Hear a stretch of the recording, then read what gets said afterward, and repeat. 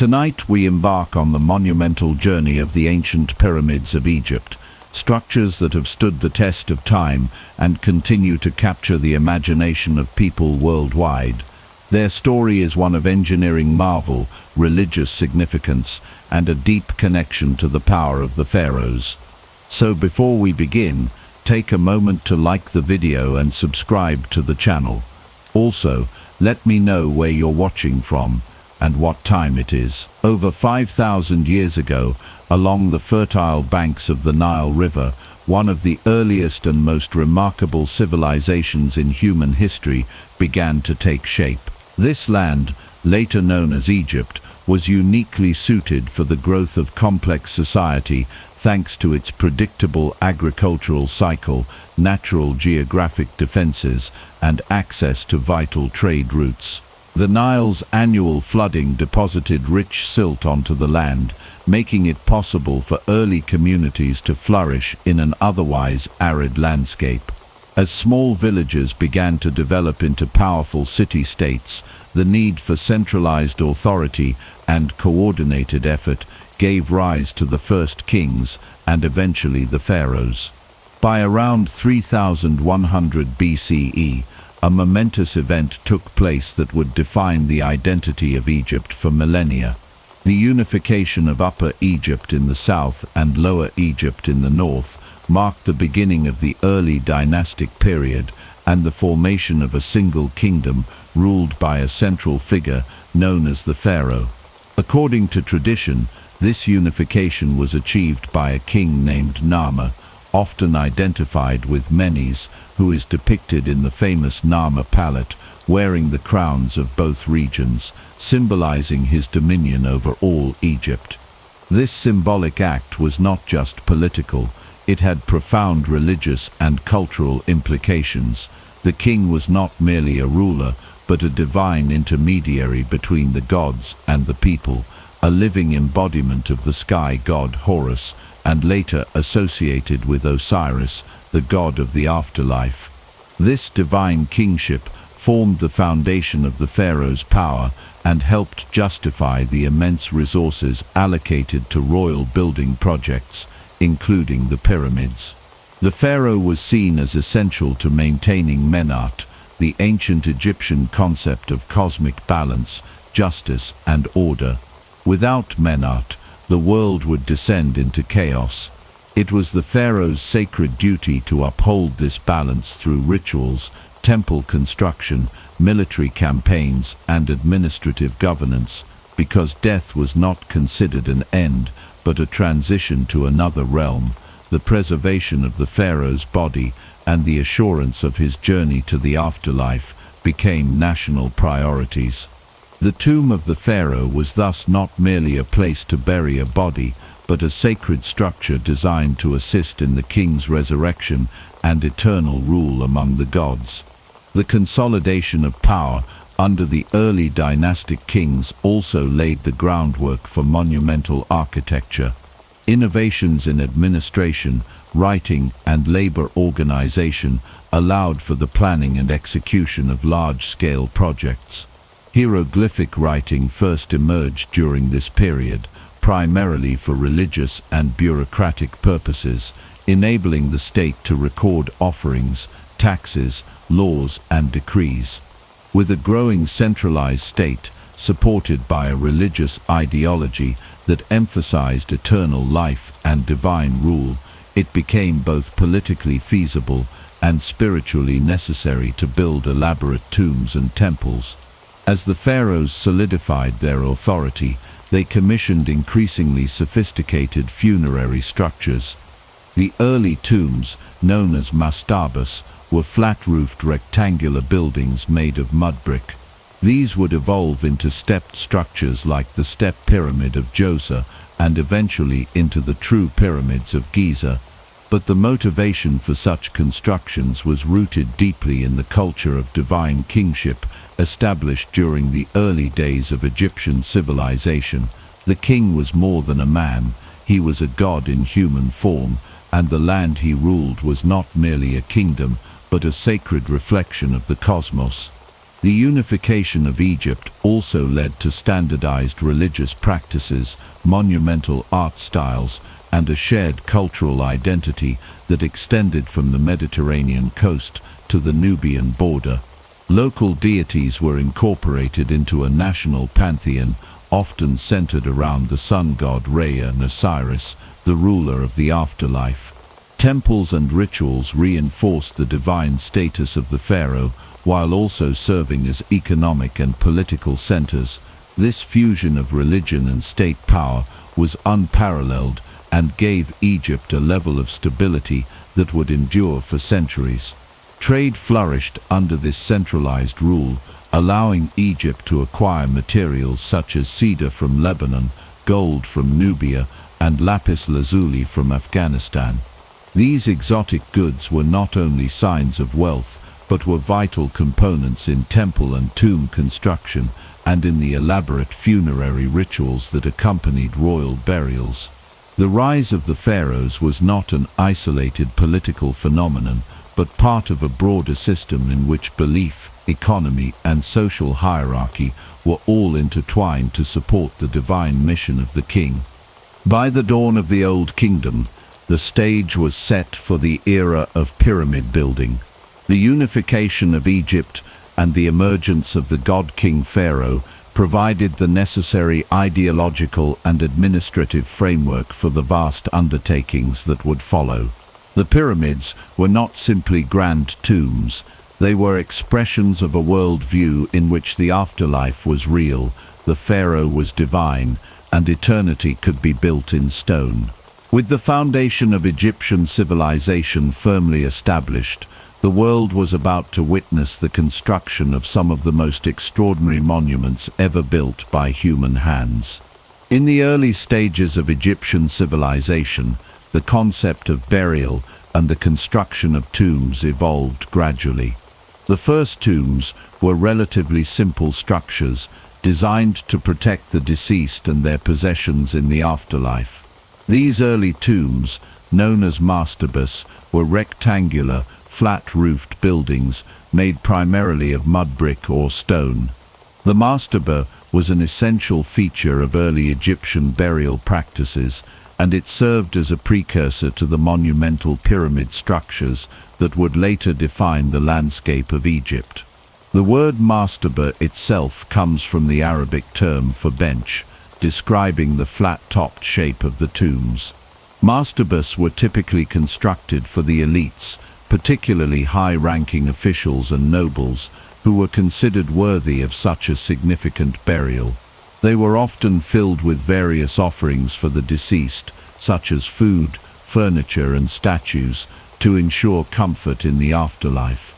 The tombs would also include a false door, which allowed the soul of the deceased to enter and exit the tomb, while also providing a means for family members to offer prayers and tributes. The development of mastabas was initially restricted to the early dynastic period, but the desire to honor the deceased with ever more impressive and lasting structures grew stronger. It was during the Third Dynasty of the Old Kingdom, under Pharaoh Djoser, that a breakthrough in tomb architecture occurred. The first truly revolutionary step in this evolution came with the design of the Step Pyramid at Saqqara, one of the most iconic monuments of ancient Egypt.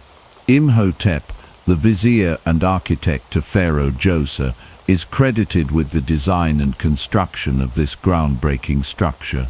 Imhotep's innovation was the step pyramid design, a radical departure from the flat-roofed mastaba. Instead of a single uniform rectangular structure, Imhotep constructed a series of stacked mastabas, each smaller than the one beneath it, to create a stepped effect.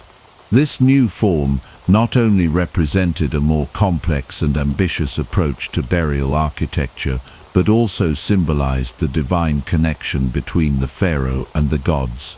The step pyramid, built around 2670 BCE, was initially conceived as a tomb for Pharaoh Djoser. It stood at the heart of an expansive funerary complex, complete with temples, courtyards, and a surrounding wall.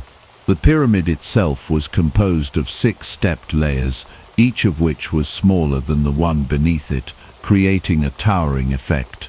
The final structure reached a height of about 204 feet 62 meters, making it an impressive achievement for its time.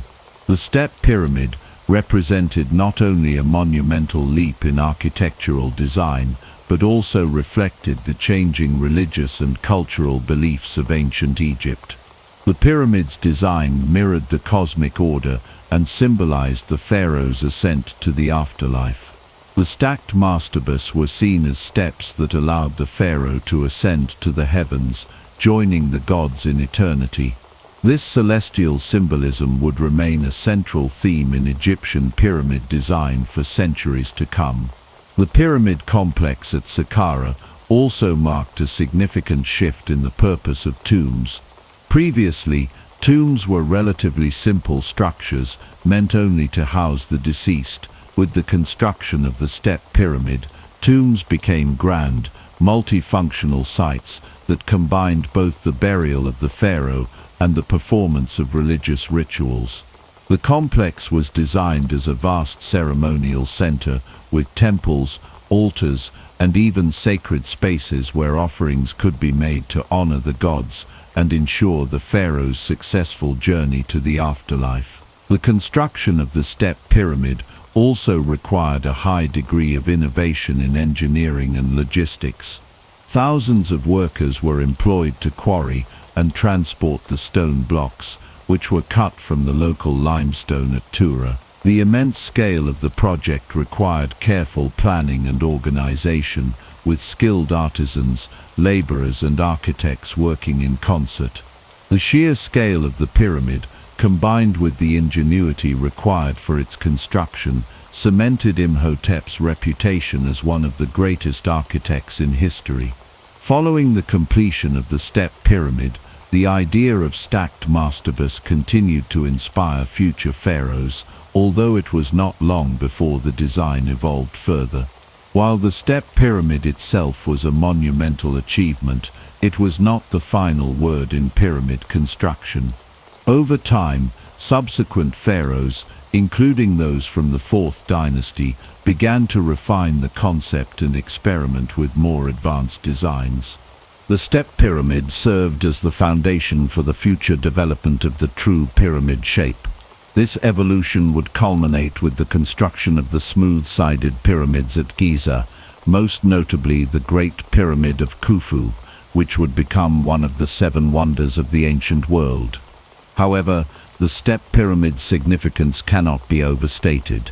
It was the first of its kind and marked the beginning of the monumental age of pyramid construction that would define the Old Kingdom and the history of ancient Egypt. In conclusion, the transition from simple mastabas to the innovative step pyramid at Saqqara represented a critical moment in the evolution of Egyptian tomb architecture. Imhotep's design not only marked a revolutionary leap forward in architectural complexity, but also laid the groundwork for the great pyramids that would follow. The step pyramid was more than just a tomb. It was a testament to the ambition, religious devotion, and engineering ingenuity of ancient Egypt. It symbolized the ascent of the pharaoh to the divine realm and set the stage for the creation of some of the most iconic monuments in the history of mankind. The 4th dynasty of ancient Egypt, which flourished from around 2613 to 2494 BCE, marks a period of unparalleled architectural achievement, particularly in the realm of pyramid construction. During this time, Egypt saw the construction of some of the most iconic and monumental structures in the world, including the Great Pyramid at Giza. These advancements were made possible due to the reign of Pharaoh Sneferu, whose innovations in pyramid design laid the foundation for the awe-inspiring pyramids that followed, culminating in the pyramid of his son Pharaoh Khufu. Sneferu, the founder of the 4th dynasty, was a visionary leader who realized the importance of monumental construction as a means to solidify his power and ensure his legacy. His contributions to pyramid architecture are crucial, as they represent the transition from the earlier stepped pyramids to the smooth-sided true pyramids that would come to define Egypt's architectural identity. Sneferu is credited with designing and overseeing the construction of two major pyramids, the Bent Pyramid and the Red Pyramid, both of which stand as testaments to his architectural genius. The Bent Pyramid, located at the site of Dashur, is one of Egypt's most unusual pyramids. Built during the early part of Sneferu's reign, the Bent Pyramid was designed with a steep angle of about 54 degrees, which would have created a structure with a sharp, pointed appearance. However, midway through construction, the builders noticed that the steep angle might make the pyramid unstable. The engineers, concerned that the pyramid might collapse under its own weight, decided to change the angle of the upper portion of the pyramid to a gentler slope of about 43 degrees. This resulted in the distinctive bent shape that gives the pyramid its name. Despite its unconventional shape, the Bent Pyramid represents an important step in the evolution of pyramid design. It was the first attempt at building a smooth-sided pyramid, and the engineering lessons learned from its construction would go on to inform later, more successful pyramid projects. While the Bent Pyramid was not the flawless structure that Sneferu and his engineers had hoped for, it paved the way for the next great pyramid project, the Red Pyramid. The Red Pyramid, also located at Dashur, was another major achievement in pyramid design. Unlike the Bent Pyramid, the Red Pyramid was built with a consistent stable angle of 43 degrees, which made it the first true smooth-sided pyramid in history. It is often referred to as the North Pyramid because it stands to the north of the Bent Pyramid, and it was completed towards the end of Sneferu's reign. The Red Pyramid is considered one of the best preserved pyramids in Egypt, and its design represents a significant advancement in pyramid architecture. The Red Pyramid stands at a height of about 104 meters, 341 feet, and is made up of millions of limestone blocks, many of which were quarried from nearby sources. The pyramid's smooth, uniform sides were achieved through careful planning and precise engineering, making it one of the most stable and impressive pyramids of its time. The successful construction of the Red Pyramid marked the culmination of Sneferu's architectural vision and represented a key milestone in the development of pyramid construction. With the completion of the Red Pyramid, Sneferu's innovations in pyramid design had set the stage for the most famous pyramid of all, the Great Pyramid of Giza. The Great Pyramid, built by his son Pharaoh Khufu, would become the largest and most ambitious pyramid ever constructed. It remains one of the seven wonders of the ancient world and stands as a testament to the engineering prowess and architectural skill of the ancient Egyptians. The Great Pyramid of Giza, constructed around 2580 BCE, was the crowning achievement of Egypt's pyramid building era. Standing at an original height of 146.6 meters, 481 feet, it was the tallest man-made structure in the world for over 3,800 years. The pyramid covers an area of 5.3 hectares and is composed of over 2.3 million limestone blocks, each weighing several tons. The construction of the Great Pyramid required a vast workforce and an unprecedented level of organization, planning and engineering expertise. The logistics of building the Great Pyramid were staggering. It is estimated that between 20,000 and 30,000 workers were involved in the construction process, including skilled craftsmen, laborers and engineers. The stones used in the construction of the pyramid were quarried from nearby sites, with the finer limestone used for the outer casing coming from the Tura quarries located across the Nile. The transportation of these massive blocks was an extraordinary feat in itself, requiring the development of ramps, sledges and other lifting mechanisms to move the stones into place as construction progressed. One of the most remarkable aspects of the Great Pyramid is the precision with which it was constructed. The pyramid is aligned with incredible accuracy to the four cardinal directions, with the north-south axis aligning almost perfectly with true north. The sides of the pyramid are also aligned with astonishing precision, with only a slight variation of a few centimeters over the entire structure. This level of accuracy demonstrates the advanced knowledge of geometry, astronomy, and engineering possessed by the ancient Egyptians. The Great Pyramid's construction was a monumental task that took several decades to complete. The project required careful coordination of workers, materials, and tools, and it is believed that the workers were organized into specialized teams, each responsible for different aspects of the construction. These teams would have worked in shifts, using ramps, levers, and other tools to transport and position the massive stone blocks. In addition to the pyramid itself, Khufu's tomb complex also included a mortuary temple, causeway, and subsidiary pyramids for his queens. The entire complex was designed to ensure that Khufu's body and possessions were protected for eternity, and that he would be able to ascend to the afterlife and join the gods. The Great Pyramid stands as a symbol of Khufu's divine power and authority. It was built not only as a tomb for the pharaoh but also as a monument to his eternal rule. The pyramid's sheer scale and complexity reflect the grandeur of the Old Kingdom and the absolute power of the pharaohs during this golden age of Egyptian civilization. In conclusion, the Fourth Dynasty represents the apex of pyramid construction in ancient Egypt. The innovations of Sneferu, including the bent pyramid and the red pyramid, laid the foundation for the later achievements of Khufu and the construction of the Great Pyramid at Giza. These monumental structures not only reflect the engineering brilliance of the ancient Egyptians, but also serve as lasting symbols of the power, religious beliefs, and cultural legacy of the pharaohs. The pyramids of the Fourth Dynasty continue to inspire awe and admiration to this day, standing as some of the most enduring and iconic monuments in the history of human civilization. The construction of the pyramids remains one of the most extraordinary achievements in the history of architecture and engineering. The sheer scale of these monumental structures, particularly the Great Pyramid of Giza, has fascinated historians, archaeologists, and engineers for centuries.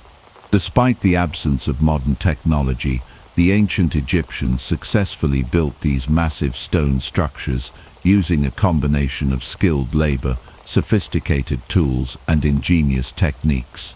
In this chapter, we will explore who built the pyramids, the tools and materials they used, and how they accomplished such feats of construction without the technological advances we take for granted today. Contrary to the popular myth that slaves were responsible for building the pyramids, evidence shows that the workers who constructed these monuments were skilled laborers who worked in large teams. These laborers were not slaves, but rather a combination of seasonal workers, craftsmen, and professional builders who were employed by the state. The Egyptians had a well-organized labor force, and pyramid construction was seen as a state-sponsored project, often undertaken by workers who were compensated for their efforts. The laborers who worked on the pyramids were primarily recruited from the surrounding agricultural communities. During the annual flooding of the Nile, when agricultural work was halted, these workers would be put to work on the pyramid construction sites. The workers were housed in temporary workers' villages near the pyramids, such as the village discovered near the Great Pyramid at Giza. These villages provided accommodations, food, and medical care to the laborers, who would work in shifts to build the pyramids. The labor force was highly organized, and workers were divided into specialized teams based on their skills. Skilled laborers such as stonemasons, carpenters, and metal workers were essential to the construction of the pyramids. Other workers were responsible for tasks such as transporting the massive stone blocks, preparing the quarry sites, and managing the logistics of the project. The construction of the pyramids was a massive logistical undertaking, requiring the coordination of thousands of workers, the transportation of millions of tons of stone, and the careful planning of every step in the construction process. The tools and materials used by the ancient Egyptians in pyramid construction were relatively simple, but extremely effective when used with the right techniques. The primary building material for the pyramids was limestone, which was quarried from nearby sites. The core of the Great Pyramid, for example, was made of roughly cut limestone blocks, while the outer casing was made of finer, more polished limestone. In addition to limestone, the Egyptians also used granite for certain structural elements, such as the internal chambers and the king's burial chamber in the Great Pyramid. To cut and shape the stones, the Egyptians used a variety of tools made from copper and stone. Copper chisels, saws and drills were used to cut and shape the limestone blocks. These tools were sharpened regularly to ensure that they remained effective, and workers often used abrasive materials such as sand to help in the cutting process. Stone hammers and copper tools were also used to break the larger blocks of stone into manageable pieces. One of the most ingenious techniques employed by the Egyptians was the use of ramps to move the massive stone blocks into place. There are several theories about how the ramps were constructed and used, but the most widely accepted theory is that a straight or zigzagging ramp was built on the side of the pyramid to transport the stones upward as construction progressed. Workers would drag the stone blocks up the ramp using sledges and ropes, and the stones would be placed in position using levers and other lifting devices. In addition to ramps, it is believed that the ancient Egyptians used counterweight systems to help move the massive blocks. These counterweights would have been used to assist in lifting the stones, making it easier to raise them to higher levels of the pyramid. Levers, rollers and sledges were also essential tools in the movement of the stones, and workers used these tools in combination to lift and position the blocks with remarkable precision. The process of moving and placing the stones was a slow and labor-intensive one. Each stone block had to be carefully positioned to ensure that it fit perfectly with the surrounding blocks. The precision with which the stones were cut and placed is one of the most impressive aspects of pyramid construction, as the blocks fit together so perfectly that even today, many of the joints are virtually seamless. The construction of the pyramids required not only skilled labor and sophisticated tools but also careful planning and organization. The workers were organized into teams, each with a specific task, and the construction process was divided into different phases. The first phase involved preparing the quarry sites and cutting the stones. The second phase was focused on transporting the stones to the pyramid site, while the final phase involved the actual construction of the pyramid itself.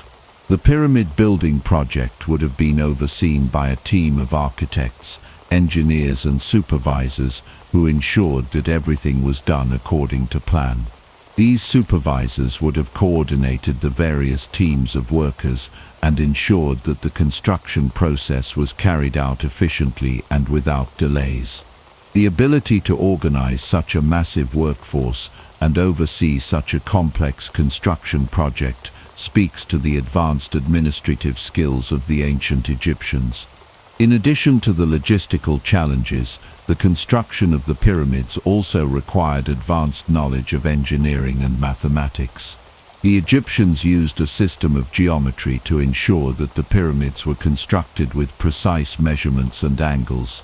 They also employed astronomical knowledge to align the pyramids with the cardinal points and to orient the structures in relation to the stars. Despite the lack of modern technology, the Egyptians were able to build the pyramids with remarkable precision and efficiency. The techniques and methods they used to accomplish this incredible feat remain a subject of study and fascination. Through a combination of skilled labor, clever tools and advanced planning, the ancient Egyptians were able to construct the pyramids, monuments to their pharaohs and symbols of their enduring legacy. In conclusion, the The construction of the pyramids was a monumental achievement that required the efforts of thousands of skilled laborers, craftsmen, and engineers. The workers who built the pyramids were not slaves, as commonly believed, but skilled individuals who were employed in a highly organized and efficient manner. The tools and techniques used by the Egyptians were simple but effective, and the logistics of the pyramid building process were carefully planned to ensure the success of the project. The ability to construct such massive and precise structures without modern technology remains one of the most impressive achievements of ancient Egyptian civilization. The Great Pyramid of Khufu, also known as the Pyramid of Cheops, stands as the crowning achievement of ancient Egyptian architecture and engineering. Built around 2580 BCE, it is the largest of the three pyramids at Giza and one of the seven wonders of the ancient world. Its sheer scale, precision, and the mysteries surrounding its construction continue to captivate researchers, historians, and engineers alike. This chapter will delve into the architecture of the Great Pyramid, exploring the precision of its design, its internal chambers, the alignment with celestial bodies, and the theories regarding its symbolic and religious significance. The Great Pyramid was built during the 4th dynasty of the Old Kingdom, under the reign of Pharaoh Khufu, whose ambitious vision sought to leave a lasting legacy. Originally standing at 146.6 meters, 481 feet, the pyramid is made up of approximately 2.3 million limestone blocks, with each block weighing several tons. It covers an area of 5.3 hectares and was, for over 3,800 years, the tallest man-made structure in the world. The precision and scale of the Great Pyramid demonstrate the advanced engineering and architectural skills of the ancient Egyptians. One of the most remarkable aspects of the Great Pyramid is its geometric precision. The pyramid's base is nearly perfectly square, with each side measuring approximately 230.4 meters, 755.9 feet. The sides of the pyramid are aligned with incredible accuracy to the cardinal directions, with only a slight variation of a few centimeters over the entire structure. The pyramid is oriented to within 0.05 degrees of true north, a level of precision that would have been difficult to achieve even with modern technology. This precise alignment is a testament to the advanced knowledge of geometry, astronomy, and engineering possessed by the ancient Egyptians. The internal structure of the Great Pyramid is just as impressive as its external design. The pyramid contains several chambers, passageways, and shafts, each with a specific purpose. The most significant of these is the King's Chamber, which is located near the center of the pyramid.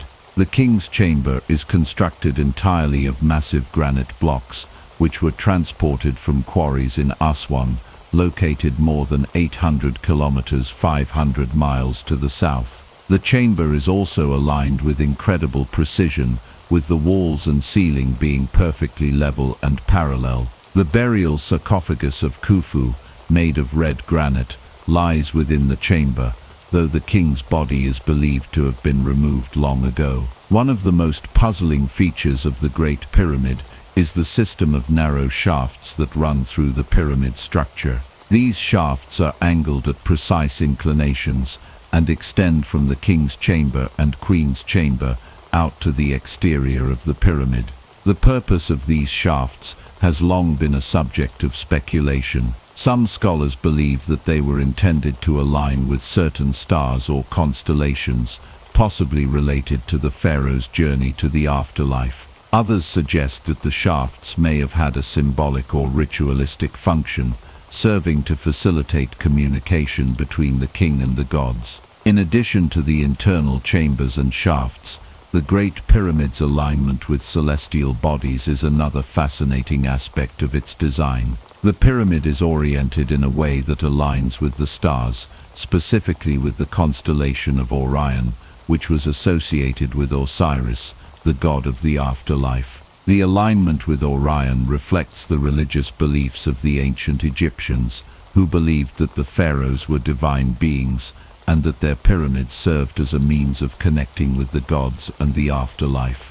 The alignment of the Great Pyramid with the cardinal directions is also thought to have astronomical significance. The Egyptians were skilled astronomers and had an advanced understanding of the movements of the stars and planets. The pyramid's precise alignment with true north suggests that the builders had a deep knowledge of the Earth's axial tilt and the stars' positions in the sky. It is believed that the Egyptians used a system of sighting rods and the stars to achieve such precise alignments, possibly using the circumpolar stars which never set to determine true north. The construction of the Great Pyramid was a monumental task that required a vast workforce and unprecedented organization. It is estimated that between 20,000 and 30,000 workers were involved in the construction, including skilled craftsmen, laborers, and engineers. The materials used in the pyramid's construction were sourced from nearby quarries, and the massive limestone blocks were transported to the pyramid site using a combination of ramps, sledges, and rolling logs. The finer limestone used for the outer casing came from the Tura quarries, located across the Nile. The granite blocks used in the king's chamber were transported from Aswan, which required sophisticated methods of transportation over long distances. The logistics of building the Great Pyramid are still not fully understood, but it is believed that ramps were used to move the massive blocks into place as the pyramid rose. There are several theories about the design of these ramps, including straight ramps, zigzagging ramps, and spiral ramps that may have been built around the pyramid's exterior. Regardless of the exact method, the construction of the Great Pyramid was a highly coordinated and labor-intensive process that required careful planning, engineering expertise, and precise execution. Beyond its architectural and astronomical precision, the Great Pyramid of Khufu is imbued with religious and symbolic significance. In ancient Egyptian belief, the pyramid was not just a tomb, but a gateway to the afterlife. The pyramid's shape, with its smooth, sloping sides, symbolized the rays of the sun, and it was believed that the pyramid's apex served as a point of connection between the pharaoh and the gods, allowing the soul of the king to ascend to the heavens. The pyramid was also designed to protect the king's body and possessions, ensuring that he could continue to rule in the afterlife. The Great Pyramid is also part of a larger complex that includes several other pyramids, temples, and causeways, all of which were designed to honor Khufu and his journey to the afterlife. The complex was carefully planned to reflect the pharaoh's divine status and to ensure that he would be protected for eternity. In conclusion, the Great Pyramid of Khufu stands as one of the most remarkable architectural and engineering achievements in human history. Its precision, scale, and alignment with celestial bodies are a testament to the advanced knowledge and skill of the ancient Egyptians. The pyramid's symbolic and religious significance as a gateway to the afterlife and a means of connecting with the gods underscores the importance of the pharaohs in Egyptian society. The Great Pyramid continues to inspire awe and admiration, serving as a lasting symbol of the grandeur and mystery of ancient Egypt. The Giza Plateau, home to the most famous pyramids in the world, is not just the location of the Great Pyramid of Khufu, it is also the site of the monumental pyramid complexes of two other pharaohs, Khafre and Menkaure.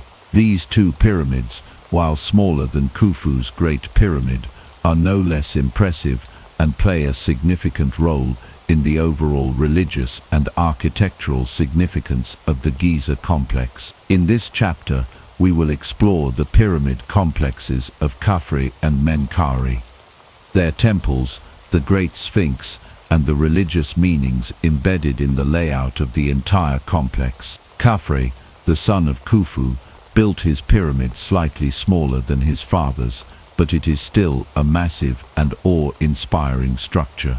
The Pyramid of Khafre stands at a height of 143.5 meters, 471 feet, just slightly shorter than the Great Pyramid, but its position on the Giza Plateau gives it the illusion of being larger due to its elevated location. This pyramid is also notable for its smooth outer casing, which is still visible at the top, giving us a glimpse of what the pyramids may have originally looked like when they were first constructed.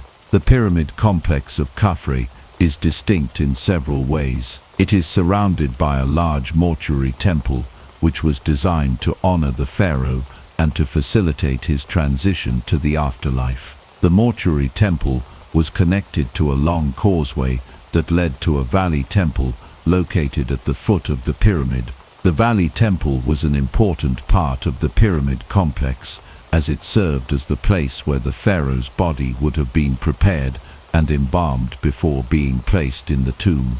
The causeway, which was often paved with large stones, would have been used to transport the pharaoh's body from the valley temple to the mortuary temple and ultimately to the burial chamber inside the pyramid. One of the most iconic features of Khafre's pyramid complex is the Great Sphinx, a colossal statue with the body of a lion and the head of a man, believed to represent Khafre himself. The Sphinx is carved from a single piece of limestone and measures about 73 meters 240 feet long and 20 meters 66 feet high. It is the largest monolithic statue in the world and one of the most recognizable symbols of ancient Egypt. The Sphinx is believed to have been constructed as a guardian for Khafre's pyramid, protecting the pharaoh's tomb and ensuring his safe passage into the afterlife. The Great Sphinx is also thought to have a deeper symbolic and astronomical significance. Some scholars suggest that the Sphinx was aligned with the rising sun during the spring equinox, marking the start of a new season and symbolizing the renewal of life. The Sphinx's position, facing the east, may also be intended to link Khafre with the sun god Ra, reinforcing his divine status and his role as a god-king. The precise alignment of the Sphinx and its relationship with the celestial bodies highlight the advanced astronomical knowledge of the ancient Egyptians, who used the positions of the stars and the sun to guide their religious practices and construction projects. To the south of Khafre's pyramid lies the Pyramid of Menkaure, the third and smallest of the three pyramids at Giza. Standing at a height of 65 meters, 213 feet, Menkaure's pyramid is significantly smaller than those of his father and grandfather. However, it is still a remarkable structure, and its construction and layout reflect the same precision and attention to detail as the larger pyramids. The Pyramid of Menkaure is also distinguished by its use of granite, a more durable and finer material, for the casing stones of the pyramid. This use of granite was a significant advancement in pyramid construction, demonstrating the increasing sophistication of the architectural techniques used by the ancient Egyptians. Menkaure's pyramid complex, like that of his father, is surrounded by a mortuary temple, a causeway, and a valley temple. The mortuary temple was dedicated to the pharaoh's cult and served as the site for rituals that honored Menkaure after his death. The valley temple, located at the base of the pyramid, was where the pharaoh's body was prepared and embalmed, as with the other pyramids. A causeway connected the two temples, facilitating the transport of the king's body to the tomb. One of the most notable features of the Pyramid of Menkaure is the series of statues that were discovered within the mortuary temple. These statues, including the famous statue of Menkaure and his queen, are masterpieces of ancient Egyptian art and provide valuable insights into the aesthetics and religious practices of the time. The statues depict Menkaure in a traditional pose, standing tall with one hand forward, representing his eternal rule and his divine power. The queen's statue, which shows her in a similar pose, reinforces the idea of the pharaoh's divine connection to the gods and the afterlife. The layout of the entire Giza pyramid complex was carefully planned to reflect the religious and cosmic beliefs of ancient Egypt. The pyramids, temples, and the Sphinx were all aligned with celestial bodies, and their arrangement was designed to represent the pharaoh's journey to the afterlife. The pyramids themselves were believed to be the pharaoh's earthly homes, where they would be reborn into the afterlife and take their place among the gods. The orientation of the pyramids and the precise alignment with the stars were symbolic of the pharaoh's divine status and their connection to the gods. In addition to their religious significance, the Giza pyramids also served as a reflection of the power and wealth of the pharaohs.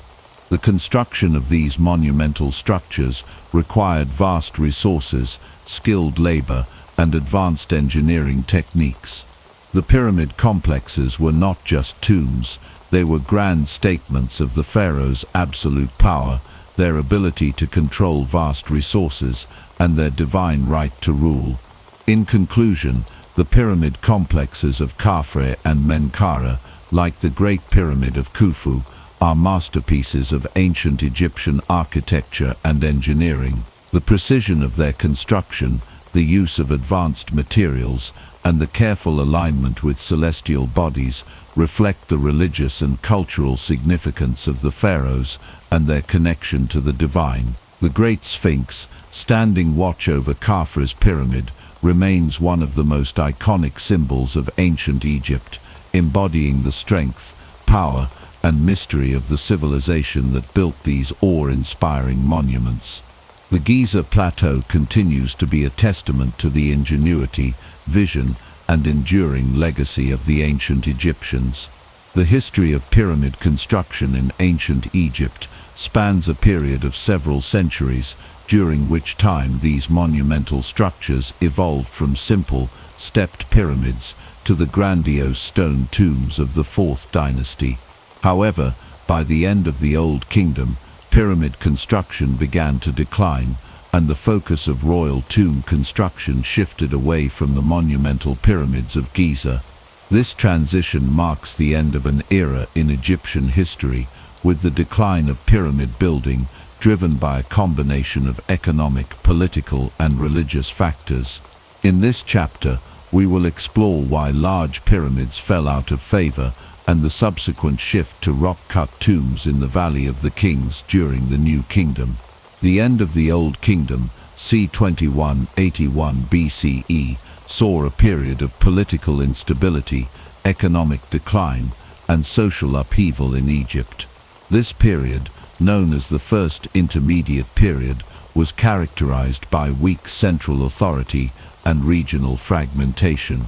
The Old Kingdom had been a time of great wealth and power, but by the end of the era, Egypt's political and economic systems were struggling. Several factors contributed to this decline, and they played a significant role in the cessation of pyramid construction. One of the most significant reasons for the decline in pyramid construction was the growing cost of building these massive tombs. The construction of the large pyramids required vast resources, including labor, materials, and money. The pyramid complexes, with their grand mortuary temples, causeways, and burial chambers, were an enormous financial burden. The increasing demands for labor and the costs associated with quarrying, transporting, and carving the massive stone blocks used in pyramid construction put a strain on the Egyptian economy. As the economy faltered and resources became scarcer, the ruling pharaohs of Egypt found it increasingly difficult to justify the vast expenditures required for pyramid building. The lavish construction of these tombs, with their associated religious ceremonies, became unsustainable. The loss of centralized control and the rise of regionalism further compounded the financial difficulties, making it difficult for the pharaohs to continue the tradition of pyramid building on such a grand scale. In addition to the economic challenges, there were also political factors that contributed to the decline of pyramid construction. The collapse of the Old Kingdom led to a weakening of the central authority of the pharaohs. As Egypt fragmented into smaller, competing regions, local rulers, or nomarchs, gained more power. The centralized control that had been necessary for the construction of large pyramids was no longer in place, and regional rulers began to focus their efforts on their own tombs and burial sites, often opting for simpler, less expensive forms of tomb construction. Moreover, the religious and ideological significance of the pyramid as a royal tomb began to change. During the Old Kingdom, the pyramid had been seen as a symbol of the pharaoh's divine power and his eternal life in the afterlife. However, as political and social changes took place, the symbolic value of the pyramid was gradually eclipsed by new beliefs and practices. The idea of the afterlife remained central to Egyptian religion, but the elaborate pyramid complexes of the Old Kingdom were no longer seen as the only means by which the pharaohs could ensure their immortality. By the time of the Middle Kingdom, c. 2055, 1650 BCE, the construction of pyramids had become less popular, and a new form of tomb architecture began to emerge: the rock-cut tomb. These tombs were carved directly into the cliffs of the desert, often in remote valleys far from the pyramid fields. The rock-cut tombs were more cost-effective and easier to construct than the massive stone pyramids of the Old Kingdom. They also allowed for greater privacy and security for the deceased, as they were hidden from view and less likely to attract tomb robbers. The shift from pyramid construction to rock-cut tombs can be seen in the development of the Valley of the Kings, which became the burial site for pharaohs during the New Kingdom, c. 1070 BCE. The Valley of the Kings, located on the west bank of the Nile near Thebes, is home to some of the most famous royal tombs in Egyptian history, including the tomb of Tutankhamun. Unlike the pyramids, the tombs in the Valley of the Kings were hidden deep within the cliffs, protecting the pharaoh's final resting place from potential invaders. The Valley of the Kings represented a new approach to royal burial, one that emphasized privacy, security, and practicality over grandeur and ostentation. While the tombs of the New Kingdom pharaohs were still elaborate and filled with treasures, they were no longer constructed as monumental pyramids. Instead, the tombs were cut into the rock, with long corridors and chambers designed to hold the pharaoh's mummified body and the goods needed for the afterlife. In addition to their practicality, rock-cut tombs also reflected changes in Egyptian religious beliefs. The emphasis on the sun god Rhea and the solar symbolism of the pyramid began to give way to a more complex and diverse understanding of the afterlife. The tombs in the Valley of the Kings were designed to reflect these new religious beliefs, with detailed paintings and inscriptions that depicted the journey of the soul through the afterlife. The rock-cut tombs also allowed for the burial of smaller, more intimate tomb complexes, where the pharaohs could be buried alongside their family members and retainers. Despite the decline in pyramid construction, the legacy of the Old Kingdom pyramids remained an important part of Egyptian culture. The pyramids continued to be revered as symbols of the divine power of the pharaohs, and their construction techniques and architectural innovations influenced the design of tombs and monuments throughout Egypt's history. The shift to rock-cut tombs did not diminish the importance of the afterlife in Egyptian religion, but it reflected a change in the way the Egyptians approached burial and the protection of the pharaoh's soul. In conclusion, the decline of pyramid construction in ancient Egypt was a result of a combination of economic, political, and religious factors. As the Old Kingdom came to an end, the resources required to build large pyramids became unsustainable, and the political fragmentation of Egypt further weakened the central authority needed for such grand projects. The shift to rock-cut tombs, particularly in the Valley of the Kings, marked a new phase in Egyptian burial practices. While the pyramid remained an enduring symbol of royal power, The rock-cut tombs of the New Kingdom reflected the changing needs and beliefs of the ancient Egyptians, ushering in a new era of tomb construction. The ancient Egyptians believed that life did not end with death. Instead, they saw death as a transition to another existence in the afterlife. The pyramids, as monumental tombs, were central to this belief system, serving as both the final resting places of the pharaohs and as gateways to the afterlife. The burial rituals associated with these grand structures, including mummification, tomb goods, and the religious texts used in the afterlife journey, were integral to ensuring the deceased would live on in eternity. In this chapter, we will explore the funerary practices linked to the pyramids, the Book of the Dead, burial rituals, the use of canopic jars, and how the pyramids served as a means to facilitate the deceased's passage into the afterlife. Mummification was perhaps the most important and intricate of all Egyptian funerary practices. It was believed that for the deceased to live forever, their body had to be preserved. The process of mummification, which took up to 70 days, was carried out by skilled embalmers and priests. The first step involved removing the internal organs, which were believed to be the seat of life and essential to the preservation of the body. The heart, however, was often left in place, as it was considered the center of intelligence and emotion, and it was thought to be needed for the journey to the afterlife. After the removal of the organs, the body was dehydrated using natron, a naturally occurring salt that helped to preserve the flesh and prevent decomposition. Once the body had dried, the embalmers would wrap it in linen bandages, often coating the body with resin to seal and protect it. Amulets and protective charms were placed between the layers of bandages to guard against evil forces during the journey to the afterlife. The final step of the mummification process involved placing the body in a sarcophagus, a stone or wooden coffin, which would then be placed in the tomb. The burial chamber inside the pyramid would contain not just the mummified body of the deceased, but also a range of items meant to accompany the individual into the afterlife. These items were believed to provide comfort, sustenance, and protection in the next world. Among the most important of these were the tomb goods, objects such as jewelry, furniture, clothing, food, and even personal items like games and cosmetics. These items were thought to be necessary for the deceased to enjoy a comfortable life in the afterlife, ensuring they would have all they needed in their eternal existence. One of the most significant sets of tomb goods was the collection of offerings placed in the tomb to sustain the deceased on their journey.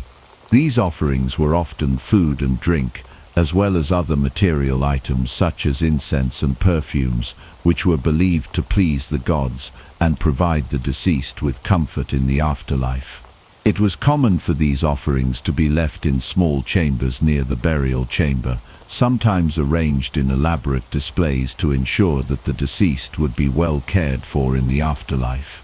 Along with the physical items placed in the tomb, the ancient Egyptians also believed that the deceased needed to have knowledge of the afterlife to ensure their safe passage through the various challenges they would face. This is where the Book of the Dead came into play. The Book of the Dead was a collection of spells and prayers written on papyrus scrolls or inscribed on the walls of tombs, designed to guide the deceased through the perilous journey in the afterlife. These texts provided instructions on how to navigate the underworld and face the gods and supernatural beings that would judge the deceased's soul. The Book of the Dead contained spells for protection, guidance, and resurrection. Among its most important sections were those focused on the weighing of the heart ceremony, where the heart of the deceased was weighed against the feather of Maat, the goddess of truth and justice. If the heart was found to be light and pure, the deceased would be granted eternal life. If it was heavy with sin, the soul would be devoured by Ambient, a fearsome creature that represented a fate worse than death. Canopic jars were another essential part of the burial ritual. These jars were used to store the internal organs of the deceased that had been removed during the mummification process. There were 4 jars in total, each representing one of the 4 sons of Horus, who were believed to protect the organs. The lungs, liver, stomach, and intestines were placed in these jars, which were then sealed and placed within the tomb to accompany the deceased on their journey. The jars were often intricately decorated with faces and symbols, and their presence in the tomb reflected the Egyptians' belief in the importance of preserving every part of the body for the afterlife. As well as the physical preparations for the afterlife, the pyramids themselves played a significant role in ensuring the pharaoh's successful transition to eternity. The pyramid was not just a tomb but a spiritual gateway. It was believed that the pyramid, with its precise alignments and monumental size, would help the pharaoh's soul ascend to the heavens and unite with the gods. The orientation of the pyramid was carefully chosen to align with celestial bodies such as the North Star and the Sun, which were central to the Egyptian religious belief system. The pyramid's shape, a massive stone structure tapering toward the sky, symbolized the rays of the sun and the pharaoh's connection to the divine. The tombs of the pharaohs were also often equipped with elaborate texts and reliefs depicting scenes of the afterlife, including offerings to the gods and depictions of the deceased enjoying an eternal life of luxury. These inscriptions served to guide the soul and provide it with the necessary tools for a successful journey. The pyramid was designed to help facilitate the soul's transition from the physical world to the divine realm. In conclusion, the burial rituals of ancient Egypt were deeply tied to the religious beliefs of the time. Mummification, the inclusion of tomb goods, and the use of the Book of the Dead were all essential components of the funerary process, ensuring the deceased would be properly prepared for the afterlife. The canopic jars served to preserve the internal organs, while the pyramid itself acted as a spiritual gateway to the heavens. These rituals not only reflected the Egyptians' beliefs in the afterlife, but also their commitment to ensuring that the deceased would continue to exist in a comfortable and meaningful way for eternity. The ancient pyramids are not only renowned for their architectural grandeur, but also for the rich array of inscriptions that adorn their walls. These inscriptions, often referred to as the pyramid texts, are the earliest known religious texts in ancient Egypt. Carved into the stone walls of the pyramids, these spells, hymns, and incantations were meant to protect the pharaoh in the afterlife, ensuring his safe passage through the underworld and his ultimate resurrection. In this chapter, we will explore the pyramid texts and the lost knowledge they contain, shedding light on ancient Egyptian cosmology, religious beliefs, and the spiritual significance of the pyramids. The pyramid texts are found in the pyramids of the Old Kingdom pharaohs, particularly those at Saqqara, the burial site of the pharaohs of the 5th and 6th dynasties. The earliest pyramid texts were discovered in the Pyramid of Unas, the last ruler of the 5th dynasty, who reigned around 2300 BCE. The texts were later copied and expanded upon in the pyramids of subsequent kings, such as those of Teti, Pepi I, and Pepi II. These texts are not merely decorative inscriptions, but serve as a vital component of the pharaoh's burial ritual. The pyramid texts were intended to guide the pharaoh's soul through the trials and challenges of the afterlife, ensuring that he could overcome the dangers of the underworld and ascend to the heavens to join the gods. The texts contain a wide range of prayers, spells, and incantations designed to protect the deceased from harmful forces, offer guidance on navigating the afterlife, and even invoke the gods' blessings. One of the key themes in the pyramid texts is the protection of the king's body and soul. Many of the spells were designed to prevent the decay of the king's body, which was seen as crucial for his continued existence in the afterlife. For example, one of the most famous spells in the pyramid texts is a series of incantations that are meant to prevent the pharaoh's body from being consumed by worms and other creatures. These spells invoke the help of various deities, including Osiris, the god of the dead, who is believed to have the power to preserve and protect the deceased. In addition to protecting the king's physical body, the pyramid texts also focus on the protection and sustenance of his soul. The afterlife, according to Egyptian beliefs, was a perilous journey, filled with challenges, demons and hostile gods. The texts provide the pharaoh with the knowledge and tools he needs to face these dangers. One of the most well-known spells in the pyramid texts is the opening of the mouth ritual, which was meant to restore the pharaoh's senses and allow him to interact with the gods in the afterlife. This ritual, which involved the ceremonial opening of the pharaoh's mouth by priests, was a symbolic act that enabled the deceased to speak, eat, and drink once again, thus ensuring his continued existence. The pyramid texts also reveal a great deal about the ancient Egyptian understanding of the cosmos and the afterlife. Central to Egyptian cosmology was the idea of Mara, the principle of cosmic order, balance, and justice. Mara was personified as a goddess who was responsible for maintaining harmony in the universe. In the pyramid texts, the pharaoh is frequently described as a representative of Mara on earth, and his role in the afterlife is to restore order and balance to the world. The texts also speak of the pharaoh's union with the sun god Ra, a powerful symbol of rebirth and regeneration. The pharaoh's journey through the afterlife is often depicted as a journey toward the sun, where he would be reborn and take his place among the gods. The pyramid texts also provide insight into the Egyptian understanding of death and the afterlife. Death was not viewed as the end of existence, but rather as a transition from one state of being to another. The texts describe the pharaoh's soul's journey through the underworld, where it must pass through various obstacles and face a series of trials. One of the most important trials the soul must face is the weighing of the heart, a judgment in which the deceased's heart is weighed against the feather of Mara. If the heart is found to be pure, the soul is allowed to continue its journey toward the afterlife. If it is found to be heavy with sin, the soul is devoured by Ambient, a fearsome creature that represents death and destruction. The religious texts carved into the pyramids also offer valuable insights into the worship of the gods in ancient Egypt. The pyramid texts mention numerous deities, including Osiris, Ra, Hathor, and Anubis, each of whom played a crucial role in the afterlife.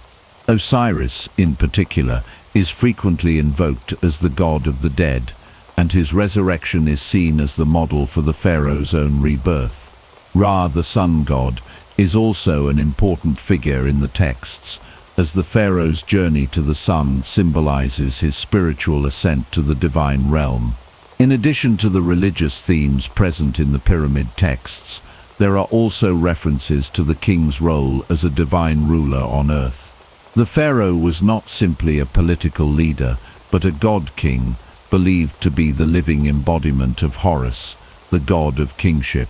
The texts emphasize the pharaoh's divine power, describing him as a ruler who brings order to the world and ensures the prosperity of the land. The texts also highlight the king's role in ensuring the welfare of the people, as the stability and success of Egypt were believed to depend on the pharaoh's actions. The pyramid texts are not only important for what they tell us about ancient Egyptian religious beliefs and cosmology, but also for what they reveal about the culture and society of ancient Egypt. These texts reflect a highly sophisticated understanding of the afterlife and the cosmos, and they offer a window into the mindset of the ancient Egyptians. The intricate rituals, prayers, and spells that were performed in the pyramids highlight the importance of the king's spiritual well-being and his connection to the gods. The texts also underscore the belief that the pharaoh's actions on earth had a direct impact on the fate of the cosmos and the people of Egypt. In conclusion, the pyramid texts provide us with a remarkable insight into the religious, spiritual, and cultural life of ancient Egypt. These ancient inscriptions were designed to protect the pharaoh in the afterlife, guiding him through the dangers of the underworld and ensuring his resurrection. They reveal a complex and highly developed understanding of the cosmos, the gods, and the nature of life and death. The pyramid texts are not just a record of ancient Egyptian beliefs, but also a testament to the enduring legacy of a civilization that placed great importance on the afterlife and the divine nature of the pharaoh. As we look at these texts today, we are reminded of the incredible depth of thought and the sophistication of the ancient Egyptians, who viewed the pyramid as a sacred structure that could bridge the gap between life and the divine realm. The ancient pyramids of Egypt have long fascinated both scholars and the general public, not only for their architectural grandeur and historical significance, but also for the mysteries that continue to surround them. Despite centuries of study and exploration, many secrets of these monumental structures remain hidden, while others have only recently come to light through modern archaeological techniques. In this chapter, we will delve into the most recent discoveries, examine some of the enduring mysteries, and separate fact from fiction when it comes to the pyramids. In recent years, advanced technologies like 3D scanning, cosmic ray imaging, and robotic exploration have allowed scientists to make new discoveries in the pyramids that were previously unimaginable. One of the most significant breakthroughs occurred in 2017 when a team of scientists used a technique called muon tomography to detect a large, previously unknown void inside the Great Pyramid of Giza. This void, which is located above the Grand Gallery, is thought to be at least 30 meters 98 feet long, and its purpose remains unknown. Some speculate that it may have been a hidden chamber or a structural feature designed to distribute weight more evenly within the pyramid, but the lack of direct access to this space has left its true function a mystery. This discovery added to a growing list of intriguing features that have been uncovered in the pyramids over the years. For example, in the early 20th century, archaeologists discovered hidden shafts and chambers within the Pyramid of Khufu, and more recently, the Pyramid of Khufu was found to have an intricate system of tunnels and chambers that had been sealed off for millennia. These hidden spaces have led to much speculation about the true purpose of the pyramids. Were they simply tombs for pharaohs, or were they part of a much larger, more complex religious and astronomical system? Beyond the scientific discoveries, the pyramids have become the subject of numerous myths and speculative theories. One of the most famous and persistent theories is that the pyramids were built by extraterrestrials or advanced ancient civilizations, such as the fabled lost continent of Atlantis. Proponents of these theories point to the precision of the pyramid's construction and the apparent alignment of the pyramids with celestial bodies as evidence of otherworldly influence. However, there is no credible evidence to support these claims, and mainstream archaeology continues to assert that the pyramids were built by the ancient Egyptians using advanced techniques for their time. These theories, while popular in some circles, are widely regarded by scholars as pseudoscience. Another enduring mystery is the question of how the ancient Egyptians were able to move the massive stones used in pyramid construction.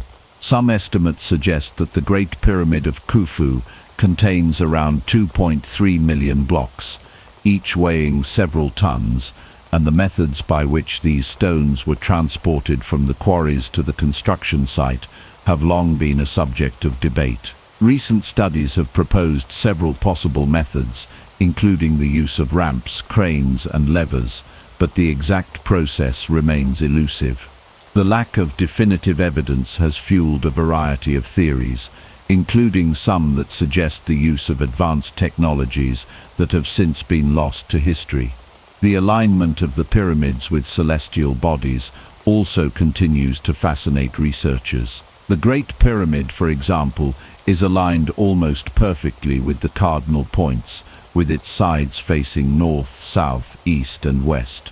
The precision of this alignment, which would have required advanced knowledge of astronomy and mathematics, has led some to propose that the ancient Egyptians had access to astronomical knowledge far beyond what was previously believed.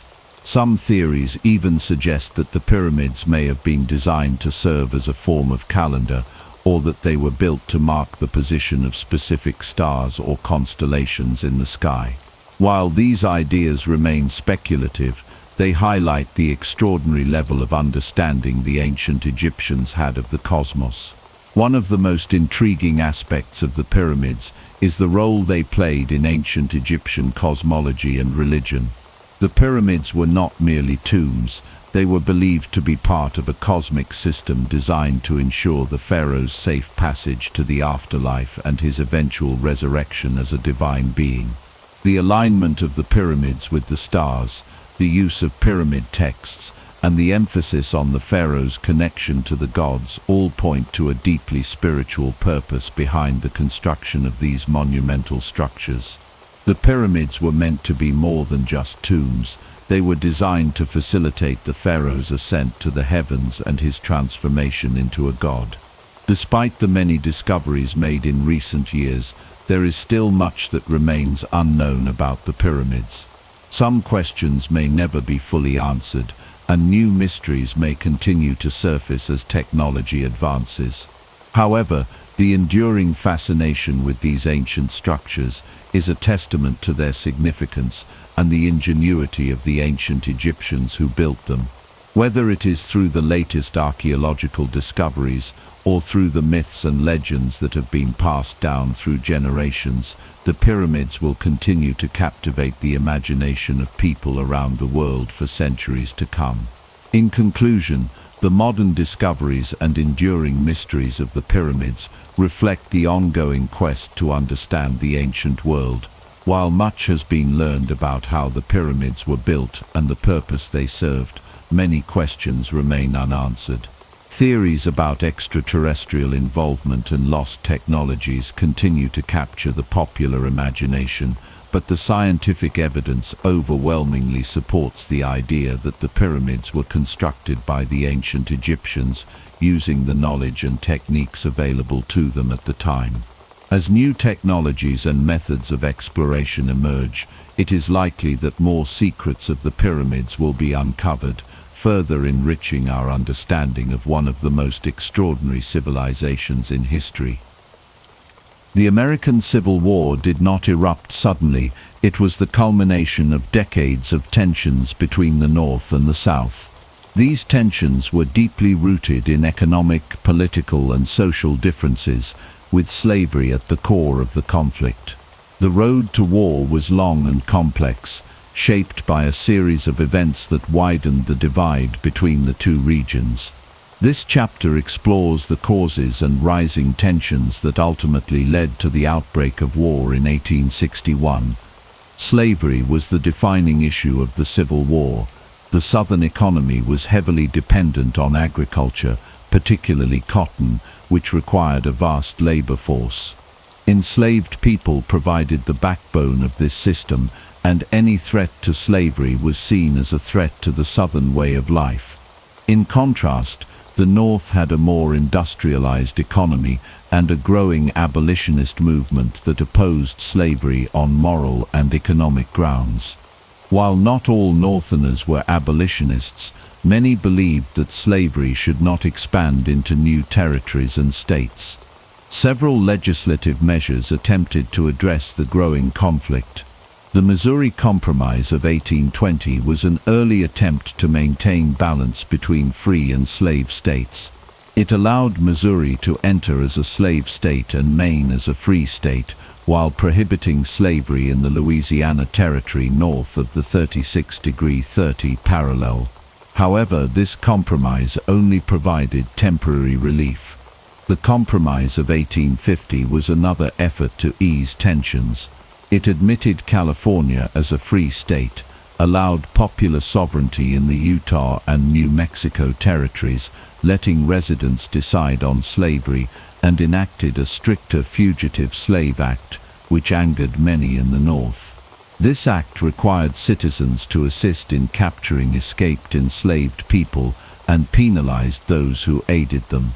The Kansas-Nebraska Act of 1854 further intensified sectional conflict. It allowed settlers in Kansas and Nebraska to decide for themselves whether to allow slavery, effectively repealing the Missouri Compromise. This led to violent clashes between pro-slavery and anti-slavery settlers, known as Bleeding Kansas, highlighting the deepening divide. As tensions escalated, the nation became further polarized. The Dred Scott decision of 1857 by the Supreme Court ruled that African Americans, whether enslaved or free, could not be U.S. citizens, and that Congress had no authority to ban slavery in the territories. This ruling enraged abolitionists and strengthened the Southern pro-slavery stance. The final breaking point came with the election of Abraham Lincoln in 1860. Lincoln, a Republican, opposed the expansion of slavery, but reassured Southerners that he would not interfere with slavery where it already existed. However, his election signaled to the South that their influence in national politics was diminishing. Believing their way of life was under threat, Southern states began seceding from the Union, starting with South Carolina in December 1860. By early 1861, 11 states had left the Union, forming the Confederate States of America. With secession complete, war became inevitable. In April 1861, Confederate forces fired upon Fort Sumter in South Carolina, marking the beginning of the Civil War. The years of rising tensions, failed compromises, and deep-seated differences had finally erupted into open conflict. The war that followed would become the deadliest in American history, reshaping the nation forever. In the wake of Abraham Lincoln's election in November 1860, the United States faced an unprecedented crisis. Lincoln, the first Republican president, was viewed by the Southern states as a direct threat to their way of life, particularly the institution of slavery. Although he had not campaigned on an immediate abolitionist platform, many Southerners feared that his presidency would lead to the end of slavery and the erosion of states' rights. This fear ignited the first major steps toward disunion and set the stage for the most devastating conflict in American history. On December 20, 1860, South Carolina became the first state to secede from the Union. The decision was made during a special convention in Charleston, where delegates voted unanimously to leave the United States. South Carolina's leaders argued that the federal government had overstepped its authority and that states had the sovereign right to withdraw from the Union when they felt their rights were being threatened. This act set off a chain reaction across the South. By February 1861, Mississippi, Florida, Alabama, Georgia, Louisiana, and Texas had all followed suit, officially breaking away from the United States. The secession movement gained momentum as pro-slavery politicians and newspapers encouraged the idea that the Southern way of life could only be preserved through independence. As the seceding states sought to organize their own government, they convened in Montgomery, Alabama, in February 1861 to form the Confederate States of America (CSA). The delegates drafted a constitution that closely resembled that of the United States, but with key differences, including explicit protections for slavery, a prohibition on protective tariffs, and a stronger emphasis on states' rights. The Confederate Constitution also limited the central government's ability to interfere with state laws, further reinforcing the Southern belief in sovereignty. On February 9th, Jefferson Davis, a former U.S. Senator from Mississippi and Secretary of War, was elected as the Confederacy's first and only president. Davis, along with Vice President Alexander Stephens, worked to consolidate the new government, appoint military leaders, and prepare for the possibility of armed conflict with the North. Stephens, in his infamous cornerstone speech, openly declared that slavery was the foundation of the new government, further cementing the divide between North and South. Meanwhile, President-elect Lincoln maintained a careful stance. His primary goal was to preserve the Union, not to abolish slavery immediately. He repeatedly stated that he had no intention of interfering with slavery where it already existed, but he firmly opposed its expansion into new territories. This position was unacceptable to the seceding states, which saw any limitation on slavery as an existential threat to their economy and society. As Lincoln prepared to take office in March 1861, the country remained deeply divided, with tensions escalating rapidly. The outgoing president, James Buchanan, did little to prevent secession, leaving the crisis to escalate. Many Southern leaders mistakenly believed that Lincoln would not take military action against the Confederacy and that secession would be peacefully accepted. One of the most critical flashpoints during this period was Fort Sumter, a federal fort located in Charleston Harbor, South Carolina. By early 1861, the fort was one of the few remaining Union strongholds in the South.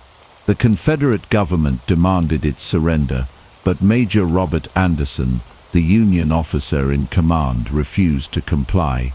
As negotiations dragged on, Lincoln faced a difficult decision. Reinforcing the fort could provoke war, but abandoning it would signal weakness. Ultimately, he chose to send a resupply mission to the fort, a move that Confederate leaders saw as an act of aggression. The Confederate government, led by Davis, determined that allowing Lincoln to maintain control of the fort would undermine Southern sovereignty. On April 12, 1861, Confederate forces under General P.G.T. Beauregard opened fire on Fort Sumter, bombarding it for 34 hours. Anderson and his garrison were unable to hold out and surrendered the fort on April 13th. Though there were no casualties during the battle itself, the attack on Fort Sumter marked the official beginning of the Civil War. The news of the attack electrified the North, uniting many who had previously been divided on how to handle secession. In response, Lincoln called for 75,000 volunteer troops to suppress the rebellion, prompting 4 more states, Virginia, Arkansas, Tennessee, and North Carolina, to secede and join the Confederacy. The Confederacy now stood at 11 states, and both sides braced for a prolonged conflict. Many believed the war would be short-lived, but they were gravely mistaken. The American Civil War had begun, and its impact would shape the nation for generations to come. The first years of the American Civil War were marked by early battles that shattered the illusions both sides had of a quick and easy victory. Initially, the Confederacy had the advantage of fighting on familiar territory, but the Union, with its superior resources and manpower, had the potential to overwhelm the Southern forces. Both sides, however, believed the war would be over within a few months. They could not have been more wrong. The war began with the First Battle of Bull Run, also known as the First Battle of Manassas, fought in Virginia on July 21, 1861. The Union Army, under General Irvin McDowell, marched toward the Confederate capital of Richmond with the hope of ending the war quickly. The Union forces were largely composed of inexperienced soldiers, while the Confederate forces, commanded by General Pierre G.T. Beauregard and General Joseph E. Johnston, had a more cohesive army. The battle was a chaotic, brutal affair, and the Union forces were initially successful. However, the Confederates, reinforced by General Thomas Stonewall Jackson's troops, mounted a fierce counterattack that sent the Union Army into retreat. The sight of the panicked retreating Union soldiers was a wake-up call for the North, proving that the war would not be over quickly and would require much more effort than originally anticipated. Following the Union defeat at Bull Run, President Lincoln made a significant change in military leadership. He appointed General George B. McClellan as the new commander of the Army of the Potomac, hoping that McClellan's organizational skills would improve the Union Army. McClellan was highly cautious, however, and his hesitance to attack the Confederates, even when the opportunity arose, would become a major criticism of his leadership. Nevertheless, McClellan's leadership was vital in the early stages of the war, as he helped to strengthen the Union's army and prepared for future campaigns. Meanwhile, the Confederacy was led by one of its most capable generals, Robert E. Lee. A former U.S. Army officer, Lee had been offered command of the Union Army, but chose to remain loyal to his home state of Virginia when it seceded. His military genius and bold strategies made him a formidable opponent. In 1862, Lee took command of the Confederate Army of Northern Virginia, leading it to a series of victories against Union forces in the Eastern Theater, including the 7 Days Battles and the Second Battle of Bull Run. Lee's ability to maneuver his troops quickly and his keen understanding of battlefield tactics gave the Confederacy an edge in the early years of the war. In the West, Ulysses S. Grant emerged as the Union's most successful general. Grant, who had struggled with a career in civilian life before the war, was appointed to lead Union forces in the Western Theater. His first major victory came at the Battle of Fort Donelson in February 1862, where he demanded an unconditional surrender from the Confederate defenders, earning him the nickname Unconditional Surrender Grant. Grant's decisive victories at Shiloh and Vicksburg in 1863 would further cement his reputation as one of the Union's most aggressive and effective military leaders. Grant's willingness to engage in battle and his relentless pursuit of Confederate forces would ultimately make him the Union's greatest general. One of the significant developments during the early years of the war was the emergence of new military technologies. The rifled musket, a firearm with grooves inside the barrel that allowed for greater accuracy and range, became the weapon of choice for both Union and Confederate soldiers. This innovation made traditional tactics, such as massed charges, increasingly ineffective and led to horrific casualties in battles like Antietam and Fredericksburg.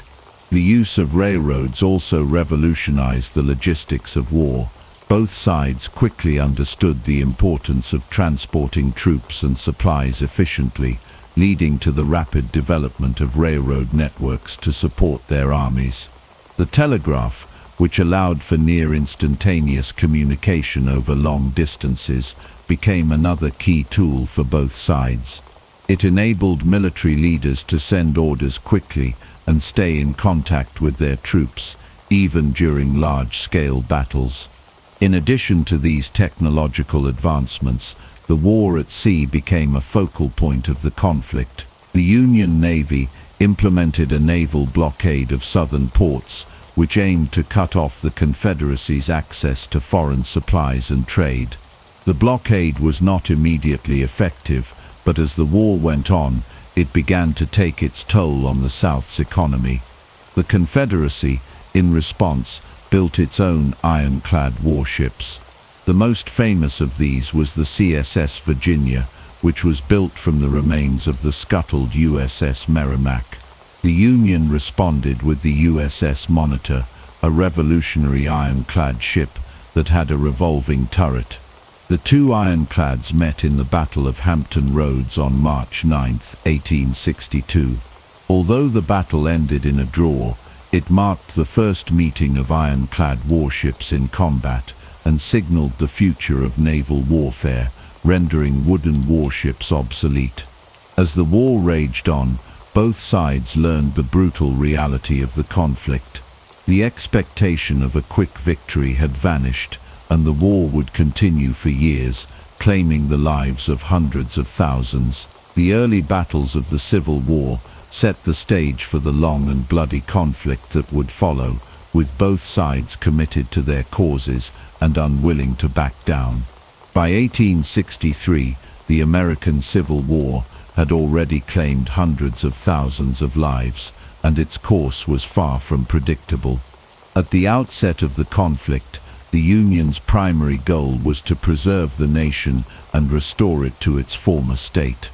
However, as the war dragged on and more lives were lost, the question of slavery became increasingly central to the conflict. President Abraham Lincoln, who had been reluctant to take bold action on the issue, now saw that the war could not be won without addressing the moral and political challenge of slavery.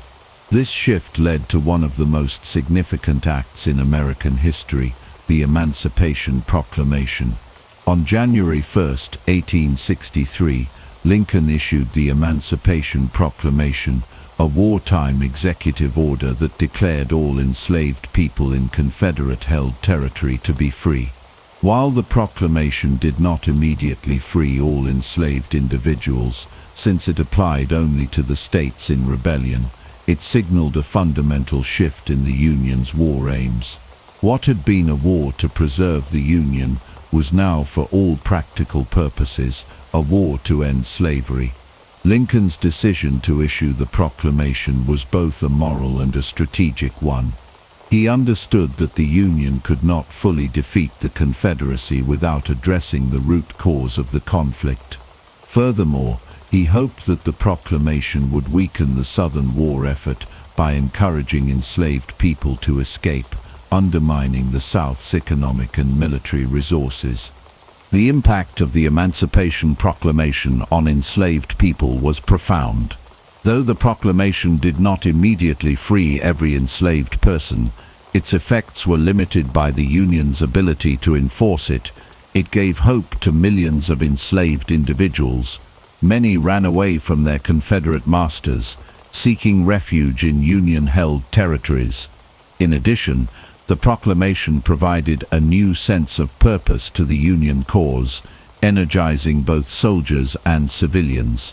By the end of 1863, thousands of formerly enslaved people had begun to serve as soldiers and laborers in the Union Army, contributing to the growing momentum for the Union's cause. One of the most iconic contributions of African Americans to the Union effort was the formation of the 54th Massachusetts Regiment, one of the first official African American regiments in the United States military. The regiment was composed of free black men and former slaves, and its members fought with extraordinary courage during the war. The regiment's most famous action came during the assault on Fort Wagner, South Carolina, in July 1863. Though the regiment suffered heavy casualties, their bravery in the face of overwhelming odds became a symbol of African American valor and determination. The 54th Massachusetts Regiment and other black units helped demonstrate the capacity of African Americans to contribute to the Union's cause, both on the battlefield and in the broader struggle for freedom. The Emancipation Proclamation also had significant international ramifications. Before the proclamation, both Britain and France had been considering recognizing the Confederacy as an independent nation. Such recognition would have been a major blow to the Union's efforts, as it would have opened the door for foreign support for the South. However, the Emancipation Proclamation shifted the moral landscape of the war. By making the abolition of slavery a central goal of the Union, the proclamation ensured that Britain and France, both of which had abolished slavery within their own empires, could not publicly support a confederacy that fought to preserve it. Public opinion in both countries shifted, and both governments ultimately decided against recognizing the Confederacy. This diplomatic victory was crucial for the Union's war effort, as it prevented foreign intervention that could have changed the course of the war. The issuance of the Emancipation Proclamation transformed the Civil War into a moral battle, not just a political or military struggle. For the Union, the war was no longer merely about reunification but about the abolition of slavery and the preservation of human dignity. Lincoln's moral leadership inspired millions of Americans, both black and white, to fight not only for the preservation of the Union but also for the ideals of freedom and equality. The Emancipation Proclamation, while limited in its immediate impact, was a turning point in the Civil War. It made it clear that the Union was fighting not just to defeat the Confederacy but to ensure that the ideals of liberty and justice would prevail. By the end of the war, the proclamation would have helped to enlist over 180,000 African American soldiers in the Union Army, and the promise of freedom and equality would help fuel the ultimate victory over the Confederacy. The Emancipation Proclamation also laid the groundwork for the eventual passage of the 13th Amendment to the Constitution in December 1865, which would permanently abolish slavery in the United States. Lincoln's decision to shift the war's focus to emancipation fundamentally changed the nature of the Civil War, ensuring that the Union's victory would also be a victory for freedom and human rights. By mid-1863, the Civil War had reached a critical juncture. After years of bloody fighting, both the Union and Confederacy were at a crossroads. The Confederacy, under General Robert E. Lee, had experienced a series of tactical victories, but the Union had superior resources and manpower. The course of the war would soon change with two pivotal battles, the Battle of Gettysburg and the Siege of Vicksburg. These battles, fought in the summer of 1863, marked the beginning of the Confederacy's decline and set the stage for the Union's eventual victory. The Battle of Gettysburg, fought from July 1 to July 3, 1863, in Pennsylvania, was the bloodiest battle of the Civil War. Lee's Army of Northern Virginia had made significant gains in the previous months, and after defeating Union forces at Chancellorsville in May 1863, he decided to take the war to the north. Lee hoped that a victory on Union soil would not only relieve pressure on Southern farms but also encourage foreign powers, particularly Britain and France, to recognize the Confederacy as an independent nation.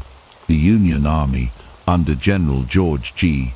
Meade, met Lee's forces at Gettysburg, a small town that would become the site of the largest battle ever fought in North America. The battle began on July 1st, when Confederate forces attacked Union forces stationed in the town. Over the next 2 days, the fighting intensified, with both sides suffering heavy casualties. The Union forces initially retreated, but regrouped on a series of defensive positions on Cemetery Hill, where they held their ground.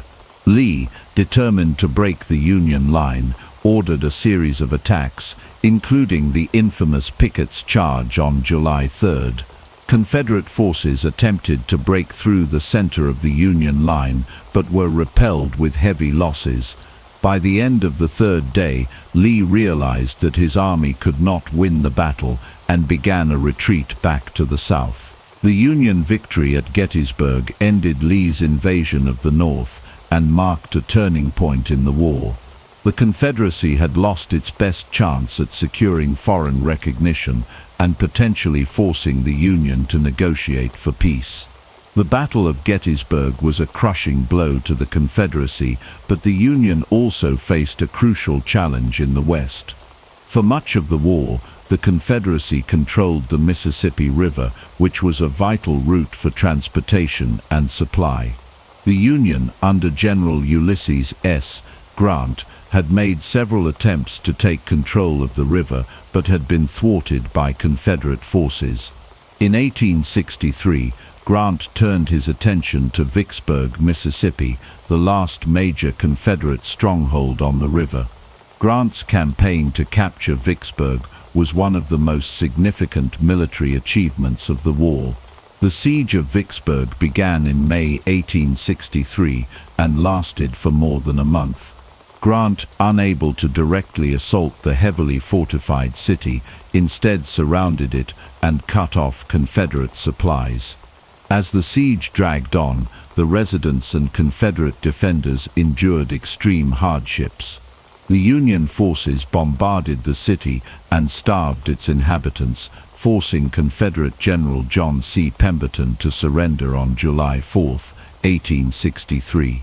The fall of Vicksburg gave the Union complete control of the Mississippi River, splitting the Confederacy in two and severing an important supply route. The victory at Vicksburg, combined with the Union victory at Gettysburg, turned the tide of the war in favor of the North. With the Mississippi River in Union hands, the Confederacy's ability to wage war was significantly weakened. In the aftermath of the Battle of Gettysburg, President Abraham Lincoln delivered one of his most famous speeches, the Gettysburg Address. On November 19, 1863, he traveled to the battlefield to dedicate a cemetery for the fallen soldiers.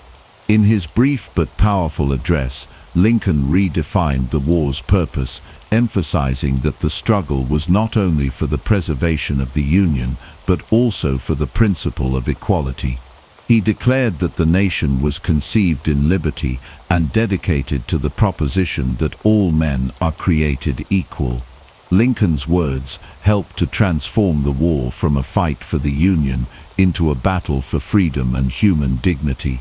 His speech resonated deeply with a war-weary public and solidified his moral vision for the nation. The significance of Gettysburg and Vicksburg cannot be overstated. The Confederate Army's defeat at Gettysburg shattered its ability to wage offensive operations in the North, while the Union victory at Vicksburg split the Confederacy and severed a critical supply line. These twin victories marked the turning point of the Civil War. For the Confederacy, the losses at Gettysburg and Vicksburg were devastating. Lee's army would never again mount an invasion of the North, and the South's ability to sustain the war effort was severely crippled. The war would continue for nearly 2 more years, but the Union had gained the upper hand. As the Confederacy began to lose momentum, the Union grew more confident in its eventual victory. The successes of Gettysburg and Vicksburg were the beginning of a long and hard-fought path toward the defeat of the Confederacy. For the Union, the battles had proven that victory was possible, and the resolve of the Northern forces would only grow stronger as the war progressed. By 1864, the tide of the American Civil War had clearly turned in favor of the Union. After years of bloody stalemates and incremental victories, the Union leadership under General Ulysses S. Grant and President Abraham Lincoln adopted more aggressive tactics to bring an end to the war. As the war dragged on, the Confederacy faced mounting challenges. Its economy was crumbling, and its ability to sustain the war effort was increasingly strained. The Union, in contrast, was benefiting from superior industrial capacity, larger manpower, and a more well-coordinated war strategy. Two of the most significant developments in 1864 and 1865 would be General William Tecumseh Sherman's devastating march to the sea and Grant's relentless overland campaign, both of which helped bring about the collapse of the Confederacy. General Sherman's march to the sea was one of the most notorious and effective campaigns in military history. In the fall of 1864, after capturing Atlanta, Georgia, Sherman was given orders by General Grant to march through the heart of the South, aiming to break the Confederate war effort. His goal was to destroy not only the Confederate military, but also the South's economic infrastructure and morale. Sherman's forces embarked on a 300-mile march from Atlanta to Savannah, Georgia, leaving a trail of destruction in their wake. The strategy of total war, targeting civilian infrastructure, including railroads, factories, and farms, was designed to cripple the Confederacy's ability to continue the fight. Sherman's army looted, burned, and destroyed vast swaths of the South, dismantling the economic foundation of the region. The psychological impact of Sherman's march was just as significant as the physical damage. The South, which had relied on its agricultural economy, found itself in disarray as food supplies were destroyed and transportation networks were obliterated. The march demoralized the southern populace, who were already suffering under the weight of the war. By December 1864, Sherman reached Savannah and captured the city, giving President Lincoln a much-needed victory in time for the Christmas season. Sherman's success in Georgia set the stage for his subsequent march through the Carolinas, continuing his strategy of devastation. The march to the sea is remembered as a decisive moment in the war, as it exemplified the Union's shift to total war and underscored the Confederacy's inability to defend its territory against the superior Union forces. Meanwhile, in the Eastern Theater, General Grant's strategy was to engage General Robert E. Lee's Army of Northern Virginia in constant combat. Grant, appointed General-in-Chief of all Union armies in 1864, adopted a strategy of attrition. He understood that the Union could afford to suffer losses while the Confederacy could not, given the South's dwindling resources and manpower. Grant's plan was to keep pressing the Confederate forces, wear them down, and eventually force Lee's surrender. The Overland Campaign, which began in May 1864, saw Grant's forces engage Lee in a series of brutal and bloody battles in Virginia. The first major confrontation was the Battle of the Wilderness, where both sides suffered heavy casualties. The terrain was dense with thick forests, making it difficult for either side to gain a clear advantage. Despite the high casualties, Grant did not retreat, and he continued to press forward. The subsequent battles, including the Battle of Spotsylvania Courthouse and the Battle of Cold Harbor, saw no decisive victories but continued the relentless pressure on Lee's army. Unlike previous Union commanders, who had been defeated by Lee's tactical brilliance and often retreated after heavy losses, Grant was determined not to give Lee any respite. He famously declared, "I propose to fight it out on this line if it takes all summer." His strategy of constant pressure ultimately paid off. In the face of the Union's unrelenting attacks and overwhelming numbers, Lee's army began to falter. The prolonged fighting at places like the Siege of Petersburg further drained the Confederacy's resources and morale. The Confederacy's inability to defend its capital, Richmond, and its vital supply lines was becoming more apparent by the day. As the Union continued to gain ground, the Confederate economy collapsed under the weight of blockades, internal strife, and the devastating effects of the war. The Union's naval blockade, which had been in place since 1861, had severely hampered the Confederacy's ability to import supplies and export cotton, which was its primary source of revenue. The South was also plagued by internal dissent, as various states and factions struggled to maintain unity in the face of mounting hardships. The Confederacy's currency became virtually worthless, and inflation soared, further weakening the Southern economy. By the spring of 1865, the writing was on the wall for the Confederacy. General Lee's Army of Northern Virginia, which had once been the backbone of the Confederate war effort, was now a shell of its former self. Starved of supplies and manpower, Lee was forced to retreat toward the town of Appomattox Courthouse. On April 9, 1865, with his army surrounded and exhausted, Lee surrendered to General Grant, effectively ending the Civil War. Sherman's march through the South and Grant's strategic brilliance had dealt a final fatal blow to the Confederacy. The Union's shift to total war, led by Sherman's destruction of Southern infrastructure and Grant's strategy of attrition, proved to be decisive in ending the conflict. The Confederacy's collapse was a direct result of its inability to sustain a war against an opponent with far superior resources and industrial capacity. With the surrender of Lee's army at Appomattox, the Civil War came to an end, and the United States began the long process of healing and rebuilding. By the spring of 1865, the Confederacy was on the brink of collapse. The Union forces under General Ulysses S. Grant and with General William Tecumseh Sherman continuing his destructive march, had gradually worn down the Confederate military and economy. The South's inability to replenish its dwindling supplies, manpower, and infrastructure had left it vulnerable. Key Southern cities had fallen, and the Confederacy's leadership was in disarray. The final days of the war would see the fall of Richmond, the Confederate capital, and the eventual surrender of General Robert E. Lee's Army of Northern Virginia, marking the end of the Confederacy and the Civil War. On April 3, 1865, Union forces captured Richmond, the heart of the Confederate government and the symbol of the Southern cause. The city had been under siege for months, and General Lee's army had been unable to break the Union stranglehold. With the Confederacy's capital now in Union hands, the writing was on the wall for the Southern cause.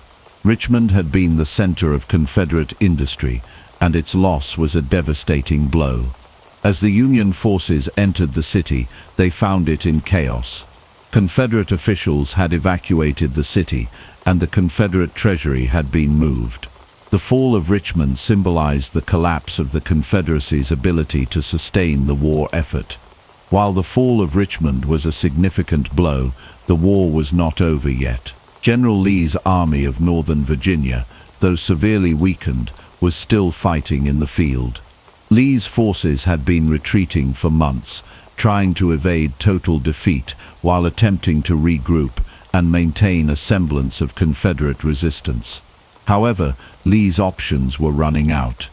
The Union's continued pressure, combined with the loss of key cities and critical resources, left Lee with little choice but to seek a surrender. On April 9, 1865, at Appomattox Courthouse in Virginia, General Lee met with General Grant to discuss the terms of surrender. The meeting, though formal, was cordial and marked the beginning of the end of the war. Grant, mindful of the heavy toll the war had taken on both sides, offered generous terms to Lee and his soldiers. Lee's men would be allowed to return home with their horses and personal belongings, and they would not be persecuted for their roles in the war. Grant's leniency was a reflection of his desire to bring the war to a peaceful conclusion and begin the difficult process of healing a divided nation. The surrender of General Lee was a crushing blow to the Confederacy, but it did not immediately end the fighting. Confederate forces across the South continued to hold out for a short time.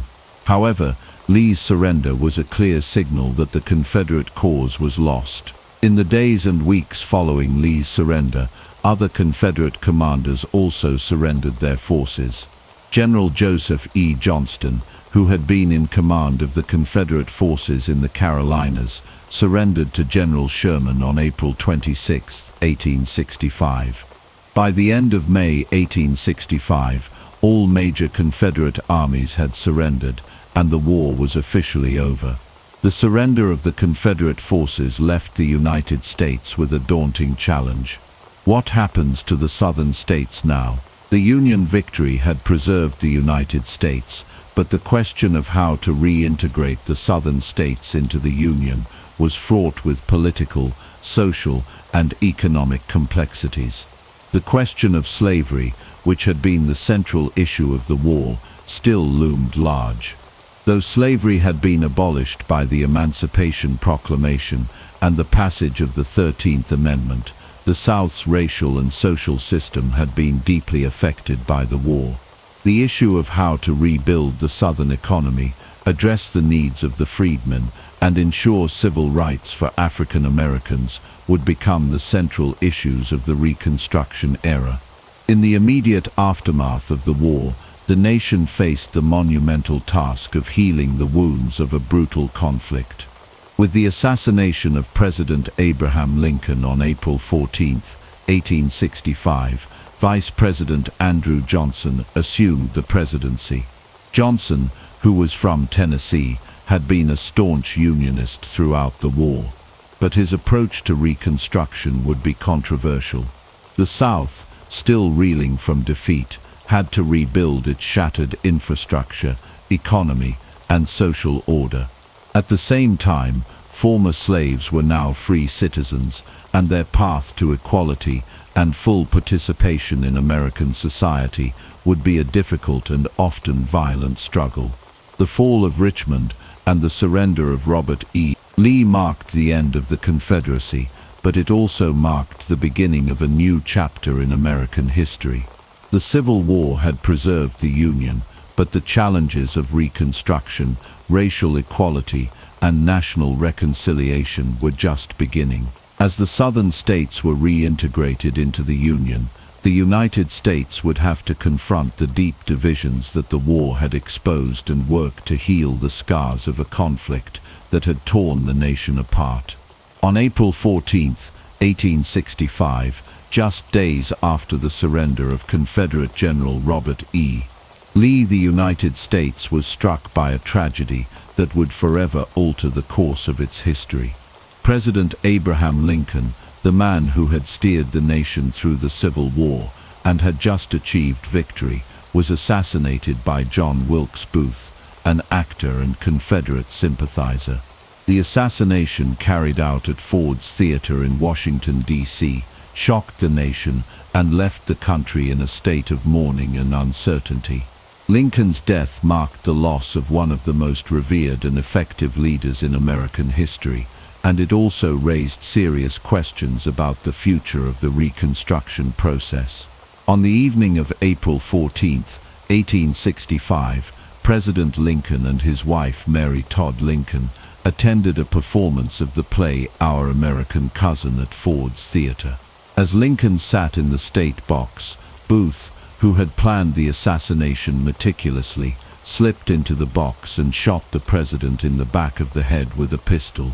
Booth then leaped from the box onto the stage, shouting, "Sic semper tyrannis," thus always to tyrants, a phrase attributed to Brutus during the assassination of Julius Caesar. After his escape, Booth fled the scene, eventually making his way through Maryland and into Virginia. The attack on Lincoln was part of a larger conspiracy to kill key members of the Union government. Booth's co-conspirators were tasked with assassinating Vice President Andrew Johnson and Secretary of State William H. Seward, but those attempts failed. Seward was severely injured in an attack by one of Booth's associates, but Johnson was never harmed. Despite these failed attempts, the assassination of Lincoln remained the focal point of the plot, as it was the death of the president that shocked the nation to its core. President Lincoln succumbed to his wounds early the following morning, on April 15, 1865. The nation was gripped by a profound sense of grief and disbelief. For the Union, Lincoln had been a symbol of resilience, strength, and hope. His leadership had been instrumental in preserving the United States and in ending the institution of slavery. With his death, the nation faced not only the loss of a beloved leader, but also the uncertainty of what would come next, particularly with the challenges of Reconstruction looming. In the wake of Lincoln's assassination, Vice President Andrew Johnson, a Southern Unionist from Tennessee, assumed the presidency. Johnson, however, was a much weaker figure compared to Lincoln. While Lincoln had been a masterful politician and negotiator, capable of bringing together a deeply divided nation, Johnson lacked the charisma and political savvy that had defined Lincoln's leadership. Johnson's background and views were complicated. He had opposed secession and supported the Union, but he was a Southern Democrat with a deeply sympathetic view of the South. He believed in quickly reuniting the nation without granting full civil rights to freed African Americans.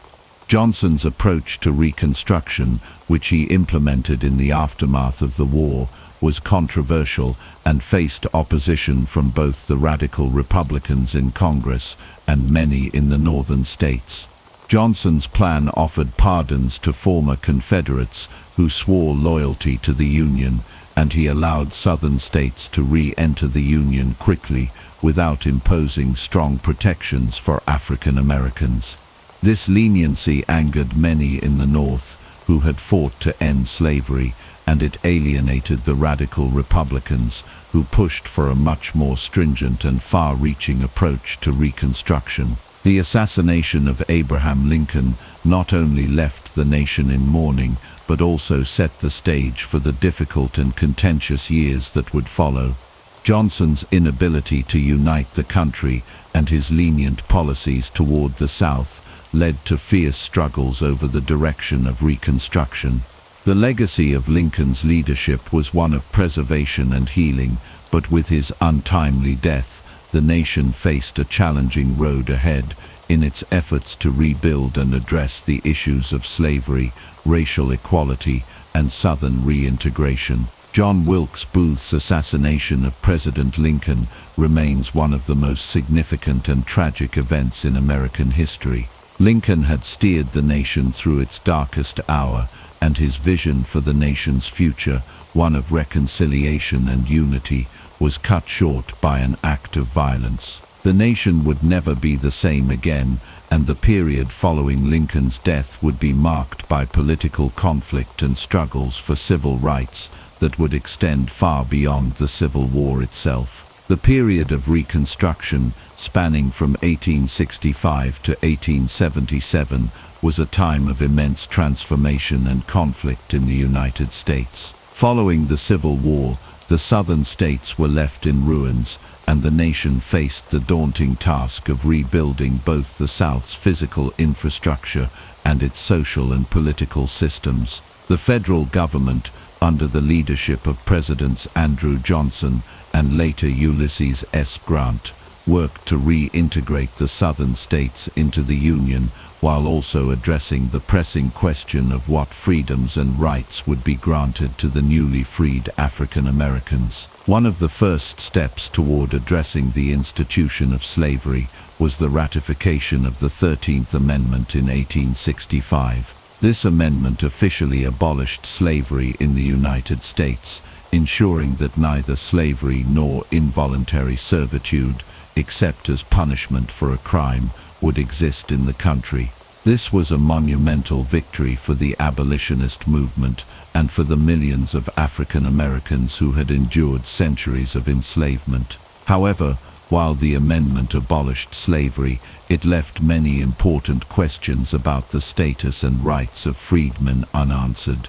The struggle for civil rights for African Americans continued throughout Reconstruction, particularly with the establishment of the Freedmen's Bureau in 1865. The Freedmen's Bureau was a federal agency created to assist newly freed slaves and poor whites in the South by providing food, shelter, education, and legal aid. While the Bureau had notable successes, it was also met with resistance and had limited resources. The Bureau faced significant challenges in ensuring that freedmen were protected from the violence and exploitation of the South's white elite.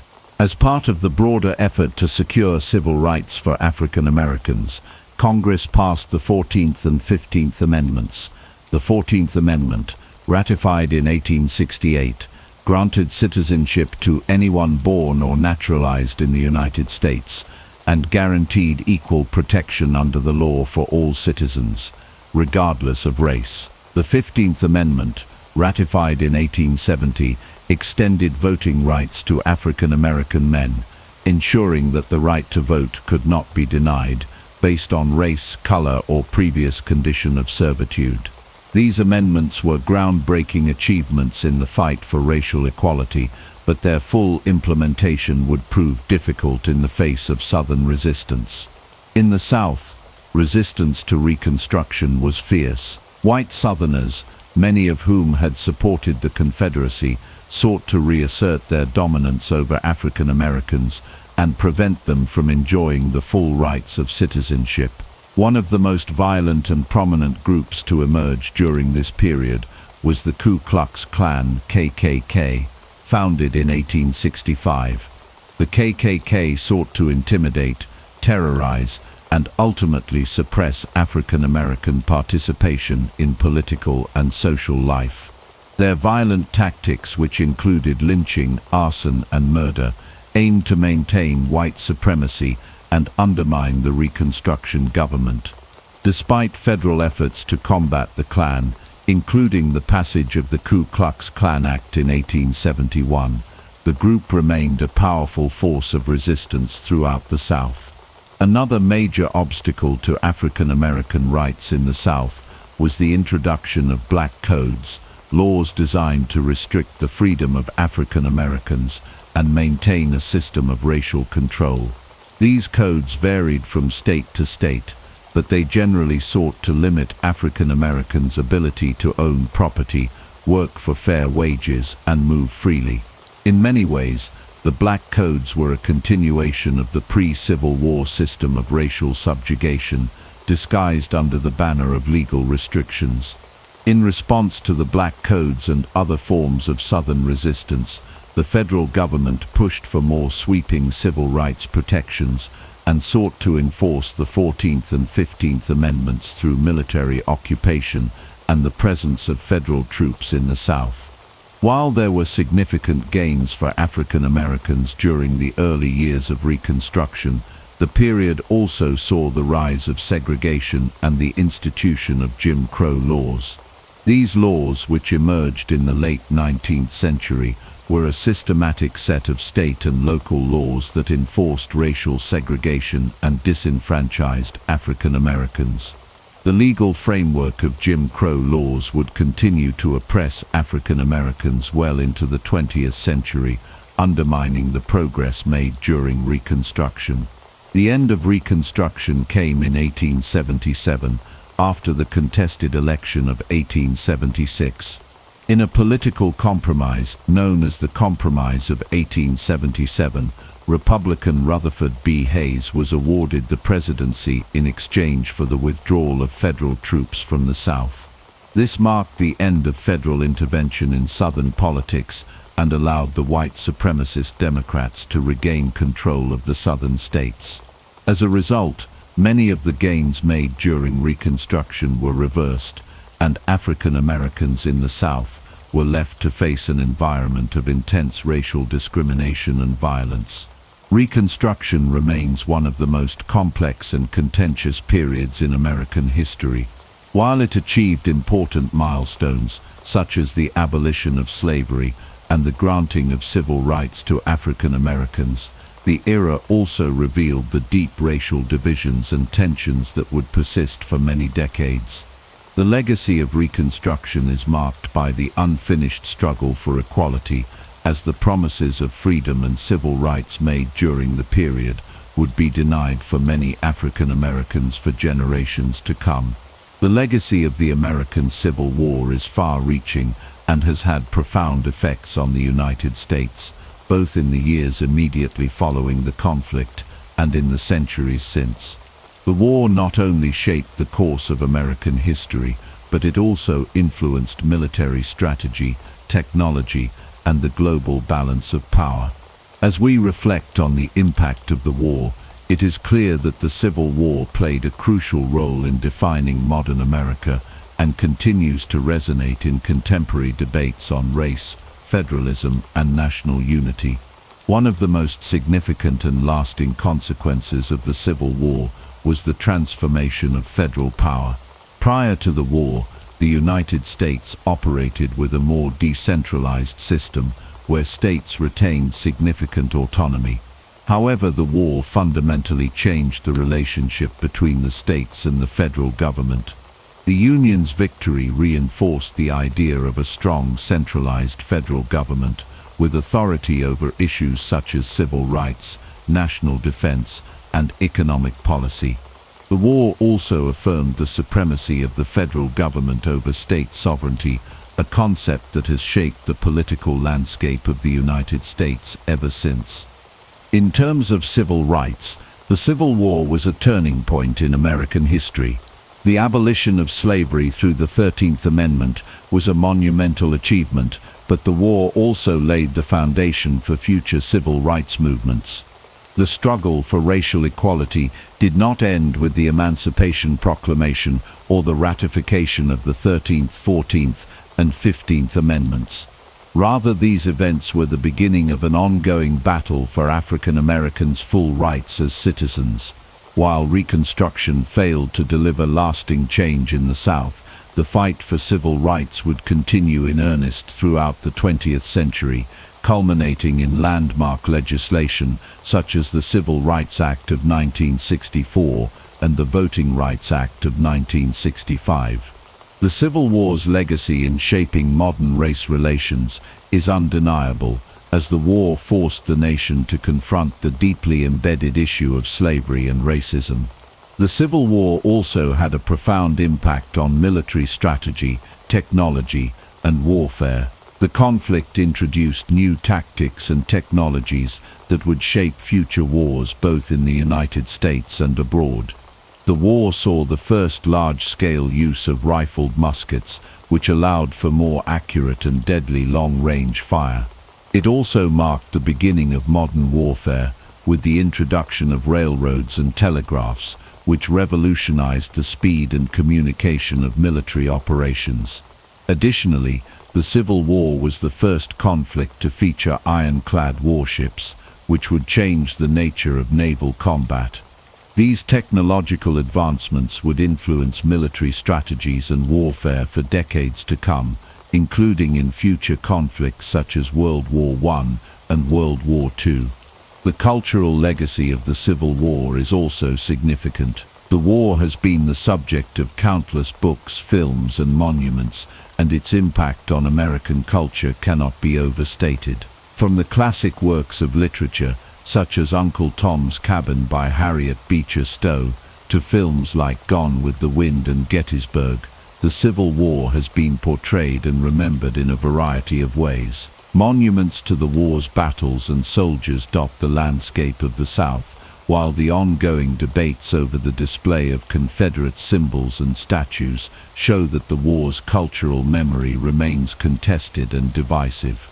The war's legacy continues to be a powerful force in shaping how Americans view their history, their identity, and their values. Finally, the lessons of the Civil War are still relevant in modern America. The war's outcome reinforced the importance of national unity and the consequences of division. The Civil War was fought over deeply entrenched issues, including slavery and states' rights, and its resolution showed that the preservation of the Union was paramount. In today's political climate, the lessons of the Civil War remind us of the dangers of division and the importance of compromise and reconciliation.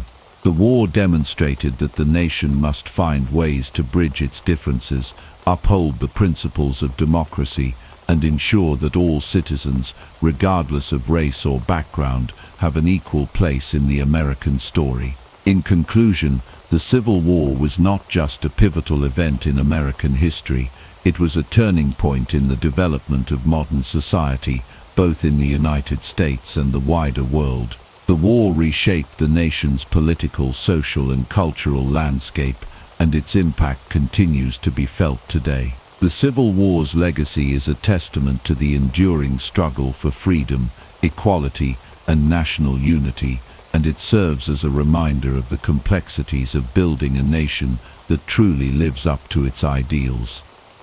The story of the American frontier begins long before the Wild West as we know it. In the 1600s and 1700s, long before cowboys and gold rushes, European powers began exploring and settling the vast lands of North America. The earliest efforts came from Spain, France, and England, each seeking to expand their empires and extract wealth from the new continent. What they encountered instead was a land already inhabited by diverse and complex Native American societies who had lived, hunted, and traded across the continent for thousands of years. Spanish explorers were among the first Europeans to enter the interior of what would later become the American West. As early as the 1540s, conquistadors such as Francisco Vázquez de Coronado led expeditions through what is now the American Southwest, searching for the fabled 7 cities of gold. While they never found these mythical riches, They laid claim to vast territories and established missions and settlements in present-day New Mexico, Arizona, Texas, and California. The Spanish brought Catholic missionaries who sought to convert native peoples, often by force, and imposed European systems of governance, labor, and religion. In the north, the French pursued a different strategy, focused primarily on the fur trade. French trappers and traders ventured deep into the Great Lakes region and down the Mississippi River.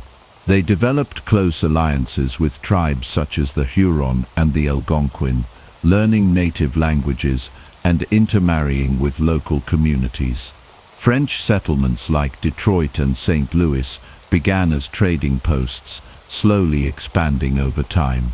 Compared to the Spanish and English, the French presence was more dispersed and less confrontational, though not without its share of conflict. The English, meanwhile, began to establish permanent colonies along the Atlantic coast. Jamestown, founded in 1607 in Virginia, was the first successful English colony in North America.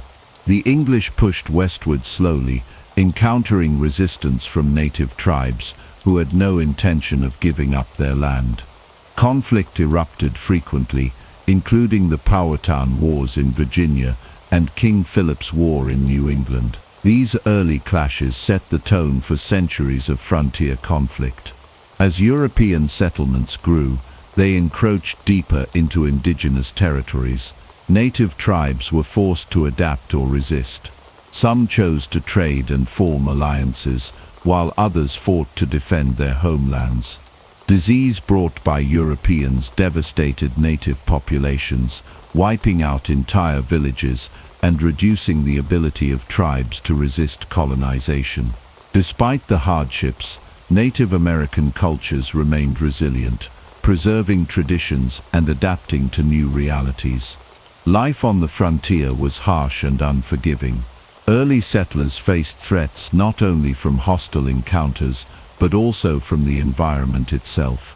Winters were brutal, food was often scarce, and medical knowledge was limited. Communities had to rely on cooperation and shared labor to survive.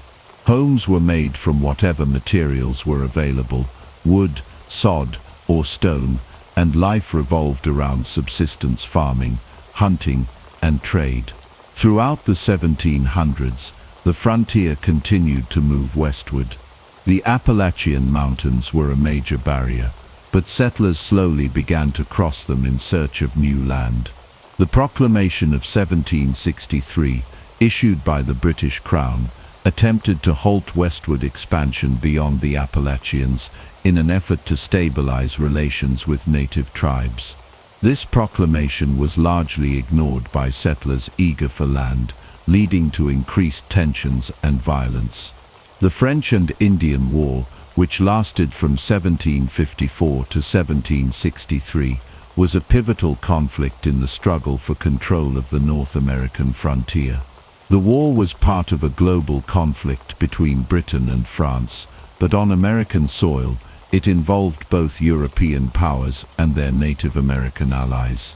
Britain emerged victorious, gaining control of vast new territories, including Canada and the land between the Appalachian Mountains and the Mississippi River. However, the war left Britain deeply in debt and set the stage for colonial unrest. With the American Revolution in the late 1700s, the dynamics of the frontier shifted again. Colonists rebelled against British rule and sought to expand westward without interference. After the war, the newly formed United States began a more aggressive push into the interior. The Northwest Ordinance of 1787 provided a framework for settling and governing western lands, laying the foundation for future expansion. By the end of the 18th century, the seeds of the Wild West had been planted. The land was vast, untamed, and contested. The encounters between European settlers and Native Americans had already shaped a legacy of conflict, adaptation, and survival. The frontier was not yet the stage for gunfights and cattle drives, but it was already a crucible of ambition, endurance, and cultural collision. This was the beginning of a story that would continue to unfold across the next century, forging the myth and the reality of the American West. In 1803, the United States made a monumental move that would forever change the course of its history. President Thomas Jefferson negotiated the Louisiana Purchase, acquiring over 800,000 square miles of territory from France for $15 million. This single act nearly doubled the size of the young nation and opened up vast regions of land for exploration, settlement, and economic development. The Louisiana Purchase stretched from the Mississippi River to the Rocky Mountains and from the Gulf of Mexico to the Canadian border. While the land was largely uncharted by Americans, it was already home to numerous Native American tribes who had lived there for generations. Jefferson saw the acquisition not only as a strategic economic opportunity, but also as a safeguard for the agrarian ideals he believed were vital to the Republic. He envisioned a nation of independent farmers, each owning their own land and contributing to a stable democracy. To make this vision a reality, the United States had to push westward into the newly acquired territory. In 1804, Jefferson commissioned Meriwether Lewis and William Clark to lead the Corps of Discovery, an expedition to explore the new lands and find a water route to the Pacific Ocean. Their journey took them across rugged terrain, through the lands of powerful native tribes, and into what is now the American Northwest. Along the way, they mapped the region, documented wildlife and plant species, and established contact with Native American nations. Their expedition inspired further exploration and opened the door for settlers and traders who followed in their footsteps. The idea of expansion soon became more than a policy, it became a national belief. By the 1820s and 1830s, the concept of manifest destiny had begun to take shape. This was the belief that Americans were divinely destined to expand across the North American continent, from the Atlantic to the Pacific.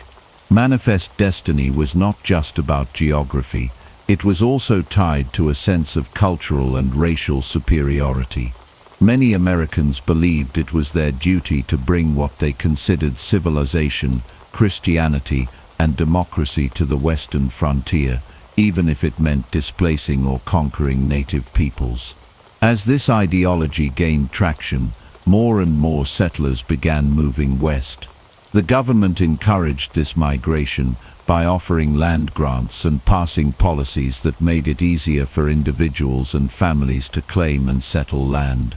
Steamboats and later railroads helped make transportation more accessible, and trading routes such as the Santa Fe Trail became vital arteries of commerce and communication.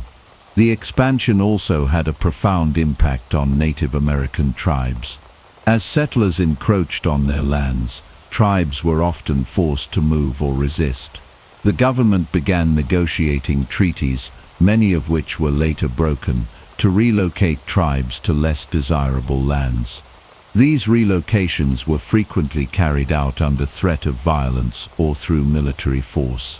The era of westward expansion set the stage for the series of conflicts that would later be known as the Indian Wars. At the same time, the frontier economy began to develop. Fur trading became a lucrative business, particularly in the Rocky Mountains and Pacific Northwest.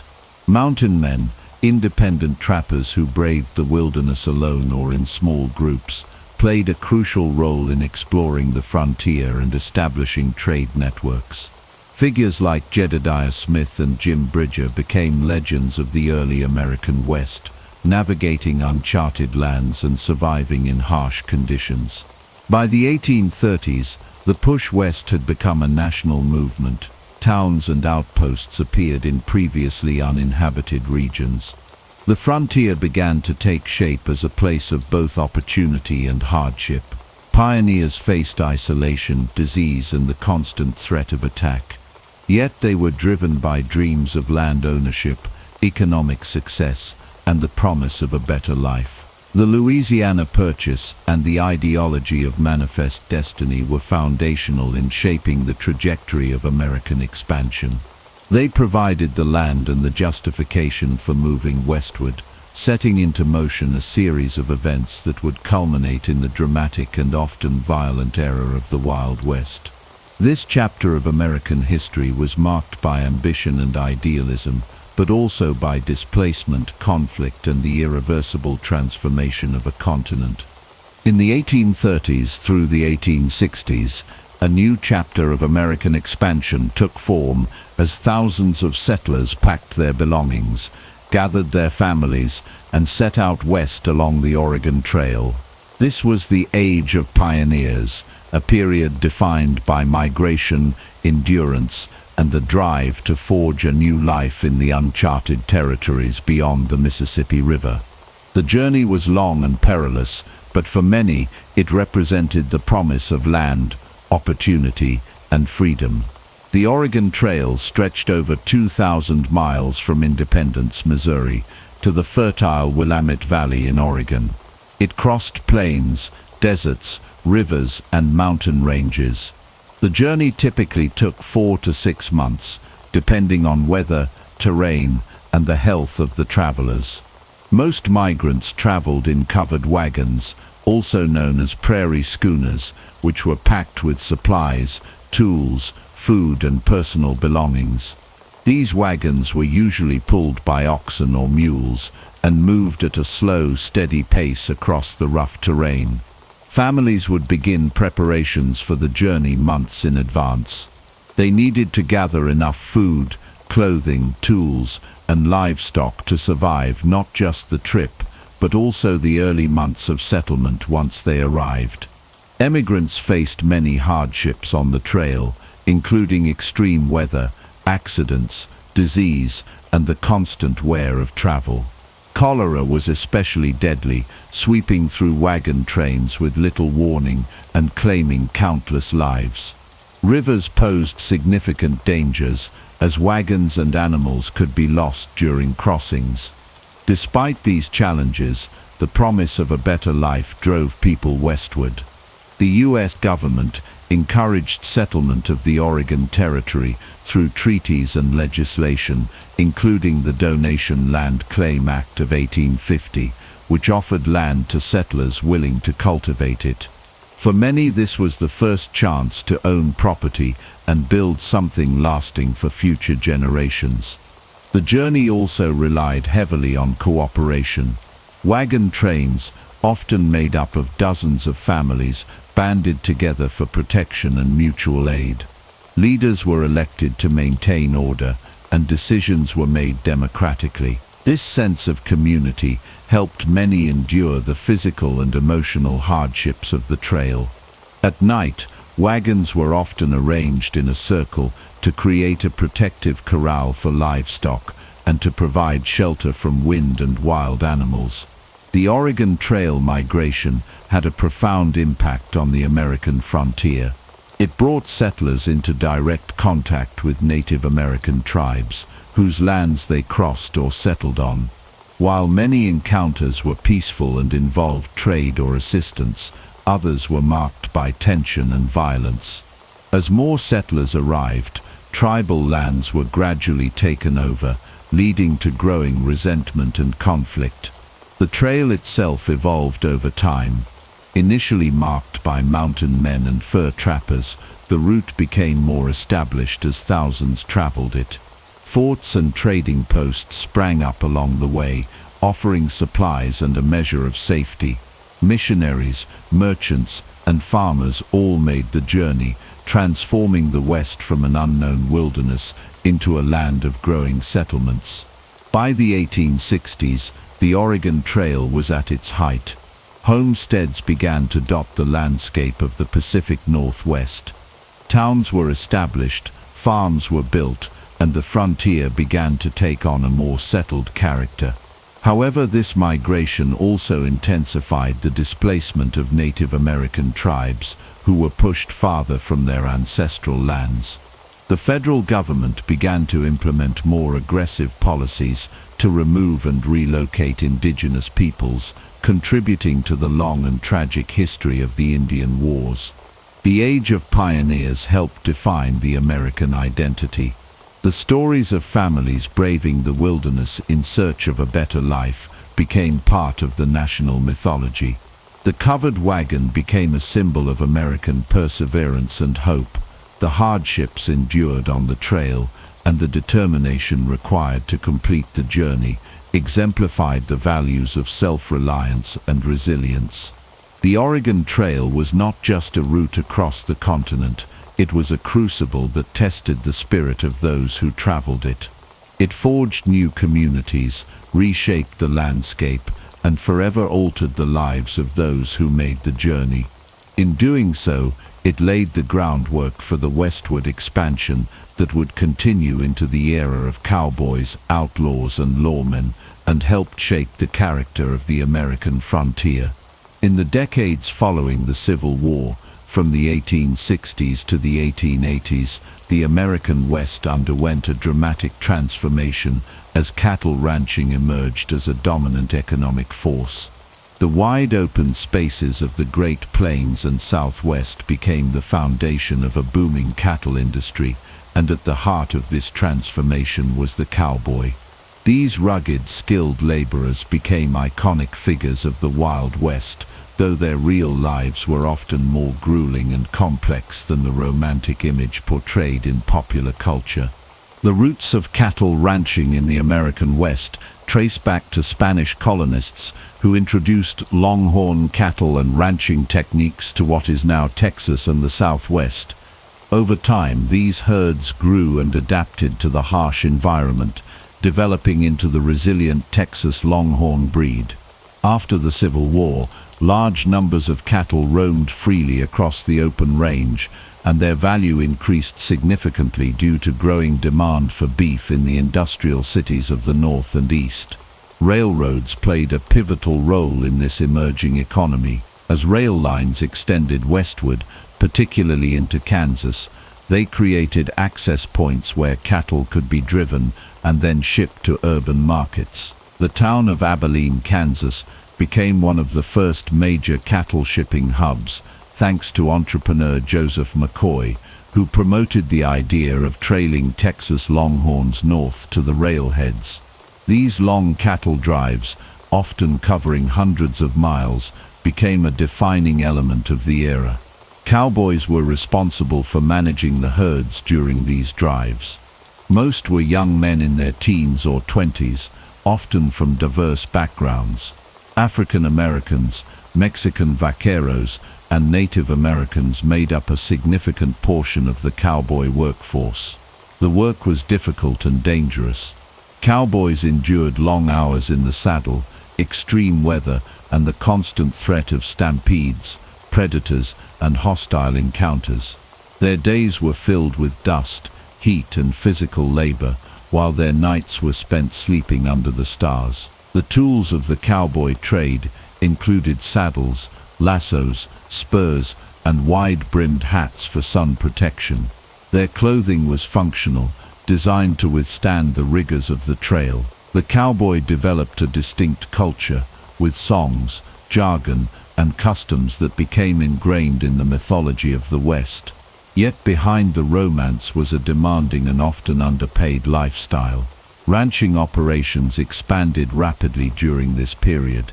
Wealthy investors established large cattle companies, and ranches spread across the plains of Texas, New Mexico, Colorado, Wyoming, and Montana.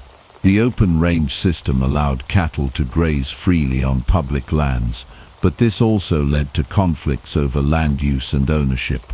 Barbed wire, introduced in the 1870s, revolutionized ranching by enabling property owners to enclose their land, leading to the gradual end of the open range. The cattle industry fueled the economic growth of the West. Towns sprang up near railroads and stockyards, creating new markets and job opportunities. Meat packing centers in Chicago and other cities processed the beef, linking the rural West to the urban economy. Supply chains developed, connecting ranchers, railroads, buyers and consumers in a complex web of commerce. Despite its economic success, the cattle boom had environmental and social consequences. Overgrazing damaged the prairie ecosystem, and the influx of ranchers and settlers disrupted Native American communities. Conflicts arose over land and resources, contributing to the broader struggle between indigenous peoples and expanding American settlement. The great cattle drives began to decline in the late 1880s. Harsh winters, droughts, and market fluctuations led to financial losses for many ranchers. The expansion of railroads made long drives less necessary, and fenced-in ranches became the norm. Yet the legacy of the cowboy endured, becoming a lasting symbol of freedom, resilience, and the rugged spirit of the West. During the height of cattle ranching, the West was a land of opportunity and risk. The industry brought prosperity to many, but also reinforced the inequalities and challenges of frontier life. It helped shape the culture, economy, and identity of the American West, and left behind a powerful narrative of hard-working individuals who faced the frontier with grit and determination. This era was not just about cattle and cowboys, it was about the rise of a new economy, one that would define the Wild West and influence the development of the United States for generations to come. In 1848, the discovery of gold at Sutter's Mill in Coloma, California, set off one of the most transformative events in American history. This moment marked the beginning of the California Gold Rush, a phenomenon that would bring hundreds of thousands of people to the American West in search of fortune and permanently reshape the region's economy, society and landscape. Within months of the discovery, news of gold spread rapidly, first across California and then to the eastern United States and eventually around the world. By 1849, an estimated 80,000 people had arrived in California, and they would become known as the 49ers. This massive influx of people came by ship around Cape Horn, overland across the rugged terrain of the American frontier, and via the Panama Isthmus. The population of San Francisco exploded from around 1,000 residents in 1848 to over 25,000 by 1850. The rapid population growth transformed quiet outposts into chaotic boomtowns almost overnight. The gold rush was not limited to California. Gold discoveries in other areas, such as Colorado in 1859 and Nevada's Comstock Lode in 1859, drew additional waves of miners and settlers. These rushes helped spread the frontier further westward and contributed to the development of new states and territories. Mining camps sprung up wherever gold was found, often in remote and difficult-to-reach locations. These camps were known for their lawlessness, rough living conditions, and a transient population mostly composed of young men. Most miners did not strike it rich. Surface gold was quickly exhausted, and mining became increasingly industrialized, requiring expensive equipment and access to deep ore deposits. As corporations took over mining operations, many individual prospectors were forced to take wage jobs or move on. The sudden boom brought not only miners, but also entrepreneurs who saw opportunity in providing goods and services. Merchants, hoteliers, blacksmiths, saloon owners, and others flooded into mining regions to serve the needs of the new population. Some of the greatest fortunes of the gold rush were not made from gold itself, but from the businesses that supported the mining industry. People like Levi Strauss, who sold durable pants to miners, became household names. The gold rush catalyzed economic growth across the United States. The wealth generated by mining helped fund infrastructure and development, including railroads and telegraph lines. Banks, investment firms, and shipping companies all profited from the increased economic activity. The gold rush also had significant social and political consequences. California's rapid population growth and economic importance led to its admission to the Union as a state in 1850. However, the rush for wealth also brought tension, discrimination, and violence. Native American populations were devastated as settlers encroached on their lands, introduced new diseases, and carried out violent campaigns of displacement and extermination. The influx of people from China, Mexico, South America, and Europe created a multicultural society, but also led to racial tensions and discriminatory laws. The foreign miners' tax of 1850 targeted non-white miners, particularly Chinese immigrants, and was one of many measures that marginalized minority groups. Vigilante justice was common in the mining camps. With little formal law enforcement, communities often took justice into their own hands, resulting in public hangings, lynch mobs, and widespread corruption. As towns grew, efforts were made to establish order, but the early days of the gold rush were marked by an atmosphere of lawlessness and unpredictability. The impact of the gold rush extended beyond economics and demographics. It changed the physical environment of the West. Hydraulic mining techniques, which used high-pressure water jets to wash away entire hillsides, caused massive environmental damage. Rivers were clogged with sediment, forests were stripped, and landscapes were permanently altered. The long-term consequences of these practices are still visible today. By the 1860s, the easy-to-reach gold had been largely depleted. The feverish rush gave way to more stable, organized mining operations. Some towns withered and disappeared, while others evolved into permanent settlements. The legacy of the gold rush was clear. It accelerated westward expansion, stimulated the national economy, and set the stage for further development of the American frontier. It also revealed both the promise and peril of unchecked ambition. For many, the gold rush was a dream pursued and lost. For others, it was a stepping stone to something greater. And for the American West, it was a crucible that forged new paths, new cities, and new conflicts. It was a defining episode that brought together people from around the world, united by the hope of striking it rich, and forever changed the story of the American frontier. From the 1860s through the dawn of the 20th century, the American frontier was marked by rapid expansion, booming towns, and frequent violence. In a landscape often defined by chaos and lawlessness, a special class of men emerged to bring order and justice to the West. These were the lawmen.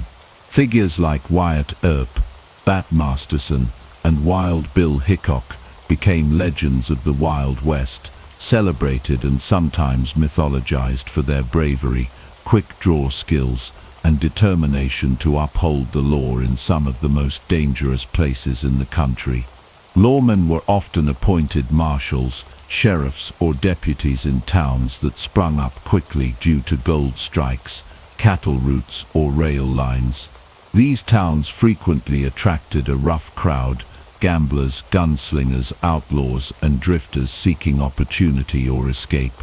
With limited resources and no formal police infrastructure, lawmen had to rely on personal reputation, courage, and alliances to maintain peace. Their duties included arresting criminals, settling disputes, breaking up saloon brawls, and sometimes escorting prisoners across long and dangerous routes. One of the most iconic lawmen of the era was Wyatt Earp. Born in 1848 in Illinois, Earp served in various law enforcement roles across several frontier towns. He is most famous for his role in the gunfight at the OK Corral in Tombstone, Arizona, in 1881. Alongside his brothers Virgil and Morgan and ally Doc Holliday, Earp faced off against the outlaw cowboys in a shootout that lasted less than a minute, but cemented his place in Western history. While often portrayed as a fearless enforcer of justice, Earp's life was complex. He had brushes with the law himself, operated saloons, and was sometimes accused of being more of a vigilante than a peacekeeper. Bat Masterson, another legendary figure, was born in Canada in 1853 and made his name as a buffalo hunter, scout, and eventually a lawman in Dodge City, Kansas. Known for his calm demeanor and precise marksmanship, Masterson served as a sheriff and deputy U.S. Marshal. He was involved in numerous gunfights, but often preferred diplomacy and strategy over violence. Later in life, he moved to New York City, where he became a sports writer, proving that even the toughest lawmen could reinvent themselves. Wild Bill Hickok, born James Butler Hickok in 1837, was a scout, gambler, and lawman who gained national fame for his exploits in the West. Known for his sharp shooting and larger-than-life persona, Hickok served as a marshal in towns like Hays and Abilene, Kansas. His reputation as a deadly gunfighter was solidified by tales of multiple shootouts and daring arrests. He was also a showman, performing in early Wild West shows that helped shape the public image of frontier life. Hickok's life ended abruptly in 1876 when he was shot in the back while playing poker in Deadwood, South Dakota. The cards he held, a pair of aces and eights, became known as the dead man's hand. Lawmen often walked a fine line between justice and vigilantism. The lack of formal courts and legal protections meant they had to make quick decisions, sometimes based more on instinct than procedure. This blurred line led to both praise and criticism. Some saw them as heroes who protected the innocent. Others saw them as men who imposed order through force and fear. Many lawmen were also part of the very systems they tried to regulate, owning saloons, gambling halls, or brothels. Despite the contradictions, these men played a vital role in bringing stability to the frontier. Their presence deterred crime and provided a sense of order amid the chaos. Their stories were widely reported in newspapers and dime novels, turning them into national figures and embedding them into American folklore. As the frontier began to close and towns became more civilized, the need for such rugged lawmen diminished. The rise of more structured law enforcement agencies, statehood for many Western territories, and increased communication and transportation reduced the scope of lawlessness. But the legacy of the lawmen endured. They became enduring symbols of courage and justice in American culture. Films, books, and television shows portrayed them as fearless defenders of order in a wild and untamed land. While the real lives of Earp, Masterson, Hickok, and others were far more nuanced than the legends suggest, their impact on the development and stabilization of the American West cannot be overstated. They stood as both men of their time and as lasting icons of the values and contradictions of the frontier era. Between the 1860s and the early 1900s, the American frontier was not only shaped by pioneers and lawmen, but also by the outlaws who defied authority and operated outside the law. These bandits and rogues became legendary figures, feared and admired in equal measure. Their daring crimes, bold escapes, and violent ends contributed to the mythos of the Wild West, painting a picture of rebellion and danger that has fascinated generations. Among the most infamous outlaws of the Wild West were Jesse James, Billy the Kid, and Butch Cassidy. Each of these men carved their names into history through a combination of violence, charisma, and notoriety.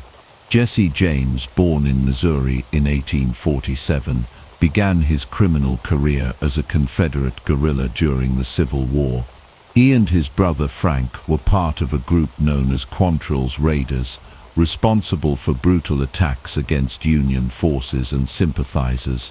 After the war, Jesse and Frank turned to a life of crime, forming the James Younger Gang. They carried out a series of daring bank and train robberies across the Midwest and South. Jesse styled himself as a modern-day Robin Hood, claiming to steal from the rich and give to the poor, though there is little evidence to support this image. The gang's exploits were widely reported in newspapers, and Jesse became a folk hero to some. But he was also ruthless. Innocent people died in their raids, and he remained on the run for years. In 1882, Jesse James was betrayed and killed by Robert Ford, a member of his own gang, who hoped to collect a bounty. James was shot in the back while dusting a picture on the wall in his own home. Billy the Kid, whose real name was Henry McCarty, was born in New York City in 1859 and orphaned at a young age. He drifted westward and by his teens had already become involved in petty crime. By the time he was 21, Billy had killed multiple men and was one of the most wanted criminals in New Mexico. His involvement in the Lincoln County War, a violent conflict between rival ranching factions, thrust him into the spotlight. Billy was charismatic and reportedly well liked by those who knew him, but he was also deadly. He escaped from jail multiple times and was known for his quick draw. In 1881, he was shot and killed by Sheriff Pat Garrett, a former acquaintance, in a darkened room at Fort Sumner. Billy's legend grew quickly, helped by newspaper stories and dime novels that portrayed him as a tragic anti-hero rather than a ruthless killer. Butch Cassidy, born Robert Leroy Parker in Utah in 1866, took a slightly different path. Along with his partner Harry Alonzo Longabaugh, better known as the Sundance Kid, Cassidy led the Wild Bunch Gang, which became famous for robbing banks and trains throughout the western United States. Unlike many outlaws, Cassidy often avoided unnecessary violence and preferred planning over gunplay. The Wild Bunch conducted some of the most successful and well-organized robberies of the era. After law enforcement intensified efforts to capture them, Cassidy and the Sundance Kid fled to South America. Their exact fate remains a mystery.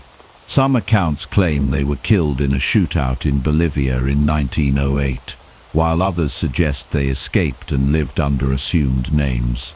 Regardless of the truth, their story captured the imagination of the public and inspired books and films for decades.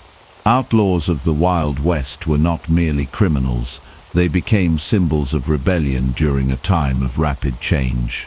As railroads, telegraphs and government structures expanded into the frontier, some people viewed these men as resisting encroaching authority and industrialization. Their stories reflected both fear and fascination with the untamed nature of the West. Newspapers played a crucial role in shaping the legends of outlaws. Sensational headlines and dramatic retellings of robberies and gunfights turned criminals into celebrities. Dime novels added layers of fiction, portraying them as gallant rebels or misunderstood loners. This romanticized image often obscured the violence and hardship they left in their wake. Many outlaws came from disadvantaged backgrounds. Some had served in the Civil War, others were orphans or laborers who saw few opportunities in a changing economy. The lawless conditions of the frontier provided both motive and opportunity for criminal behavior. Outlaws often formed gangs for protection and efficiency, relying on tight-knit groups to carry out their plans and evade capture. These gangs would often find temporary refuge in isolated hideouts, such as Hole in the Wall in Wyoming or Robber's Roost in Utah, where geography made it difficult for law enforcement to reach them. Despite their daring, most outlaws met violent ends. Few retired peacefully. The frontier was an unforgiving place, and loyalty was fragile. Betrayal was common, as in the case of Jesse James. Others, like Billy the Kid, were hunted relentlessly until they were gunned down. Their deaths only added to their legends, turning them into martyrs of the frontier mythos. By the early 1900s, the frontier had largely closed. Railroads connected distant regions, telegraphs enabled quick communication, and professional law enforcement agencies became more effective. The age of the outlaw faded, but their stories endured. They became part of American folklore, shaping the way future generations would view the Wild West. The outlaws of the frontier era remain some of the most intriguing characters in American history. Their lives were marked by danger, drama, and contradiction. They were both products and provocateurs of a tumultuous time. And though their actions often caused suffering, their stories continue to captivate, reminding us of the complex legacy of the American frontier. From the 1850s through the 1890s, the American frontier was the stage for a long and violent series of conflicts between Native American tribes and the expanding United States government. Known collectively as the Indian Wars, these clashes were rooted in land disputes, cultural misunderstandings, broken treaties, and a relentless drive for westward expansion. As settlers pushed into tribal territories, indigenous peoples resisted the invasion of their ancestral homelands, leading to tragic and often brutal confrontations that reshaped the West. The roots of these conflicts go back to earlier decades, particularly the policy of Indian removal adopted by the U.S. government. One of the most infamous episodes was the Trail of Tears, which took place during the 1830s. Under the Indian Removal Act signed by President Andrew Jackson, thousands of Native Americans, including the Cherokee, Choctaw, Creek, Chickasaw, and Seminole, were forcibly removed from their lands in the southeastern United States. They were marched west to what was then called Indian Territory, in present-day Oklahoma. The journey was marked by disease, starvation, and exhaustion. Thousands died along the way, making the Trail of Tears a symbol of suffering and injustice. In the decades that followed, as settlers continued to pour into the Great Plains, the Rocky Mountains, and the Southwest, more tribes came into direct conflict with the U.S. military. The Plains tribes, such as the Sioux, Cheyenne, Comanche, and Apache, were among the most fiercely resistant. These were warrior cultures with deep spiritual connections to the land, and they did not accept the encroachment of railroads, homesteaders, or soldiers without a fight. One of the most iconic battles of the Indian Wars was the Battle of the Little Bighorn in 1876. It took place in Montana Territory and is often referred to as Custer's Last Stand. Lieutenant Colonel George Armstrong Custer led the 7th Cavalry into battle against a coalition of Lakota Sioux, Northern Cheyenne, and Arapaho warriors led by Sitting Bull and Crazy Horse. Custer underestimated the strength of the native force and divided his troops, which led to the complete annihilation of his unit. Over 260 U.S. soldiers were killed. While the battle was a stunning victory for the native tribes, it galvanized public opinion in the United States and led to an aggressive military campaign that eventually forced many tribes onto reservations. Other significant conflicts during this era include the Sand Creek Massacre of 1864 in Colorado, where a peaceful village of Cheyenne and Arapaho was attacked by a Colorado militia, resulting in the deaths of over 150 people, many of them women and children. The Red River War of 1874-75 in Texas and the Southern Plains saw the U.S. Army clash with Comanche, Kiowa, and Southern Cheyenne tribes. The Nez Perce War of 1877 involved a remarkable retreat by Chief Joseph and his people, who traveled over 1,000 miles in an attempt to reach Canada before ultimately being forced to surrender. The Apache Wars in the Southwest lasted for decades and involved legendary figures like Geronimo, an Apache leader who resisted U.S. and Mexican forces through guerrilla warfare.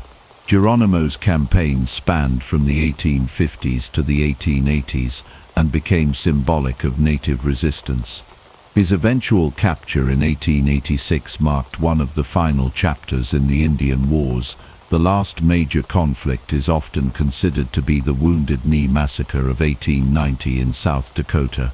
Tensions had risen due to the ghost dance movement, a spiritual revival among native tribes that preached the return of the buffalo and the retreat of white settlers. The U.S. government saw the movement as a threat.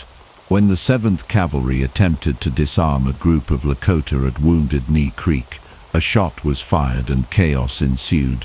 Soldiers opened fire, killing around 300 Native Americans, including many women and children. Wounded Knee symbolized the tragic end of the Indian resistance and the closing of the American frontier. Throughout the Indian Wars, native tribes suffered tremendous losses. Their populations declined from disease, warfare, and starvation. Many were confined to reservations, often far from their traditional lands and with limited resources. Treaties were frequently broken, promises were unfulfilled, and generations of Native Americans endured systemic displacement and cultural erosion. Despite these hardships, native cultures endured. Many tribes preserved their languages, traditions, and spiritual practices. In the face of adversity, they adapted and survived. The history of the Indian Wars remains a painful but essential chapter in the story of the American West. It highlights the cost of expansion and the resilience of the peoples who resisted it. The legacy of the Indian Wars continues to be felt today. Native communities still face challenges related to land rights, economic opportunity, and cultural preservation. But they also continue to celebrate their heritage and reclaim their histories. The tragic events of the Indian Wars remind us that the American frontier was not only a place of opportunity, but also a place of deep and enduring conflict. By the 1890s, the Wild West had begun to change, signaling the end of an era that had once been defined by lawlessness, rugged individualism, and the unregulated life of frontier towns. The closing of the frontier, officially declared in 1890 by the U.S. Census Bureau, marked a turning point in American history. As the frontier receded, the promise of uncharted land and endless opportunities began to fade, replaced by the realities of industrialization, organized law enforcement, and the expansion of the railroad. The Indian Wars, which had been waged for decades, effectively came to a close by the end of the 1880s. With the defeat of major Native American resistance movements, the remaining tribes were confined to reservations, and their traditional ways of life were all but destroyed. The vast expanse of the American frontier was now largely under the control of the U.S. government and its settlers. The idea of the frontier as a place of freedom and opportunity, where anything was possible, began to be replaced by the reality of a rapidly evolving nation. The completion of the Transcontinental Railroad in 1869 had already begun to transform the West, facilitating the movement of people, goods, and resources across the country. The railroad made it easier for settlers to travel to the frontier and for products like cattle, crops, and minerals to be transported to markets back east. Railroads also brought in lawmen, businesses, and social structures that began to bring order to the once untamed West. As trains crisscrossed the land, they connected the far-flung corners of the country and made the vast distances of the frontier seem smaller and more manageable. The expansion of the railroad also led to the rise of towns and cities, where the frontier's rough-and-tumble days of lawlessness gave way to the growth of more regulated urban societies. By the turn of the century, cities like Denver, Phoenix, and Albuquerque had become thriving centers of commerce and culture. As settlements grew, so did the need for organized law enforcement. The vigilante justice that had once been a hallmark of the frontier was gradually replaced by more formalized systems of policing. The rise of modern law enforcement during this period played a significant role in the decline of the Wild West. The US government began to establish more permanent law enforcement agencies, and local sheriffs, marshals, and detectives replaced the independent, often lawless figure of the frontier lawman. These new institutions, along with improved communication methods like the telegraph, made it easier for authorities to track down criminals and enforce the law across larger areas. The widespread use of the railroad also made it more difficult for outlaws to escape to remote hideouts. The days of the notorious train robberies and bank heists began to diminish as law enforcement grew more sophisticated and far-reaching. At the same time, the rise of corporate interests and industrialization changed the nature of the Western economy. Cattle ranching, mining, and farming were increasingly dominated by large corporations, and small-time homesteaders and independent cowboys were gradually pushed out. The once wild cattle trails were replaced by barbed wire fences and more organized corporate ranches. As a result, the economic boom that had once fueled the Wild West began to slow. The promise of free land for homesteaders dwindled as the government sold off land to private interests or gave it to railroad companies, further closing off opportunities for independent settlers. By the 1900s, the romanticized image of the Wild West had become a thing of the past. The outlaws and lawmen who had once defined the frontier were now relegated to history books and popular myths. The social and economic changes that had taken place over the previous decades had brought an end to the untamed world that had once been synonymous with the American West. The final chapter of the frontier era was written not with the last gunfight or the last train robbery, but with the closing of the land that had once been open to all. Despite the decline of the Wild West, its legacy lived on. The stories of the outlaws, cowboys, and lawmen, as well as the great battles between settlers and Native Americans, continued to captivate the public imagination. The myths of the frontier were immortalized in dime novels, plays, and eventually in Hollywood films, which romanticized the characters and events of the Wild West for generations to come.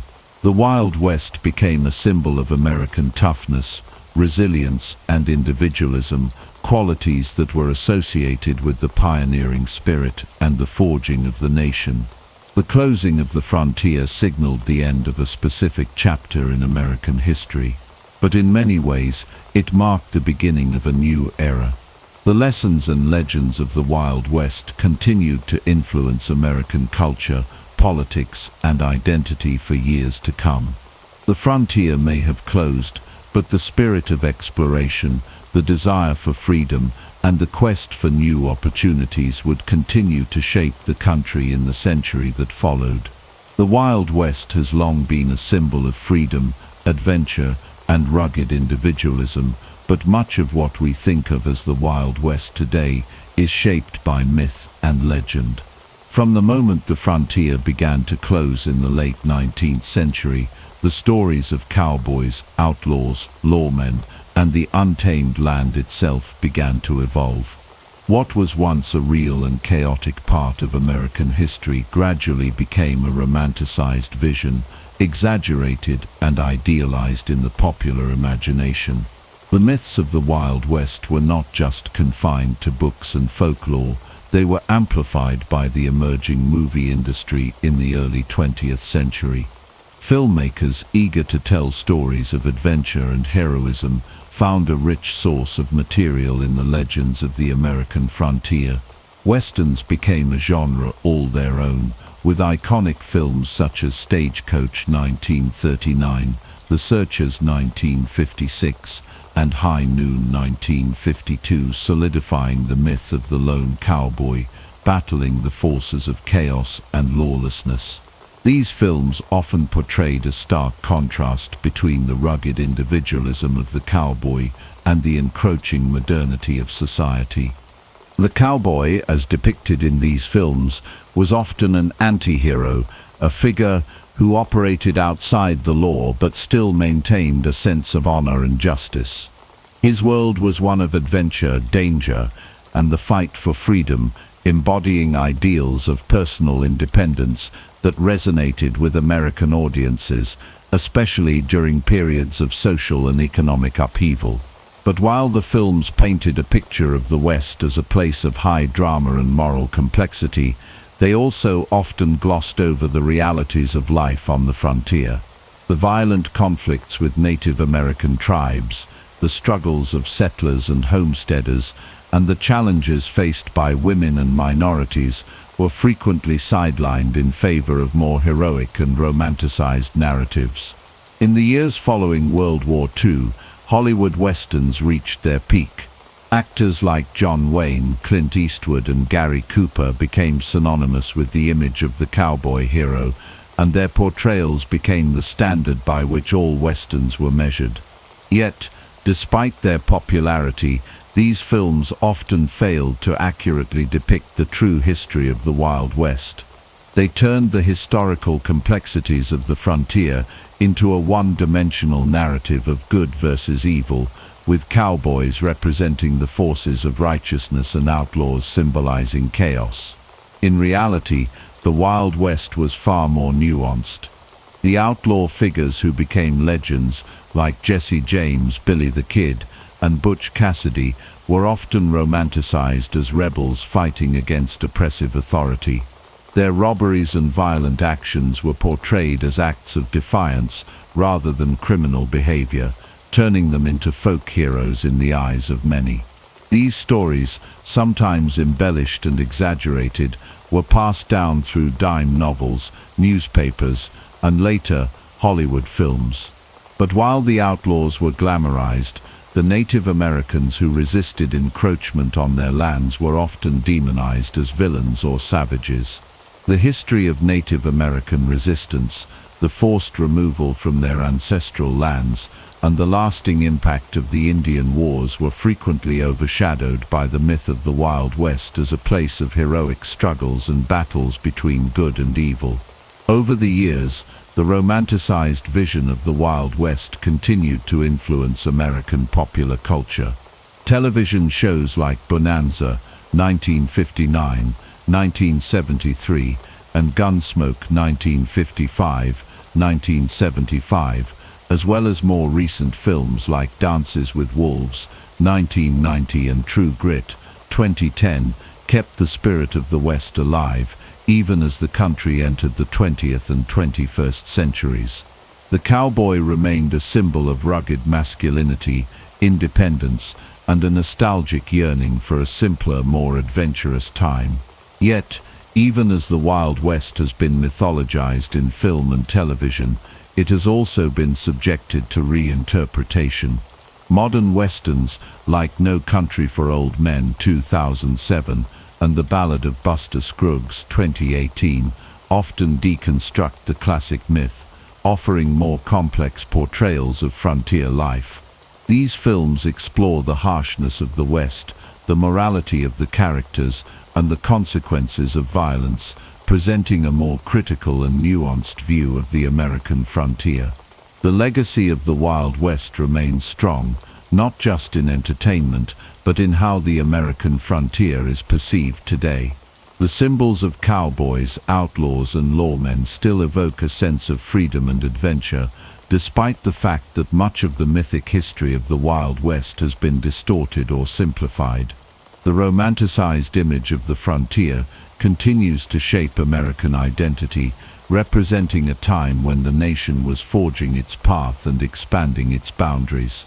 But the Wild West's mythology has also contributed to the marginalization of important aspects of history. The reality of the American frontier was often far more violent, divisive, and tragic than the stories we tell about it. Native Americans, whose lives and cultures were deeply affected by westward expansion, have often been relegated to the background in favor of stories that glorify the settlers and outlaws. The history of the West is much more than the legends of cowboys and gunfighters. It is also the history of displacement, injustice, and survival. Today, the Wild West remains an indelible part of American culture, but it is also a reminder of the complexities of the nation's history. The legends of the cowboys, outlaws and lawmen are still cherished, but they are no longer the sole narrative of the West. As we move forward, there is an increasing effort to tell a more complete story of the American frontier, one that includes the voices and experiences of those who were often overlooked or silenced. The Wild West will always be a symbol of adventure and freedom in the American imagination, but it will also be a reminder that history is never as simple as the stories we tell about it. Ancient Egypt stands as one of the most influential and fascinating civilizations in human history. Its story spans over 3 millennia, from the dawn of its unification around 3100 BCE to its eventual decline in the 4th century CE. Situated along the fertile banks of the Nile River, Egypt's unique geography and natural resources played a pivotal role in the formation and growth of its remarkable culture and society. This chapter introduces the beginnings of ancient Egyptian civilization, its rise, and the crucial role the Nile played in shaping one of the greatest ancient cultures. The geography of ancient Egypt was central to its development. The country is located in northeastern Africa, bordered by deserts to the east and west, and by the Mediterranean Sea to the north. But perhaps the most significant geographic feature of Egypt was the Nile River, which stretched for over 4,000 miles from Central Africa to the Mediterranean. The Nile provided a lifeline to the Egyptians, offering water, transportation, fertile soil, and abundant fish and wildlife. Each year the river flooded its banks, depositing nutrient-rich silt that enabled the Egyptians to cultivate crops and sustain large populations. The annual flooding of the Nile was seen as a gift from the gods, an event that allowed Egypt to thrive as an agricultural powerhouse. Beyond its geographical advantages, Egypt's natural isolation, protected by vast deserts, provided a sense of stability and security. This allowed Egyptian culture and society to develop relatively undisturbed by outside forces for many centuries. It was within this unique environment that one of the earliest great civilizations of antiquity would rise. The early history of Egypt is marked by its unification. Before around 3100 BCE, Egypt was divided into two kingdoms: Upper Egypt, located to the south, and Lower Egypt, located in the north around the Nile Delta. The unification of these two regions is traditionally attributed to King Narmer, also known as Menes, who became the first pharaoh of a unified Egypt. Narmer's unification marked the beginning of the dynastic period, a time when Egypt would be ruled by a succession of powerful and influential dynasties.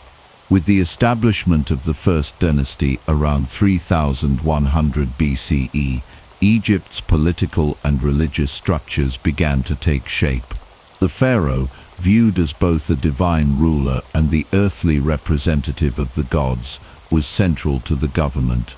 Pharaohs would rule over Egypt for centuries, and their power and influence were supported by a class of officials, priests, and soldiers. In this early period, Egypt's distinct cultural and religious practices began to emerge, setting the stage for the monumental achievements that would follow. One of the most significant aspects of Egyptian civilization was its complex and enduring religious system. The Egyptians believed in a multitude of gods and goddesses, each of whom governed various aspects of nature and human life. Central to their belief system was the concept of Ma, which represented order, balance, and justice. The pharaoh was considered the earthly guarantor of Ma, ensuring harmony between the gods, the land, and the people. The dynastic period also saw the development of Egypt's distinct art, architecture, and writing systems. The Egyptians are perhaps best known for their monumental achievements in architecture, including the construction of the Great Pyramids of Giza, which were built as tombs for the pharaohs. These impressive structures, along with the vast temples, monuments and obelisks that dotted the Egyptian landscape, serve as a testament to the engineering and artistic capabilities of the ancient Egyptians. In terms of writing, the Egyptians developed hieroglyphs, a system of pictorial symbols used to record religious texts, royal decrees, and historical events. This writing system played a key role in the preservation of Egypt's history and culture, allowing future generations to understand and learn from the accomplishments of their ancestors. Egypt's rise as a powerful civilization was also facilitated by its access to trade routes, which connected it to the broader Mediterranean world, the Near East, and Africa.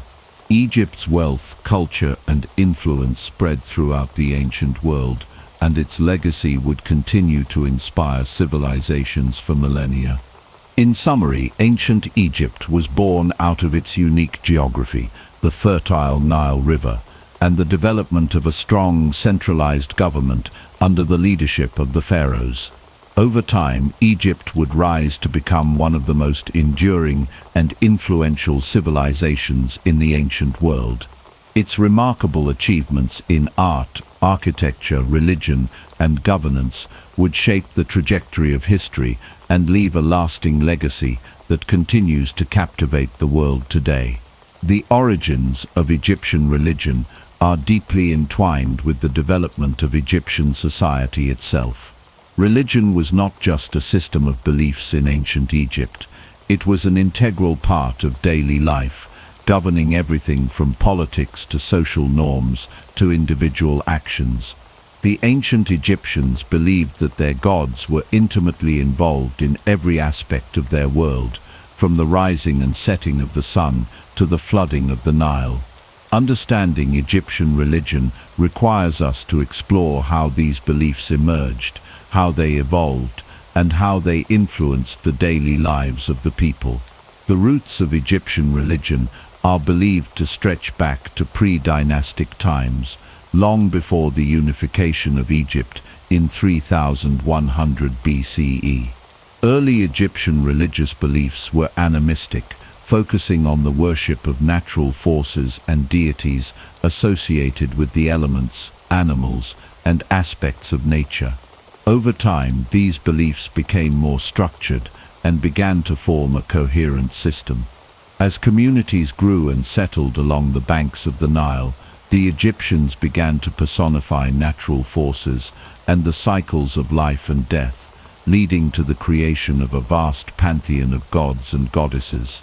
The formation of the Egyptian pantheon was gradual, with local deities worshipped in specific regions, often associated with cities or natural features such as rivers, animals, or the sun.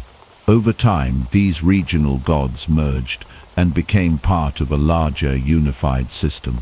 The gods in the Egyptian pantheon were typically anthropomorphic, meaning they had human-like features, though they often had animal characteristics as well. Some of the most important gods included Ra, the sun god, Osiris, the god of the afterlife, Isis, the mother goddess, Horus, the god of kingship, and Anubis, the god of mummification. These gods were believed to govern various aspects of the cosmos and were deeply connected to both the natural and supernatural worlds.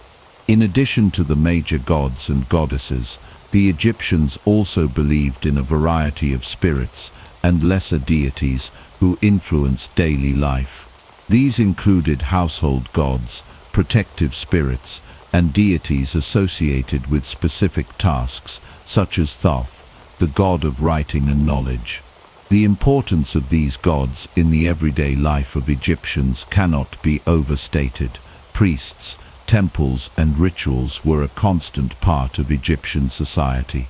Religious practices were central to political life as well, as the pharaohs were seen as divine rulers, intermediaries between the gods and the people. The pharaoh's role was not only as a political leader, but also as a religious figure, responsible for maintaining cosmic order and harmony. One of the most important concepts in Egyptian religion was Ma'at, which represented order, balance, and justice. Ma'at was seen as the fundamental force that maintained harmony in the universe, ensuring that everything in the world functioned according to divine will. Ma'at was personified as a goddess, often depicted with an ostrich feather on her head.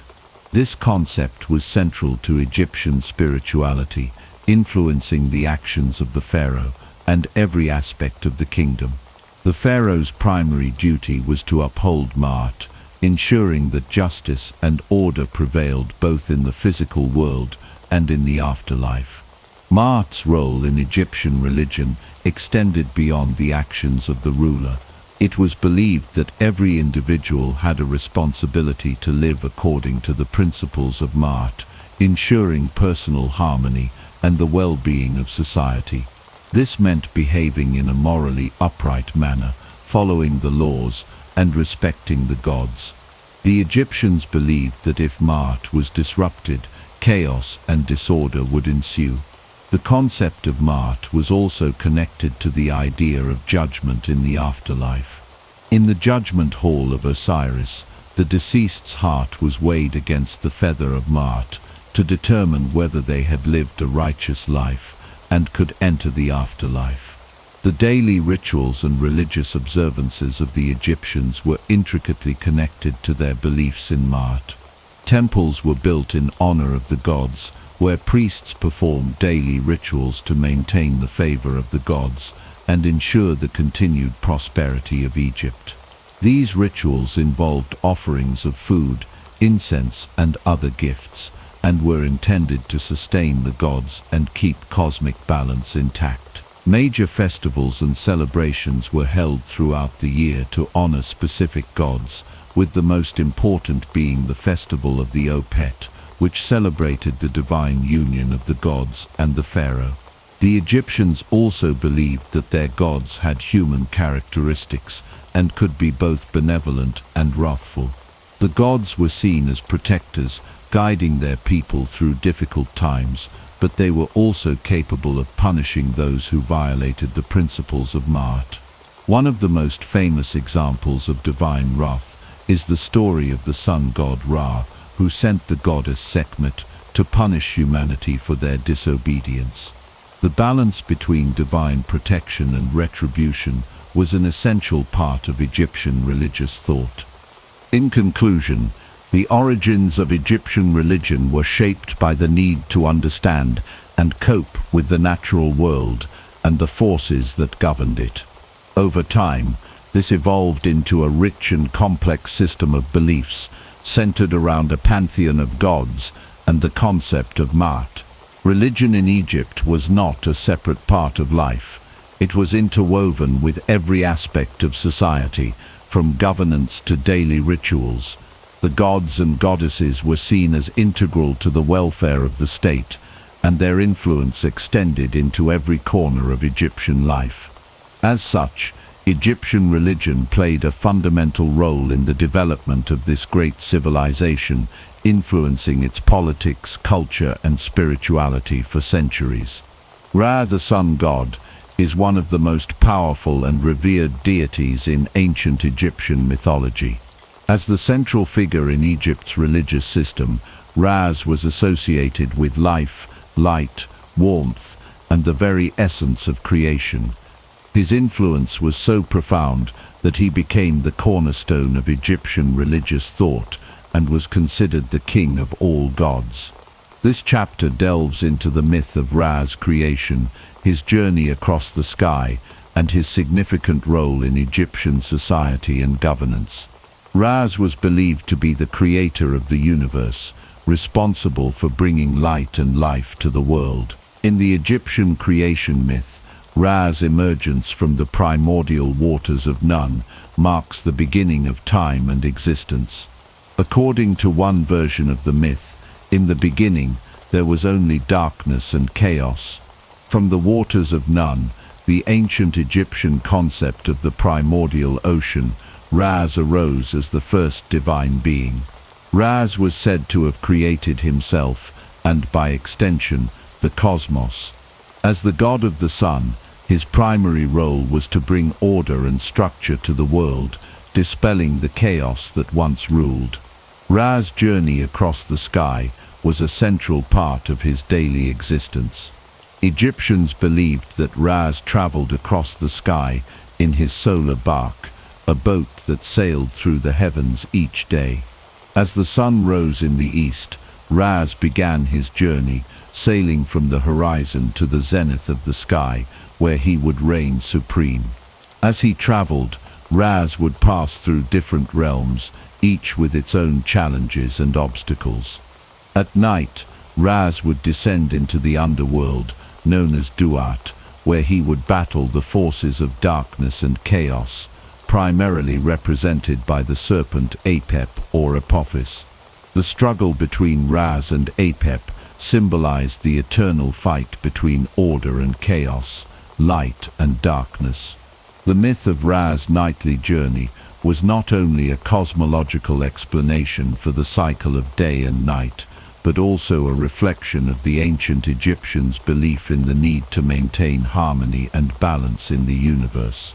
Ra's victory over Apep each night was seen as essential for the continuation of life and the preservation of Maat, the divine order. This daily cycle reinforced the idea that life itself was an ongoing struggle against disorder, and that divine intervention was necessary to maintain cosmic stability. Ra's association with the pharaohs of Egypt was another crucial aspect of his role in Egyptian religion.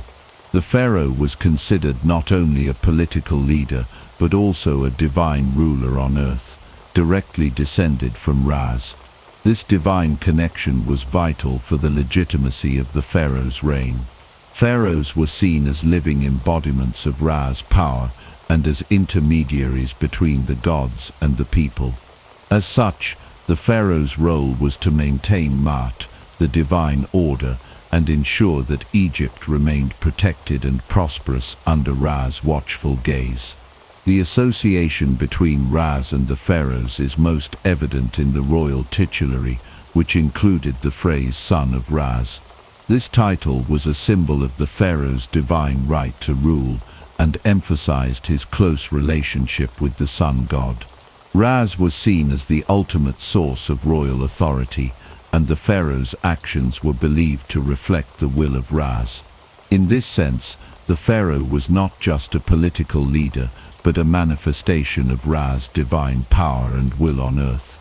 One of the most important aspects of the relationship between Raz and the pharaoh was the pharaoh's role in maintaining the cosmic order.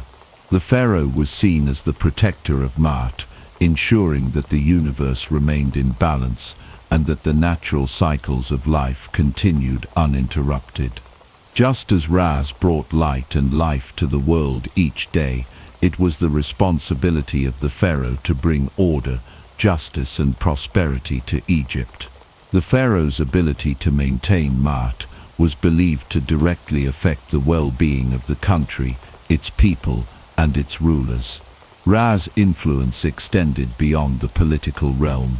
He was also associated with various temples and monuments built in his honor.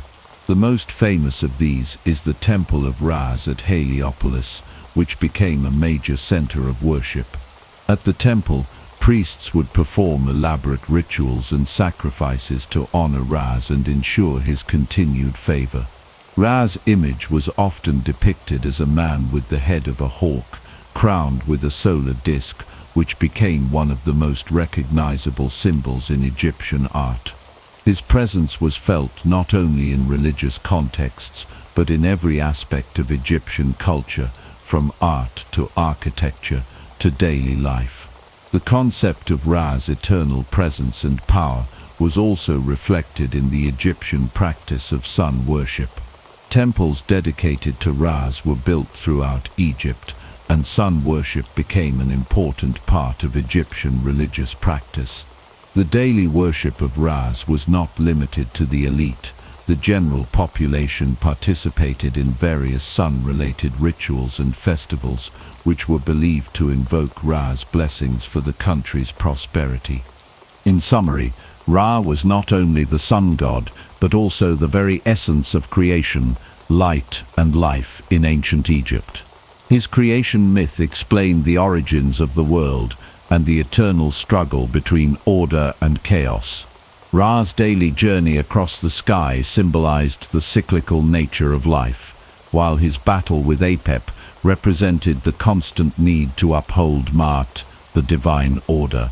His association with the pharaohs emphasized the divine right to rule, and the pharaohs themselves were seen as manifestations of Ra's power.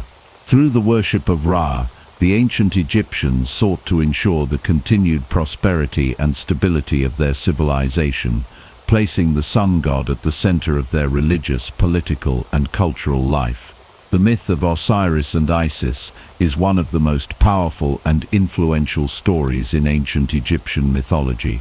Osiris, the god of the afterlife, and his wife Isis are central figures in the Egyptian religious system, representing death, resurrection, and the eternal cycle of life.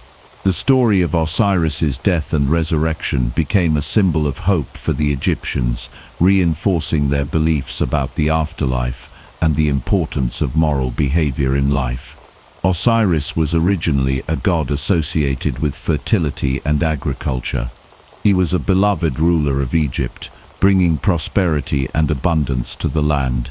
His wife Isis was a goddess of magic and wisdom, known for her devotion to Osiris and her powerful abilities to heal and protect. Together, they represented the harmonious balance of life, death, and rebirth.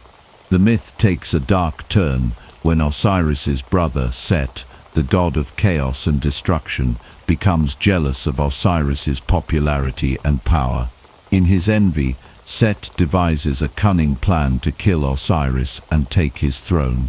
Set traps Osiris in a beautiful, ornately decorated coffin, which he seals and throws into the Nile River. The coffin is carried away, and Osiris's body is eventually discovered by Isis. Heartbroken, Isis embarks on a quest to find and restore her beloved husband. With the help of her magical powers and the assistance of her sister Nephthys and the jackal-headed god Anubis, Isis is able to recover Osiris's body. However, Set, not willing to allow his brother's resurrection, dismembers Osiris's body and scatters the pieces across Egypt. Undeterred, Isis and her sister search for and reassemble Osiris's body, bringing him back to life through the power of her magic. The resurrection of Osiris is one of the most significant events in Egyptian mythology. It symbolizes the eternal cycle of life, death, and rebirth. Osiris's ability to be resurrected represents the promise of life after death and the possibility of regeneration. Osiris, after his resurrection, becomes the ruler of the afterlife, presiding over the judgment of souls and guiding the dead to their final resting place. The concept of the afterlife was central to Egyptian religious beliefs, and Osiris was the key figure in this process. The idea that one could live again in a different form after death provided comfort and hope to the ancient Egyptians. Osiris's resurrection also had profound implications for the pharaohs of Egypt. Pharaohs were considered to be the living embodiments of Horus, the son of Osiris, and were thus directly connected to Osiris in both life and death. After their deaths, the pharaohs were believed to join Osiris in the afterlife, and they were often depicted as being reborn in a similar way to their divine ancestor. This connection between Osiris and the pharaohs reinforced the concept of divine kingship and the idea that death was not an end, but a continuation of the eternal cycle. The myth of Osiris and Isis also had a significant impact on the religious practices of ancient Egypt. The story of Osiris's death and resurrection became the basis for many of the rituals and beliefs surrounding burial and the afterlife. Egyptians believed that through proper burial rites and offerings to the gods, the soul could be assured of its place in the afterlife, where Osiris would judge it and determine its fate. In addition to its religious significance within Egypt, the myth of Osiris and Isis also influenced the afterlife beliefs of later civilizations. The story of Osiris's resurrection would later be echoed in various religious traditions, especially in the concept of a dying and rising god, a motif that appears in numerous mythologies across the world. Some scholars believe that the Osiris myth may have influenced the development of Christian resurrection theology, with similarities between the resurrection of Osiris and the resurrection of Jesus Christ. Osiris also became a symbol of hope for the common people of Egypt. In a society where life was often difficult and uncertain, the story of Osiris's resurrection reminded the Egyptians that death was not the end, and that there was hope for renewal and rebirth. The resurrection of Osiris represented the idea that life, in all its forms, was cyclical, renewed each day with the rising of the sun, and again with the resurrection of Osiris. In conclusion, the myth of Osiris and Isis is one of the most important and enduring stories in ancient Egyptian religion. It encapsulates the central themes of life, death, and resurrection, offering Egyptians both a moral framework for living and a vision of hope for the afterlife. The story's impact extended far beyond Egypt, influencing the religious traditions of later civilizations and continuing to resonate through time as a powerful symbol of rebirth and eternal life. The early dynastic period of ancient Egypt, which lasted from around 3100 BCE to 2686 BCE, marks a crucial phase in the formation of one of the most powerful and enduring civilizations in history.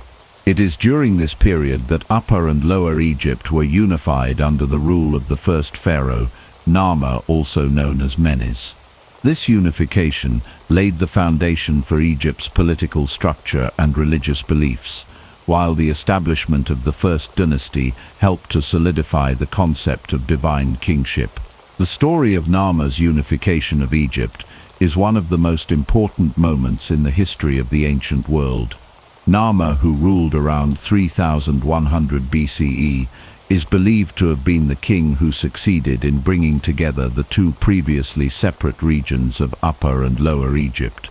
The unification was symbolized by the creation of the famous Narmer palette, a ceremonial slate slab depicting Narmer wearing the crowns of both Upper and Lower Egypt.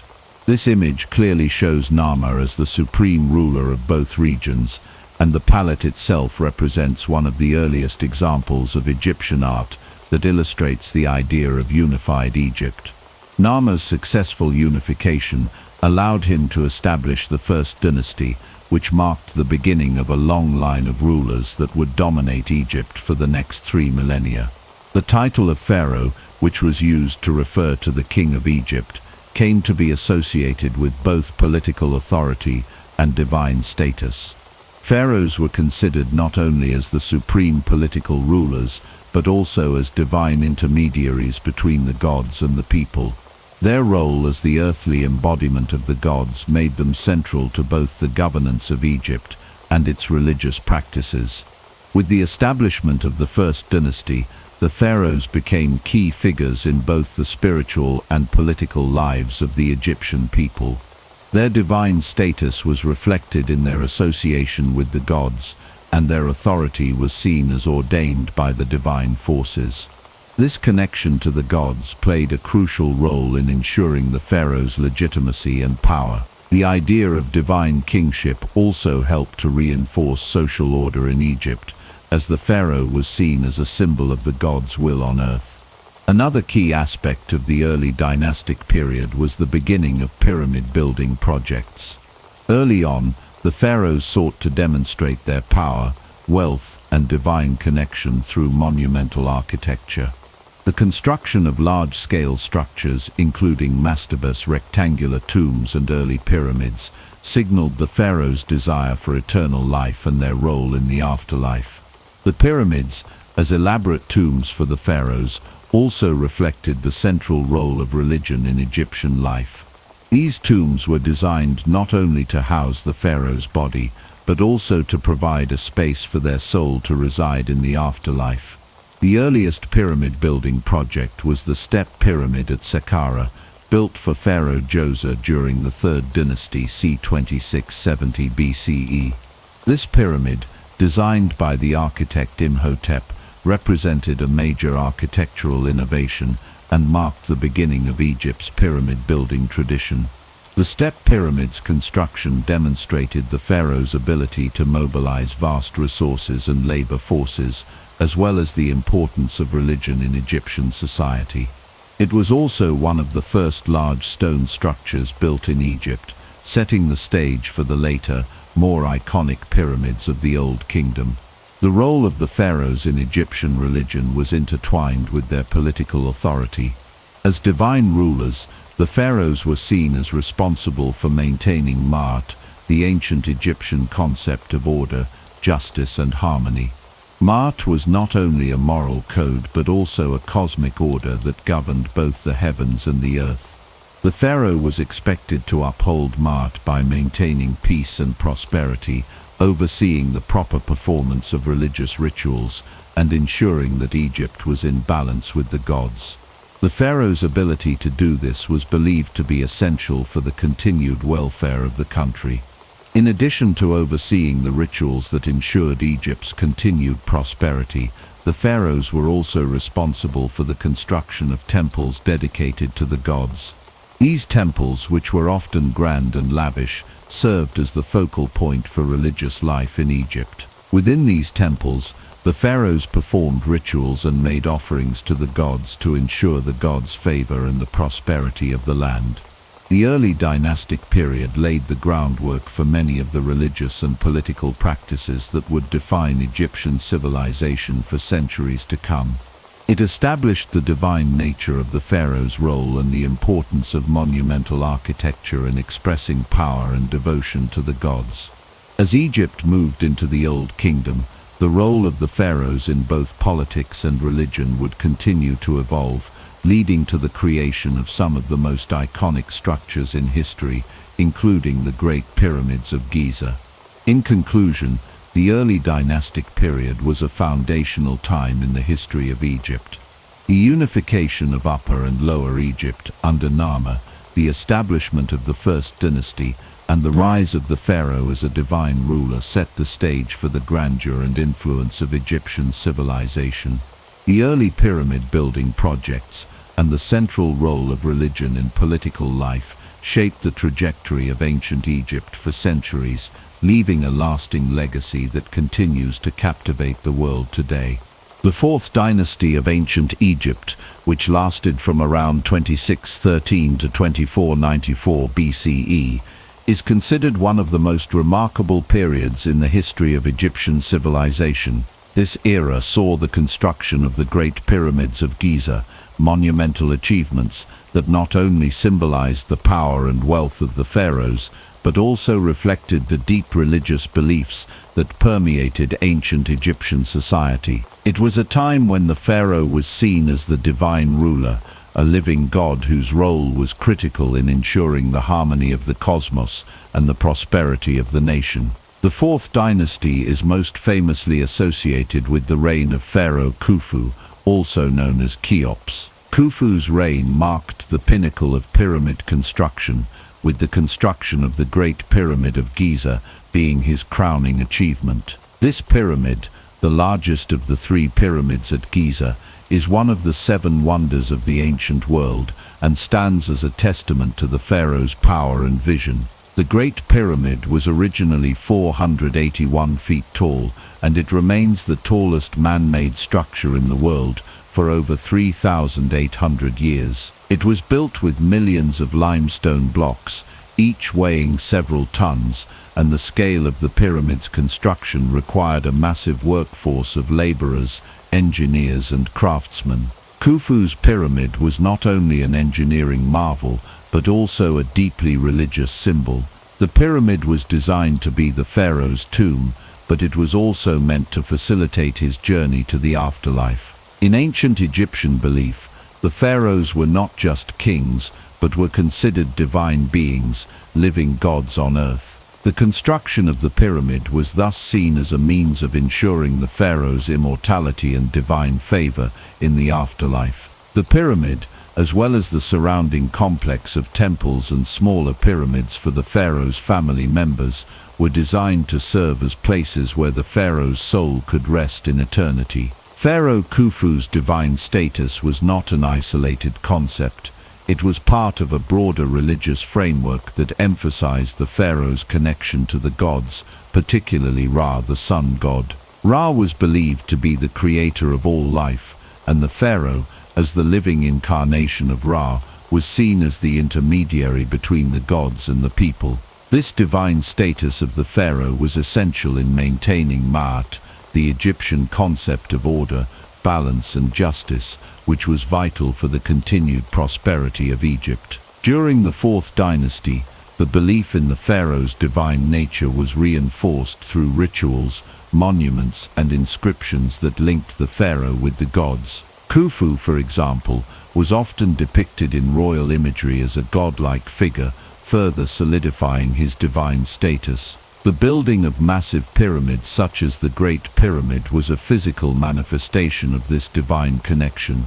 By constructing these grand structures, the pharaohs were not just asserting their political power, but were also fulfilling their religious duties to ensure the favor of the gods and the stability of the world. Another significant development during the Fourth Dynasty was the introduction of the concept of the Ka, which would become central to Egyptian ideas about the afterlife. The Ka was believed to be a person's soul or spiritual essence, and it was thought to live on after the body's death. The pharaoh's Ka was considered to be eternal, continuing to exist in the afterlife. This belief influenced the construction of elaborate tombs, as the pharaoh's Ka needed a place to reside after death. The pyramid was therefore not only a tomb, but also a place for the pharaoh's Ka to be preserved for eternity. The concept of the Ka also had a broader societal impact. It reinforced the belief that the soul was just as important as the body, and that the afterlife was an extension of earthly life. The Ka required offerings of food, drink, and other items to ensure its well-being in the afterlife. This is why tombs were often filled with goods that the deceased might need in the next world. For the pharaohs, these goods were often placed in elaborate burial chambers within the pyramids, ensuring that the pharaoh's Ka would remain nourished and cared for in the afterlife. In addition to Khufu, his successors in the Fourth Dynasty, such as Pharaoh Khafre Chephren and Pharaoh Menkaure, continued the tradition of pyramid building. Khafre, for example, built the second pyramid at Giza, and his complex is also home to the famous Great Sphinx, a massive limestone statue with the body of a lion and the head of a pharaoh. The Sphinx is believed to represent Khafre himself, further emphasizing the pharaoh's divine nature and his role as a god on earth. The pyramid building projects of the Fourth Dynasty were not only about the pharaoh's afterlife, but also about reinforcing the political and religious order of Egypt. These massive monuments were symbols of the pharaoh's power and divine right to rule, and they served as reminders of the eternal connection between the ruler and the gods. They were also expressions of Egypt's ability to mobilize labor, resources, and technology to create awe-inspiring structures that would stand for millennia. In conclusion, the Pyramid Age and the Fourth Dynasty of ancient Egypt represent one of the most extraordinary periods in the history of the ancient world. The reign of Pharaoh Khufu, with the construction of the Great Pyramid of Giza, stands as a lasting testament to the divine authority of the pharaohs and their role in ensuring the balance of the universe. The introduction of the Ka and the emphasis on the afterlife further solidified the religious beliefs of the time, and the pyramid-building projects of the era were monumental, both in their scope and their cultural significance. The legacy of the Fourth Dynasty continues to influence our understanding of ancient Egypt and the ancient world as a whole. The Middle Kingdom of Egypt, which lasted from around 2055 to 1650 BCE, marks a pivotal period in ancient Egyptian history. This era followed a time of instability known as the First Intermediate Period, where the once unified kingdom had fractured, leading to political disarray and decentralization. As Egypt transitioned from the Old Kingdom, the power of the pharaohs was restored, and a new era of stability and prosperity emerged. The Middle Kingdom would lay the groundwork for many of Egypt's most lasting achievements, both politically and religiously. The Middle Kingdom began with the reunification of Egypt under Pharaoh Mentuhotep II, who established the 11th dynasty. His victory over rival dynasties and his ability to restore centralized authority were crucial in bringing Egypt out of the chaos of the First Intermediate Period. Following his reign, the 12th dynasty, which included pharaohs like Amenemhat I and Senusret I, brought further stability to the nation. These pharaohs focused on administrative reforms, military campaigns, and large-scale building projects, which marked the beginning of the Golden Age of the Middle Kingdom. One of the most significant developments during the Middle Kingdom was the rise of the god Amun. Amun's emergence as a powerful deity reflects the broader religious transformations that took place during this period. Initially, Amun was a local god worshipped primarily in Thebes, a city in Upper Egypt. However, as the Middle Kingdom progressed, Amun's status was elevated, and he became one of the most important gods in the Egyptian pantheon. Amun's rise to prominence coincided with the growing political and religious power of Thebes. As the capital of the Middle Kingdom shifted back to Thebes, Amun became closely associated with the pharaohs, who sought to consolidate their political and divine power by aligning themselves with this powerful god. Amun's attributes as a creator god and his connection to the sun made him an appealing figure for the pharaohs, who were eager to strengthen their divine right to rule. Over time, Amun's role expanded, and he was associated with creation, fertility, and kingship. The role of Amun in religious life reached its peak during the reign of Pharaoh Amenemhat II, who ruled during the 12th dynasty. Amenemhat II, like his predecessors, worked to strengthen the political and religious unity of Egypt, and he did so in part by fostering the worship of Amun. This religious alliance between the pharaohs and Amun helped to solidify the legitimacy of the ruling family, as it reinforced the idea that the pharaoh's power came from divine favor.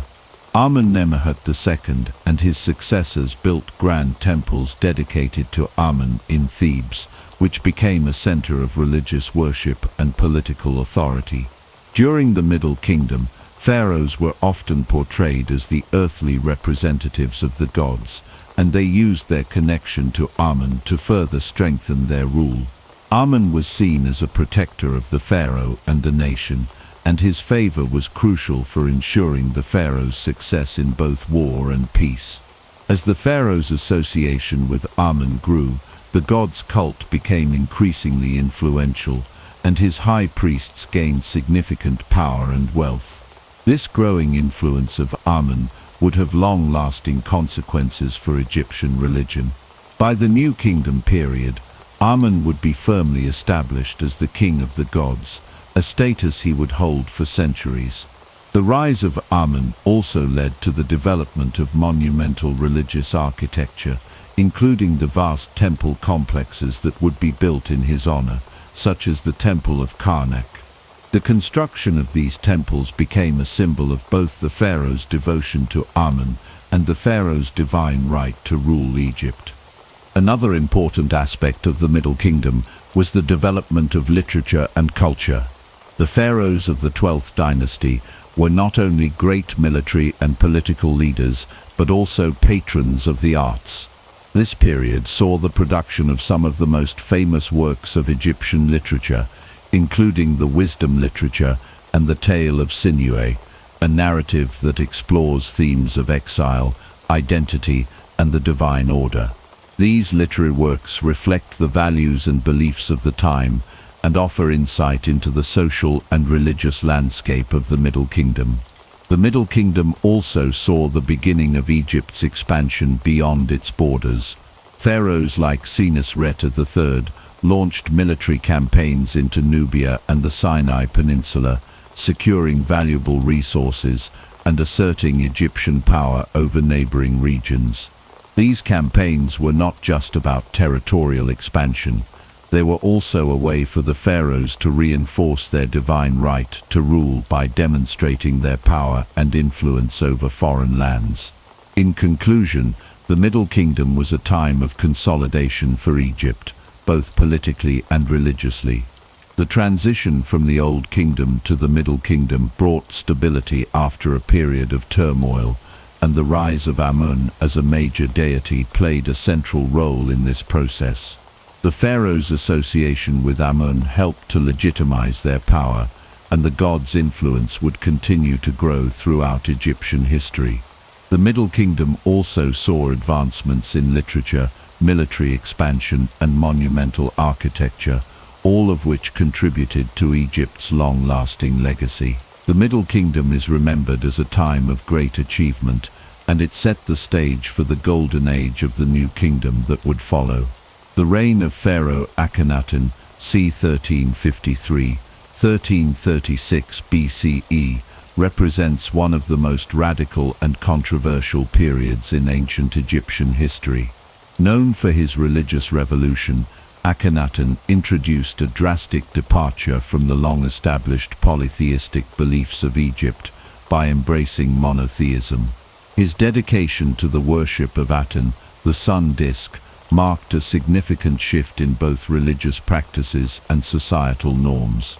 This chapter will explore Akhenaten's religious reform, its impact on Egyptian art and culture, and the return to traditional polytheism after his death. Akhenaten, originally named Amenhotep IV, ascended to the throne during the 18th dynasty, a period when Egypt was at the height of its power. Initially, he ruled under the traditional pantheon of gods, but in a dramatic break with tradition, Akhenaten introduced the worship of Aten as the sole god. Aten, depicted as a sun disk with rays extending to the earth, became the central figure in Akhenaten's religious vision. Unlike the other gods, who were often represented in human or animal form, Aten was symbolized as a simple disk of light, emphasizing his abstract, all-encompassing nature. This religious revolution was not merely a change in the gods worshipped, it was an entire reorganization of Egyptian society and culture. Akhenaten built a new capital city, Akhenaten, modern-day Amarna, which was dedicated entirely to the worship of Aten. The city was designed with an open, airy layout, reflecting the god's association with the sun and the sky. Akhenaten's decision to move the capital away from Thebes, the traditional center of religious power, was a bold political statement as well. He aimed to shift both the political and religious center of Egypt to Aten, and away from the established priesthood of Amun, who had long held great influence in Egypt.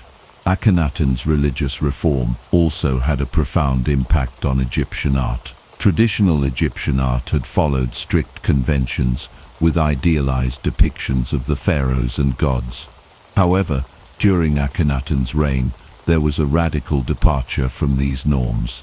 In the art of the Amarna period, Akhenaten and his family were depicted with exaggerated features, such as elongated heads and necks, which may have symbolized their divine nature, or simply been a stylistic choice. These depictions were far more naturalistic than previous royal portrayals, which had adhered to rigid conventions of royal perfection.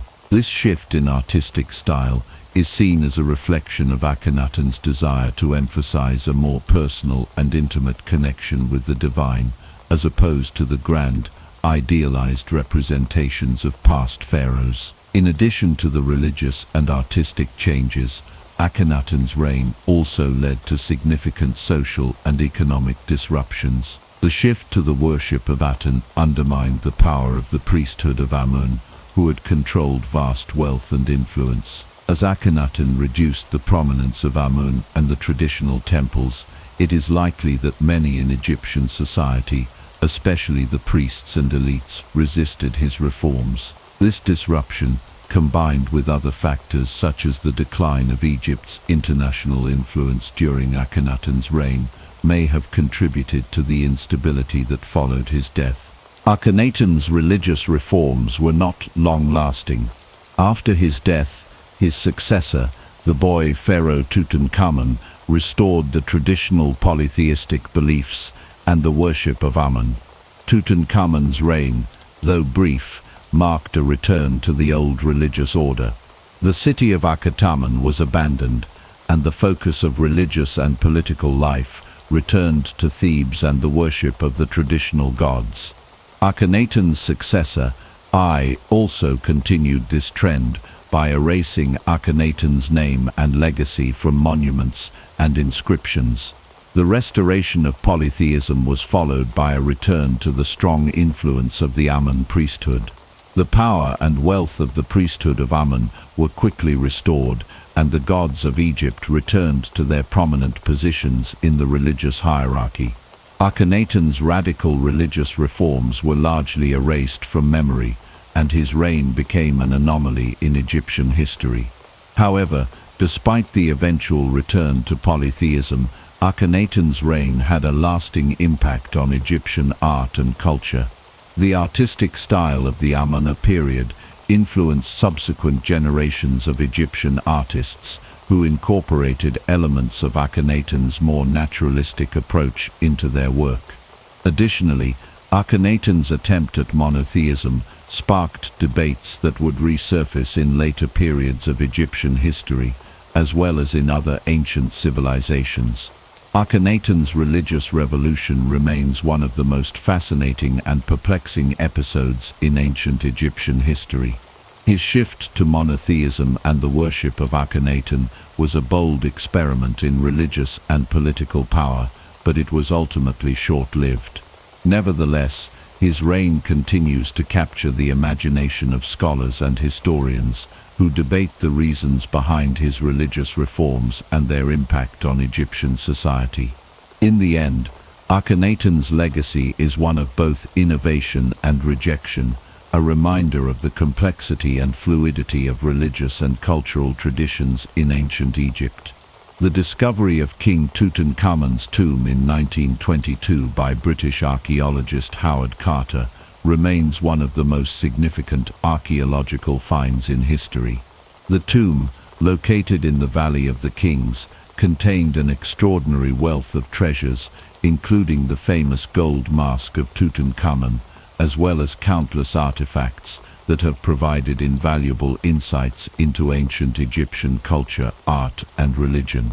This discovery not only brought King Tut to international fame, but also shed new light on the religious and political history of Egypt, particularly during the transition from the reign of Akhenaten to the restoration of traditional polytheistic worship. Tutankhamun ascended to the throne at a young age, likely around the age of 9 or 10, following the death of his father, Akhenaten, and the subsequent collapse of Akhenaten's religious reforms. Akhenaten's attempt to establish the worship of Akenes, the sole god, had been deeply controversial, and after his death, the return to the traditional religious order was inevitable. As pharaoh, Tutankhamun was a figurehead, with the real power lying in the hands of his advisors, such as the Vizier I and General Horemheb. Despite his youth and relative inexperience, Tutankhamun's reign was marked by the restoration of the traditional polytheistic beliefs that had been disrupted by Akhenaten.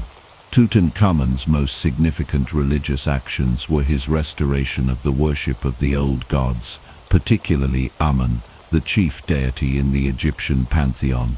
Akhenaten's efforts to suppress the worship of Amun had caused widespread unrest, and the return to the traditional gods was seen as a necessary step to heal the divisions caused by Akhenaten's reign. Tutankhamun's restoration of Amun worship included the reopening of temples that had been closed during the Amunna period and the reinstatement of the powerful Amun priesthood. The pharaoh also took steps to erase Akhenaten's name from monuments and inscriptions as part of the broader effort to undo his predecessor's religious changes. Although Tutankhamun's reign was short, he died around the age of 18 or 19. His restoration of the old gods had a profound impact on Egyptian religious life. The gods, such as Amun, Osiris, and Ra, returned to their central positions in the Egyptian religious system. Amun, in particular, regained his status as the king of the gods, and his cult based in Thebes flourished once again. The power of the priesthood of Amun was strengthened, and Egypt's religious and political landscape returned to the familiar order that had existed prior to Akhenaten's reforms. In addition to the religious changes, the afterlife beliefs of Egyptian pharaohs also played a central role in Tutankhamun's reign. Like all pharaohs, Tutankhamun's ultimate goal was to ensure a successful journey to the afterlife, where he would join the gods and continue his reign in a divine realm. Egyptian religion held that the pharaoh's soul, or Ka, was eternal, and it was the pharaoh's duty to maintain Ma'at, the cosmic order, during his reign. Upon death, the pharaoh's Ka was believed to journey through the underworld, facing various trials and challenges before ultimately reaching the realm of Osiris, the god of the afterlife. Osiris was one of the most important deities in the Egyptian pantheon, and his role in the afterlife was central to Egyptian religious beliefs. Osiris, originally a god of fertility and agriculture, became associated with death and resurrection. According to Egyptian mythology, Osiris was murdered by his brother Set and dismembered, but his wife, Isis, successfully reassembled his body, allowing him to be resurrected. This myth of death and rebirth was symbolic of the eternal cycle of life, death and renewal, and it was central to the pharaoh's understanding of the afterlife. The pharaoh's connection to Osiris was believed to ensure his immortality. Upon death, the pharaoh's body would be preserved through mummification, and his Ka would be placed in a tomb along with offerings for the afterlife. The tomb of Tutankhamun, for example, contained not only the pharaoh's mummy, but also a wealth of objects intended to ensure his comfort and survival in the afterlife. These items included furniture, clothing, jewelry, and food, as well as statues and representations of the gods, including Osiris and Amun. The tomb of Tutankhamun also revealed the pharaoh's close connection to the god Ra, the sun god, who was believed to journey through the sky each day, bringing light and life to the world. Ra's influence on Egyptian religion was profound, and the pharaoh's role as the living embodiment of Ra was a central part of his divine authority. In the afterlife, the pharaoh was thought to join Ra in the celestial realm, ensuring the continued order and prosperity of Egypt. The discovery of Tutankhamun's tomb not only provided a wealth of material culture, but also illuminated the religious and spiritual beliefs of ancient Egypt. The tomb's treasures, many of which were devoted to the gods of Egypt, reveal the deep reverence with which the pharaohs approached the divine realm. Tutankhamun's tomb contained numerous statues, amulets, and inscriptions that demonstrate the importance of the gods in his life and death. These artifacts highlight the belief in a divine order that transcended earthly existence and the pharaoh's essential role in maintaining that order. In conclusion, Tutankhamun's reign, though brief, was marked by the restoration of Egypt's traditional polytheistic beliefs and a return to the worship of the gods, particularly Amun and Osiris. The discovery of his tomb has provided modern scholars with unparalleled insight into the religious practices, art, and material culture of ancient Egypt. The gods of Egypt, from Amun and Osiris to Ra, played a central role in the afterlife beliefs of the pharaohs, and the legacy of these beliefs continues to fascinate and inspire people around the world today. The New Kingdom c. 1550 1070 BCE, is often regarded as the peak of ancient Egyptian civilization, marked by immense military power, cultural flourishing, and monumental building projects. Among the many great pharaohs of this period, Ramses II, also known as Ramses the Great, stands out as one of the most influential and legendary rulers in Egyptian history. His reign, lasting from 1279 to 1213 BCE, is considered a high point in Egyptian power, with Ramses II being celebrated for his military successes, his role in constructing vast temple complexes, and his consolidation of Egypt's divine right to rule through his association with the gods. Ramses II's reign followed a period of relative stability after the turbulent 18th dynasty, during which Egypt had established its dominance in the ancient world. Under Ramses II, Egypt reached the height of its territorial expansion and political influence. His military campaigns, especially against the Hittites in the Battle of Kadesh, demonstrated his prowess as a warrior and strategic leader. Although the battle itself was inconclusive, Ramses II presented it as a great victory, securing his reputation as a defender of Egypt's borders and an upholder of Ma'at, the divine order. The gods played a central role in legitimizing Ramses II's reign, reinforcing his divine right to rule. Amun, Ra, and Pa, three of the most powerful gods in the Egyptian pantheon, were closely associated with the pharaoh, as they were with all Egyptian rulers. Amun, as the king of the gods, was the most prominent deity associated with Ramses II's reign. The pharaoh was often depicted as the earthly representative of Amun, who was believed to give the pharaoh divine sanction to rule. The close relationship between Ramses II and Amun was evident in the construction of grand temples and monuments dedicated to the god, which not only served religious purposes, but also reinforced the pharaoh's authority and divine right. Ra, the sun god, was also of central importance during Ramses II's reign. The pharaoh was often depicted as the living embodiment of Ra, particularly in the context of his military campaigns, where he was shown as a divine warrior under Ra's protection. Ra's influence extended beyond the earthly realm, as the pharaoh was also believed to join Ra in the afterlife, continuing his rule in the celestial realm. The pharaoh's association with Ra reinforced his status as the protector of Egypt and the guarantor of its prosperity. Ptah, the god of creation and craftsmanship, was another important deity during Ramses II's reign. Ptah was particularly associated with the city of Memphis, the ancient capital of Egypt, and Ramses II, as a ruler deeply invested in monumental architecture, sought to honor Ptah through the construction of temples and statues. The pharaoh's connection to Ptah underscored his role as a builder and creator, further solidifying his divine authority. Ramses II's dedication to the gods was not limited to his military exploits. It was also expressed in his monumental construction projects. Throughout his reign, Ramses II oversaw the building of some of Egypt's most iconic temples and monuments, many of which were dedicated to the gods he revered. One of the most famous of these is the Abu Simbel complex, located in southern Egypt near the Nubian border. The temple at Abu Simbel, carved directly into a mountainside, is an awe-inspiring example of Ramses II's architectural ambition. The complex features 4 colossal statues of Ramses II seated on a throne, symbolizing his dominance over both the earthly and divine realms.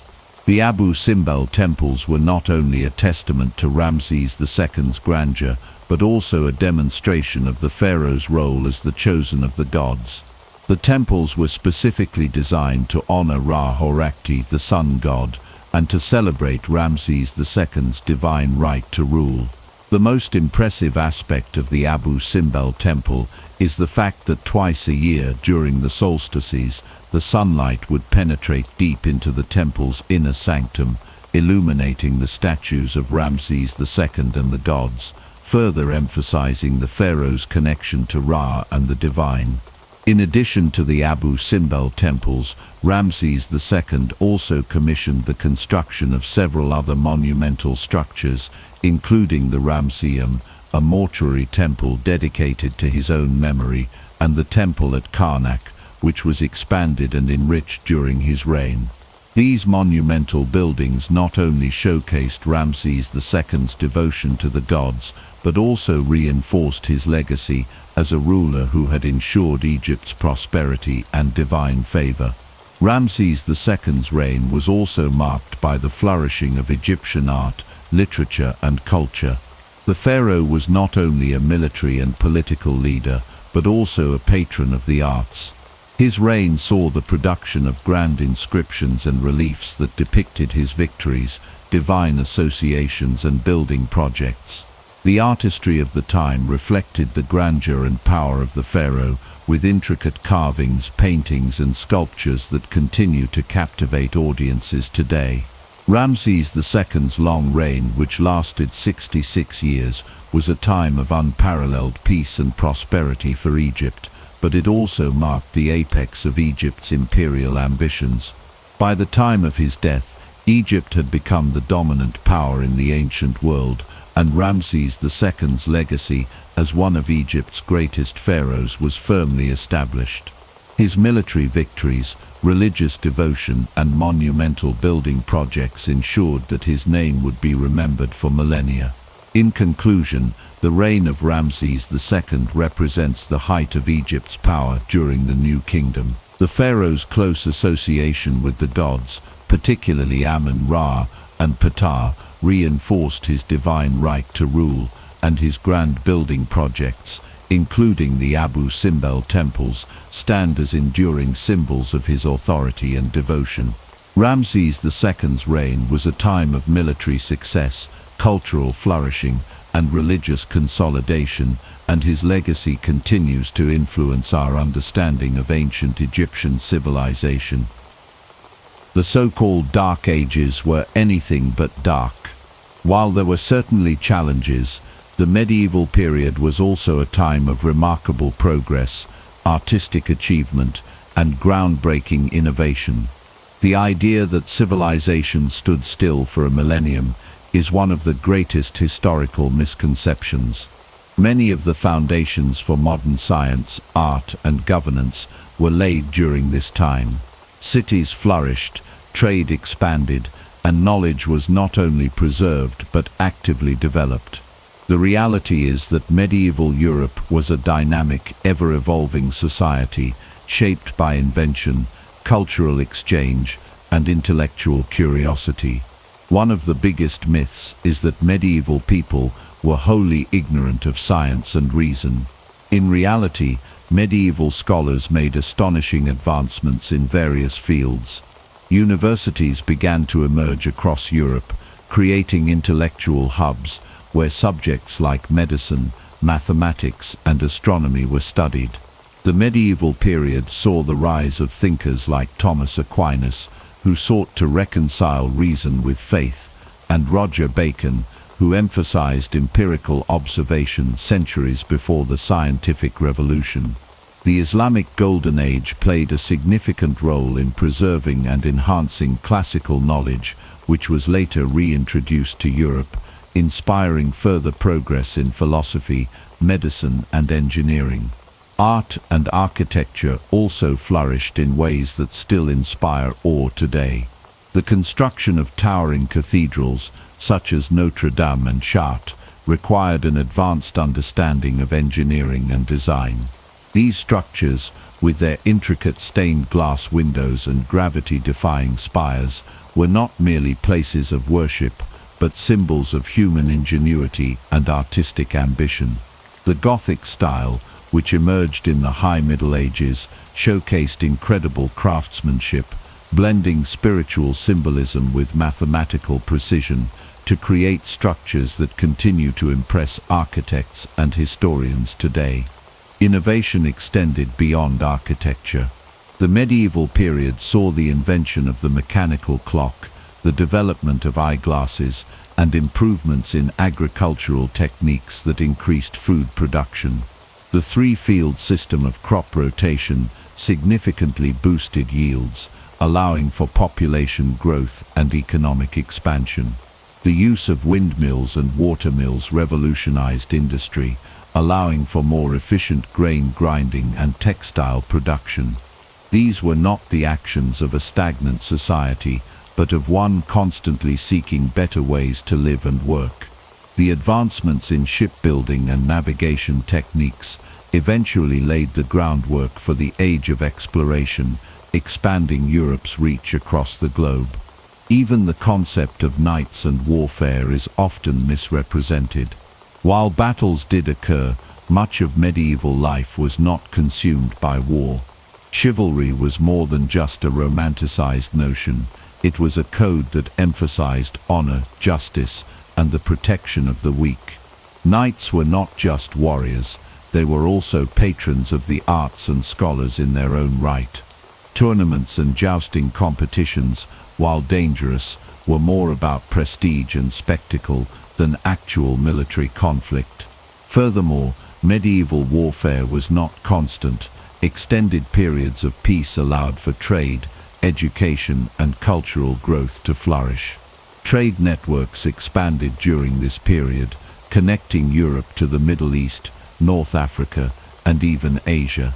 The Silk Road facilitated the exchange of goods, ideas, and technologies, bringing innovations such as paper, printing, and advanced medical knowledge to Europe. Cities such as Venice and Constantinople became centers of commerce where goods, ideas, and cultures intermingled.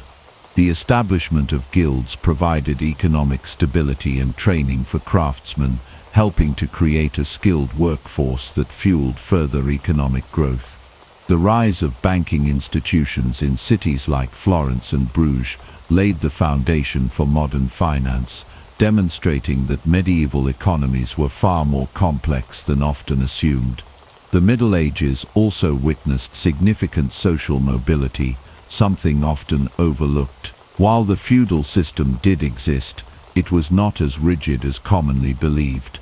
Serfs could buy their freedom, skilled tradesmen could rise in status, and many women played vital roles in business, medicine, and even politics.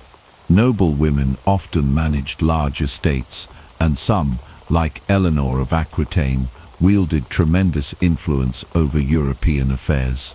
Religious institutions also provided avenues for upward mobility, as monasteries and convents became centers of learning and literacy. Many rulers, recognizing the value of education, sponsored schools and scholars to ensure their courts remained centers of culture and knowledge. The perception of the medieval period as a time of darkness and suffering is largely a product of later historical bias. Renaissance scholars sought to distance themselves from the past, branding the era before them as backward to elevate their own achievements. The term Dark Ages itself is misleading, as it ignores the vibrancy and dynamism that defined medieval society. The printing press, developed at the tail end of the Middle Ages, played a crucial role in the rapid spread of knowledge, helping to usher in the Renaissance rather than simply marking the end of an ignorant age. By looking beyond the myths, we can see that the Middle Ages were a time of extraordinary resilience and progress. The people of this era were not merely surviving, they were innovating, creating, and laying the groundwork for the world we live in today. The next time you hear the phrase the Dark Ages, remember that history is far more nuanced than the stories we have been told. The Middle Ages were not a time of unrelenting darkness, but an era of transformation, discovery, and human ingenuity that still influences us to this day. When people think of the Middle Ages, they often imagine a world of filth and squalor, where unwashed peasants lived in streets filled with refuse and disease. Hollywood and popular media have perpetuated this image, making it seem as though medieval people had no concept of hygiene. But the truth is far from this grim portrayal.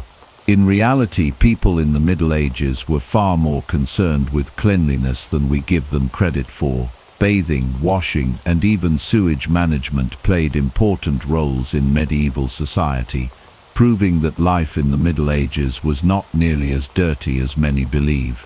Personal hygiene was an essential part of daily life, particularly for those who could afford regular access to clean water. Public bathhouses were a common feature in many medieval towns and cities, where people would gather to bathe and socialize. In fact, medieval Europeans inherited a love for bathing from the Romans, whose bathhouse traditions continued well into the Middle Ages. Cities like Paris, London, and Prague had numerous bathhouses where people of all classes could wash themselves, and in some cases even enjoy heated water. In the 13th and 14th centuries, public bathhouses became so popular in many European cities that they were seen as centers of relaxation and even luxury. Bathing was not just reserved for the wealthy or those living in cities. In the countryside, peasants and farmers often bathed in rivers, lakes, or even wooden tubs inside their homes.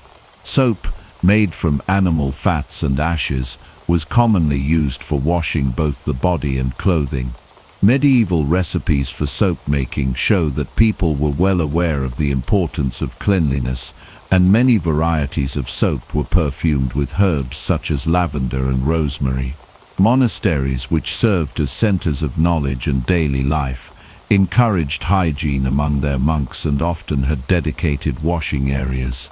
Some even required their members to bathe at least once a week, which compared to some later historical periods was quite frequent. Beyond personal hygiene, medieval societies also made efforts to maintain the cleanliness of their cities and towns. Many medieval cities had rudimentary sewage systems, with waste being channeled away through drainage ditches or underground pipes. In some places, regulations were even put in place to ensure waste was properly disposed of, and streets were kept clean. London, for example, passed laws in the 14th century to remove waste from the streets and prevent contamination of drinking water sources. While these measures may not have been as advanced as modern sanitation systems, they demonstrate a clear awareness of the importance of cleanliness and public health. Tooth care was another aspect of hygiene that medieval people took seriously.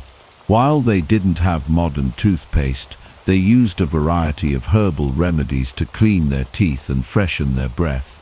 Some of these included rubbing salt or ashes on their teeth, or using herbal mouth rinses made from mint or sage.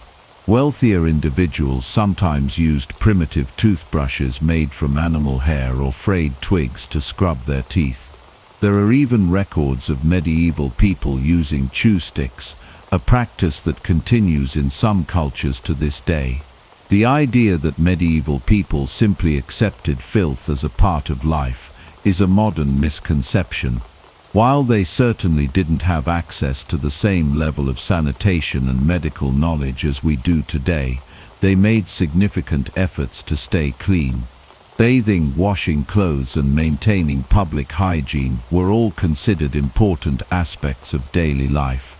The belief that medieval society was inherently dirty comes largely from later time periods, particularly the early modern era, when bathing became less common due to misguided fears that water spread disease. In contrast, medieval people often embraced bathing and cleanliness as a way of life.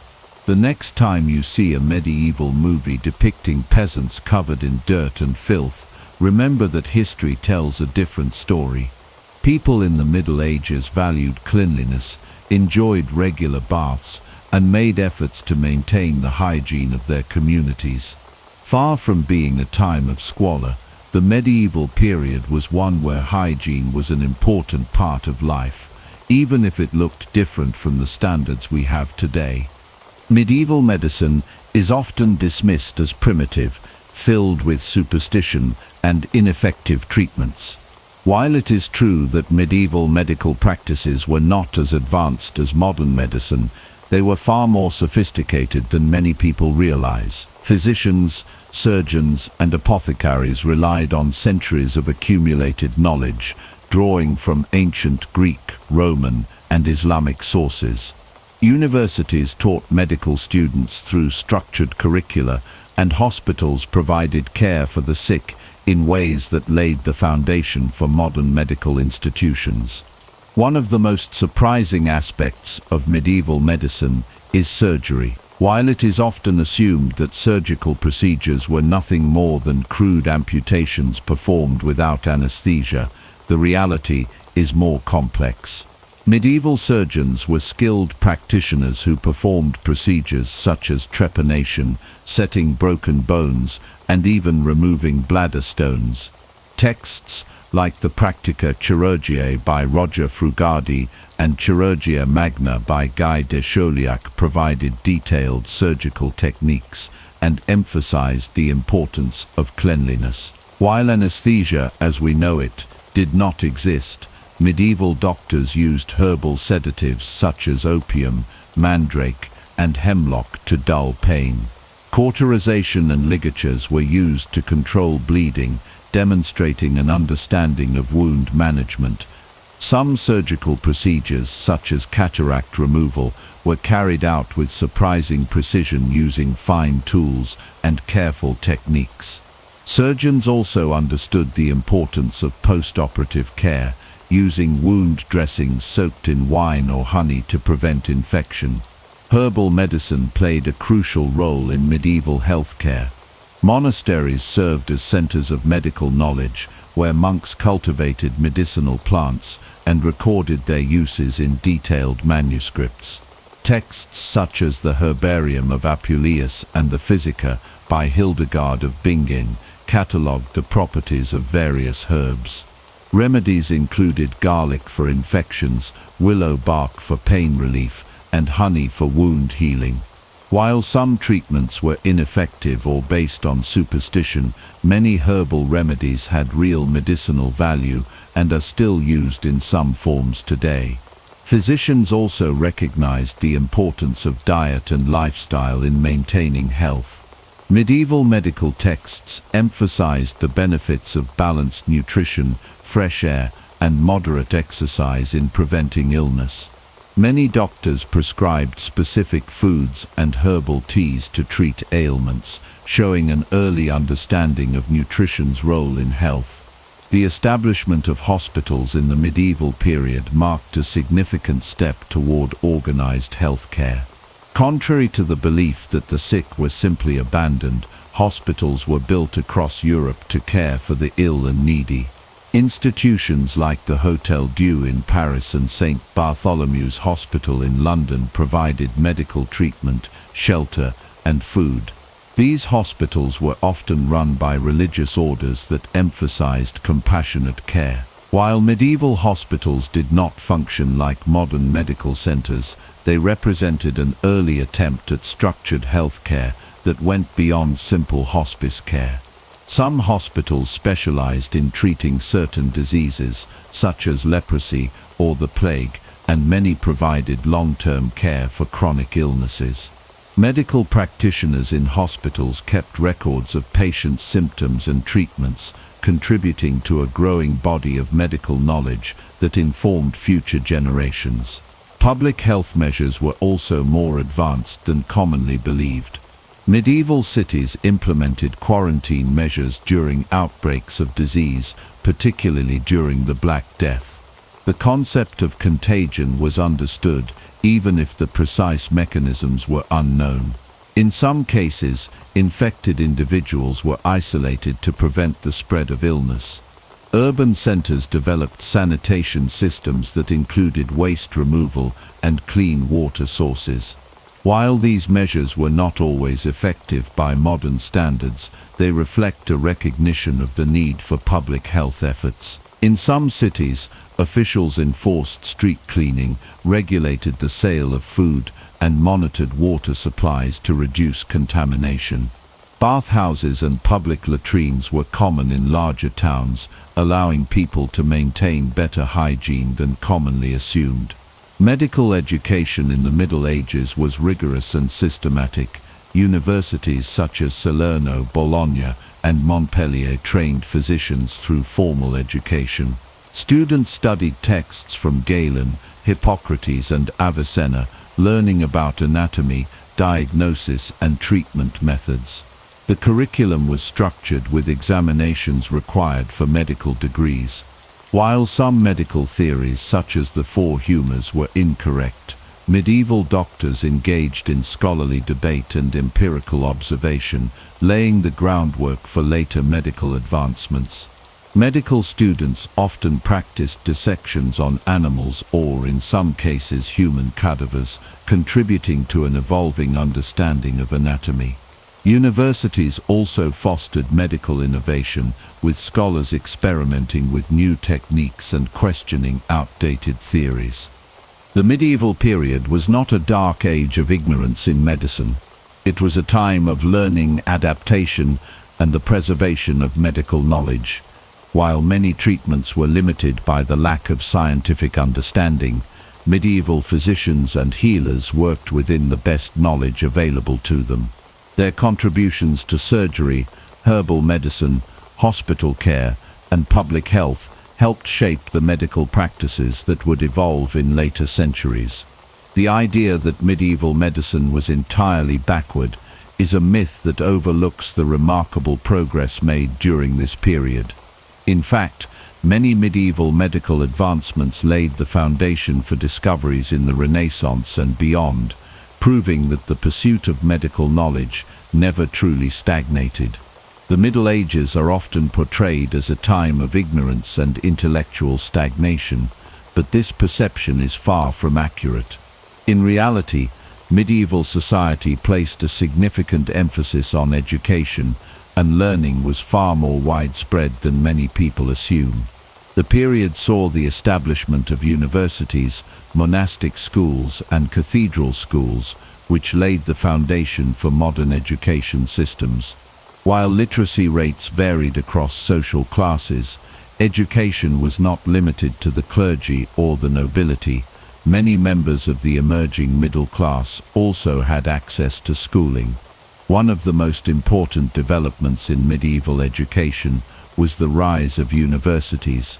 The first European universities, such as those in Bologna, Paris, and Oxford, emerged in the 12th and 13th centuries. These institutions became centers of higher learning, offering instruction in law, medicine, theology, and the liberal arts. The university model, with its structured curriculum and degrees, provided an educational framework that still influences modern academia. Students studied classical texts from scholars such as Aristotle and Cicero, as well as works from Islamic and Jewish scholars like Avicenna and Maimonides. Despite the challenges of medieval life, these universities produced some of the greatest intellectuals of the time, including Thomas Aquinas and Albertus Magnus. Education was not limited to universities. Monastic schools played a crucial role in preserving and transmitting knowledge. Monks meticulously copied and studied ancient manuscripts, ensuring the survival of Greek and Roman literature, scientific texts, and theological works. These schools provided education to young boys, primarily those training for the clergy, but also to lay students in some cases. Cathedral schools, often attached to large churches, also became important centers of learning. They trained future clerics but sometimes accepted students from wealthy or influential families who sought a broader education. Subjects taught included Latin, logic, rhetoric, arithmetic, and music, forming the basis of the medieval curriculum known as the trivium and quadrivium. Contrary to the belief that only the elite had access to education, many towns and cities had grammar schools where children of merchants and artisans could receive instruction. These schools focused on literacy, numeracy, and practical skills needed for trade and administration. Apprenticeship systems also functioned as an alternative form of education, with young people learning specialized crafts under the guidance of master artisans. This hands-on training was essential for professions such as blacksmithing, weaving, and bookkeeping. Women's education in the Middle Ages was more common than often assumed, though opportunities varied by social class. While most formal education was directed at men, noble women were frequently taught reading, writing, and mathematics, particularly if they were expected to manage estates or engage in correspondence. Some women, particularly in convents, received extensive education in Latin, theology, and even medicine. Figures like Hildegard of Bingen and Christine de Pizan demonstrate that medieval women could be scholars, writers, and intellectuals in their own right. The influence of medieval education extended beyond the classroom. The rise of literacy contributed to the spread of knowledge through books and manuscripts, fostering a growing intellectual culture. The development of libraries, both in monasteries and universities, allowed scholars to access and build upon previous works. Additionally, the increasing use of the vernacular in literature and legal documents expanded education beyond Latin-speaking scholars to a broader audience. The idea that the Middle Ages were a time of intellectual darkness is a misconception. Instead, it was a period of educational development that laid the groundwork for the Renaissance and the modern university system. From the rigorous scholarship of medieval universities to the practical learning of apprenticeships, education was a vital part of medieval life. The widespread efforts to teach, learn, and preserve knowledge ensured that intellectual progress did not stall but rather evolved, setting the stage for the advancements that followed in later centuries. The common perception of women in the Middle Ages is that they were entirely subordinate, voiceless, and without power. While it is true that medieval society was largely patriarchal, the reality was far more complex. Women played significant roles in trade, politics, and even warfare, often exerting more influence than modern portrayals suggest. Across medieval Europe, women could be merchants, landowners, scholars, and even rulers, shaping their communities in ways that defy simplistic stereotypes. One of the most overlooked aspects of medieval women's lives was their role in commerce. In many towns and cities, women actively participated in trade, working as merchants, artisans, and shopkeepers. Guild records show that women were involved in professions such as weaving, brewing, and textiles, often running businesses independently or alongside their husbands. In some cases, widows took over their late husband's trade and continued to operate successfully. Cities such as London, Paris, and Bruges had numerous female entrepreneurs, proving that economic agency was not limited to men. Women also held significant political power, particularly in noble and royal circles. Queens and noble women frequently acted as regents, ruling in place of underage or absent kings. Figures such as Eleanor of Aquitaine and Isabella of Castile wielded immense influence, making political decisions, leading military campaigns, and shaping the fate of entire kingdoms. Some women even exercised direct rule, controlling vast territories and negotiating treaties. In many cases, noble women managed estates, overseeing agricultural production, finances, and local governance in their husbands' absence. Beyond political and economic roles, some women defied expectations by taking up arms. While female warriors were rare, they were not unheard of. Women such as Joan of Arc, Matilda of Tuscany, and the Viking shield maidens challenged traditional gender roles by leading troops into battle. Even if they did not fight personally, many noble women organized military defenses and commanded castles during sieges. Chronicles and records document instances where women were instrumental in wartime leadership, ensuring the survival of their people and lands.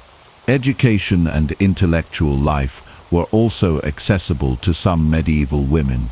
Convents served as centers of learning, where nuns not only preserved ancient texts, but also wrote influential works on theology, medicine, and philosophy. Hildegard of Bingen, a 12th century abbess, was a respected writer, composer, and scientist. Christine de Pizan, a 15th century writer, actively defended women's intellectual capabilities and criticized the misogyny of her time. While women's access to formal education was more restricted than men's, those who did receive an education contributed meaningfully to medieval scholarship. The legal status of women varied across medieval Europe. In some regions, women had property rights and could inherit land, particularly in areas influenced by Germanic and Celtic traditions. Customary laws often granted women legal autonomy in matters such as marriage, trade, and inheritance.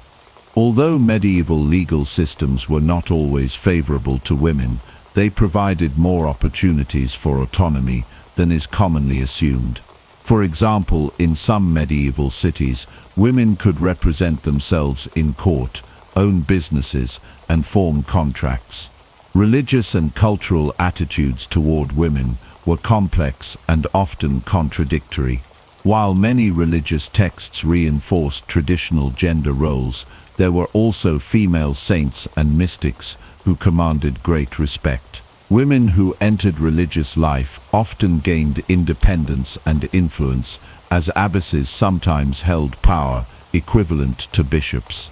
Some religious communities fostered female leadership and intellectual engagement, offering women an alternative path to authority outside of marriage and motherhood. The idea that medieval women were powerless is an oversimplification. While they faced many restrictions, they also found ways to exercise influence in commerce, politics, education, and even warfare. By examining historical records, it becomes clear that women played vital roles in shaping medieval society, often challenging the limitations placed upon them. Their contributions were significant, even if they have been overshadowed by later historical narratives. The Middle Ages were not a time of total female oppression, but rather a period of complexity where women could, and did, carve out spaces of power and autonomy. The image of the medieval knight is often reduced to that of a brutish warrior, clad in heavy armor, wielding a sword, and engaging in endless battles. While knights were indeed warriors, their role in medieval society was far more complex than simple combat. They were not just fighters but also poets, diplomats, and philosophers, bound by a strict code of honor known as chivalry. The ideals of knighthood emphasized not only martial prowess, but also loyalty, courtly manners, and a dedication to justice. Their position in society required them to be as refined in the court as they were fierce on the battlefield. Knighthood was a long and arduous journey that began in childhood. Boys of noble birth were typically sent to a lord's household at a young age to train as pages. They learned the basics of combat, horsemanship, and weaponry, but they also studied literature, music, and etiquette. Pages were expected to serve at feasts, learn to read and write, and become well-versed in courtly behavior. By their teenage years, they became squires, serving a knight directly and refining their skills in battle.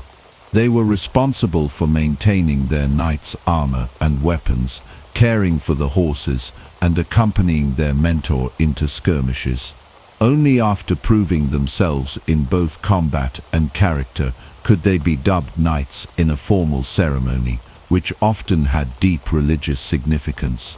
The dubbing ritual was more than symbolic. It solidified their social standing and responsibilities.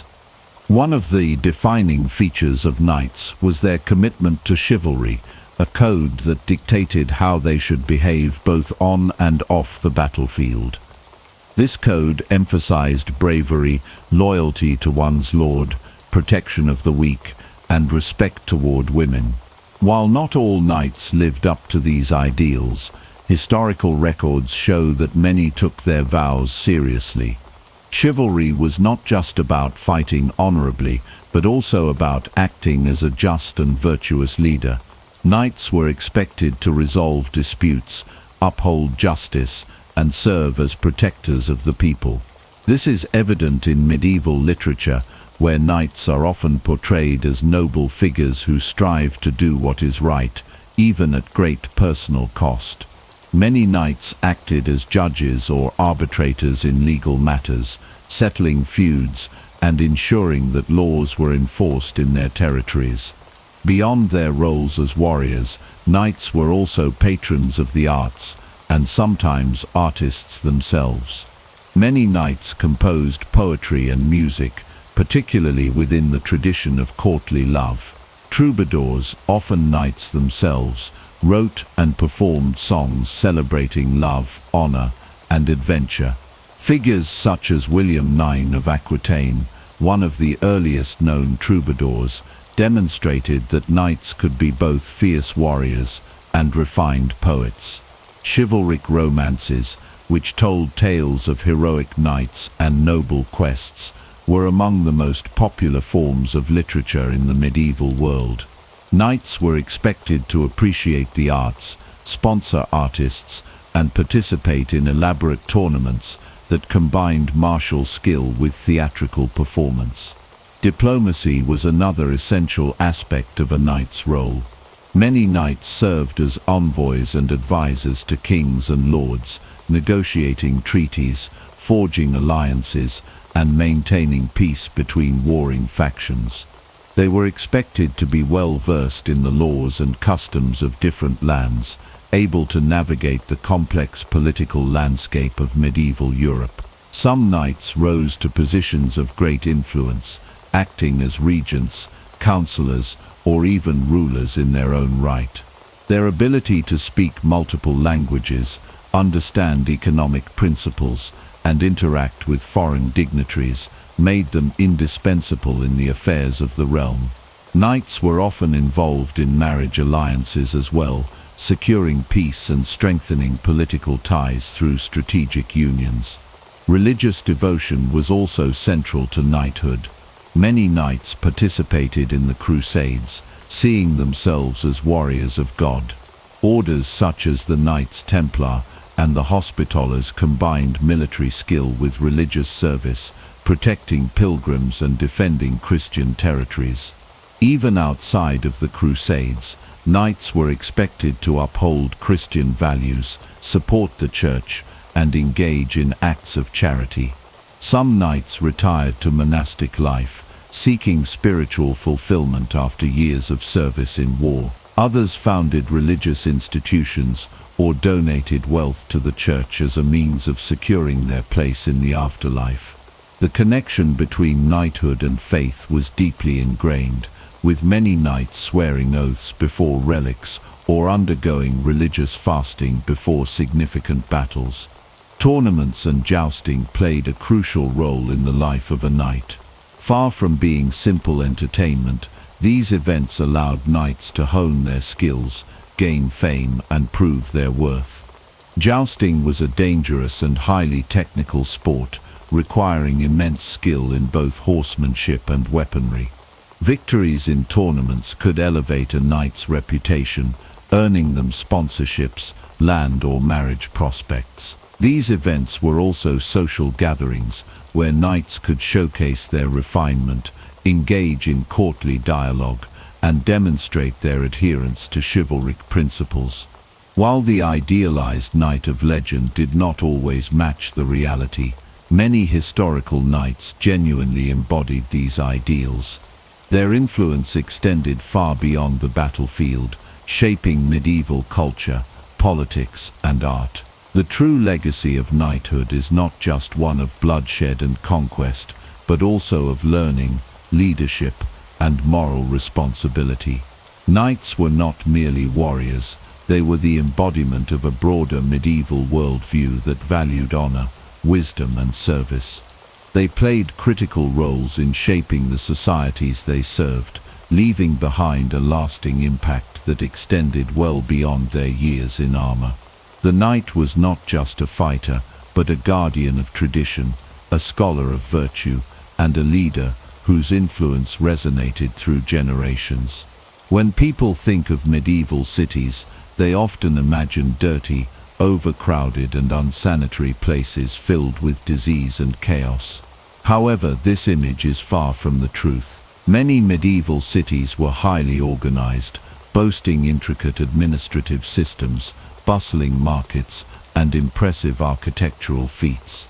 From London to Paris, medieval cities functioned as centers of commerce, governance and culture, demonstrating a level of sophistication that is often overlooked. Medieval cities were not simply clusters of houses haphazardly built around castles or monasteries. They were planned and structured with a clear sense of organization. Many cities had walls for defense, intricate road networks, and designated districts for different trades and professions. Guilds played a crucial role in regulating business, ensuring quality standards, and protecting the rights of artisans and merchants. These guilds formed an early version of professional associations and helped maintain economic stability within the city. One of the most significant features of medieval cities was their market systems. Weekly markets and large annual fairs brought people from surrounding villages and towns, allowing for the exchange of goods, ideas, and technologies. Merchants traded everything from textiles and spices to metals and livestock. Some cities, like Venice and Bruges, became major trade hubs, connecting Europe with distant regions such as the Middle East and Asia. These thriving economies encouraged innovation and financial advancements, including the early use of banking systems and credit. Despite common misconceptions, medieval cities had surprisingly sophisticated sanitation and infrastructure.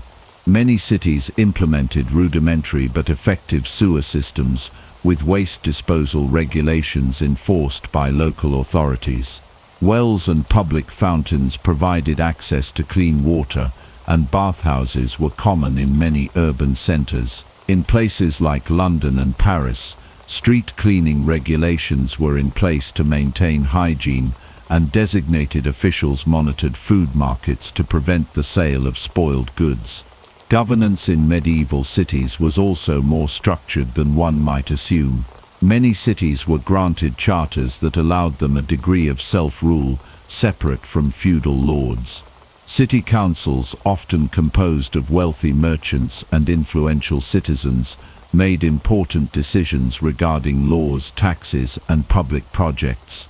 Some cities operated under elected mayors or magistrates, providing an early example of municipal government. This system allowed cities to maintain stability and ensure that commerce and daily life ran smoothly. Culturally, medieval cities were vibrant places filled with artistic and intellectual activity. Universities such as those in Bologna, Paris, and Oxford flourished and attracted scholars from across Europe. These institutions laid the foundation for modern academia, fostering advancements in philosophy, science, and medicine.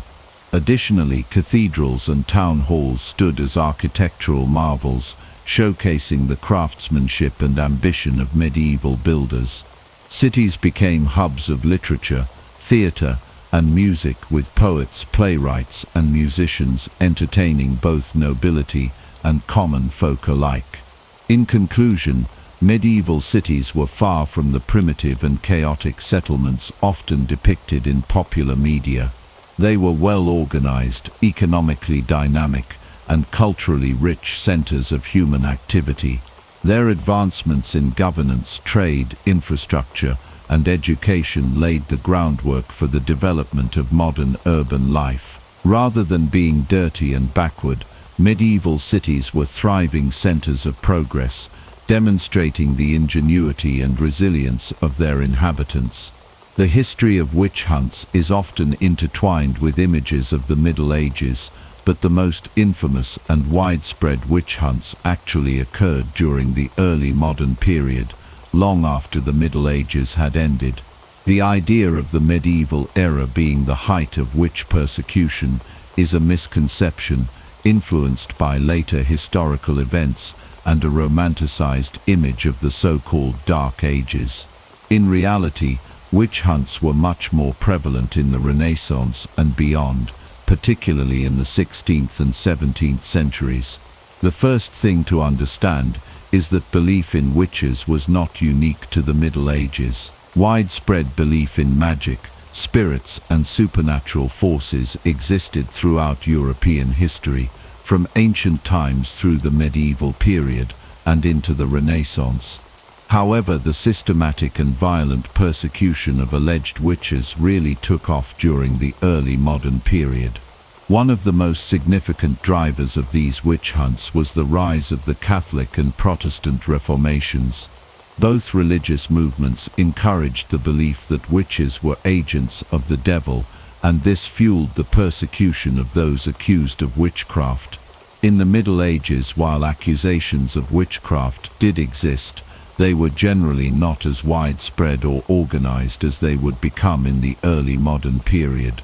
It wasn't until the 15th century, with the publication of the infamous witch-hunting manual Malleus Maleficarum, the Hammer of Witches in 1487, that the witch hunt hysteria began to truly escalate.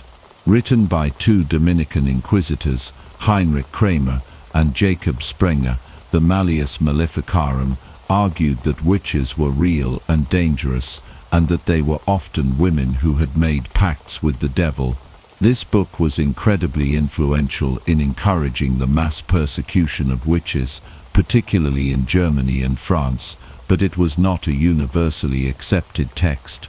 Many medieval thinkers, including prominent scholars and clergy, did not fully endorse the ideas in the Malleus Maleficarum. Throughout the Middle Ages, accusations of witchcraft were more often linked to local disputes, personal vendettas, and social tensions, rather than a widespread belief in satanic conspiracies. The belief in witches was certainly present, but it was not as pervasive or institutionalized as it would later become.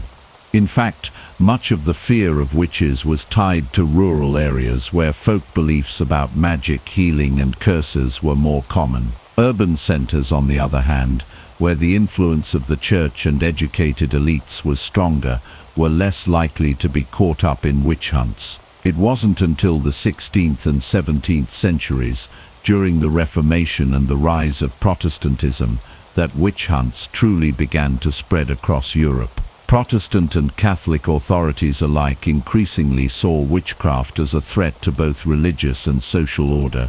In Protestant countries like England, the Netherlands and the German states, witch trials became a means of asserting control over society and combating perceived threats to Christian orthodoxy. Catholic countries, too, had their own wave of witch hunts, with Spain, Italy and France seeing an uptick in trials, often fueled by the Inquisition. The witch hunts were also closely tied to the social and political upheaval of the time.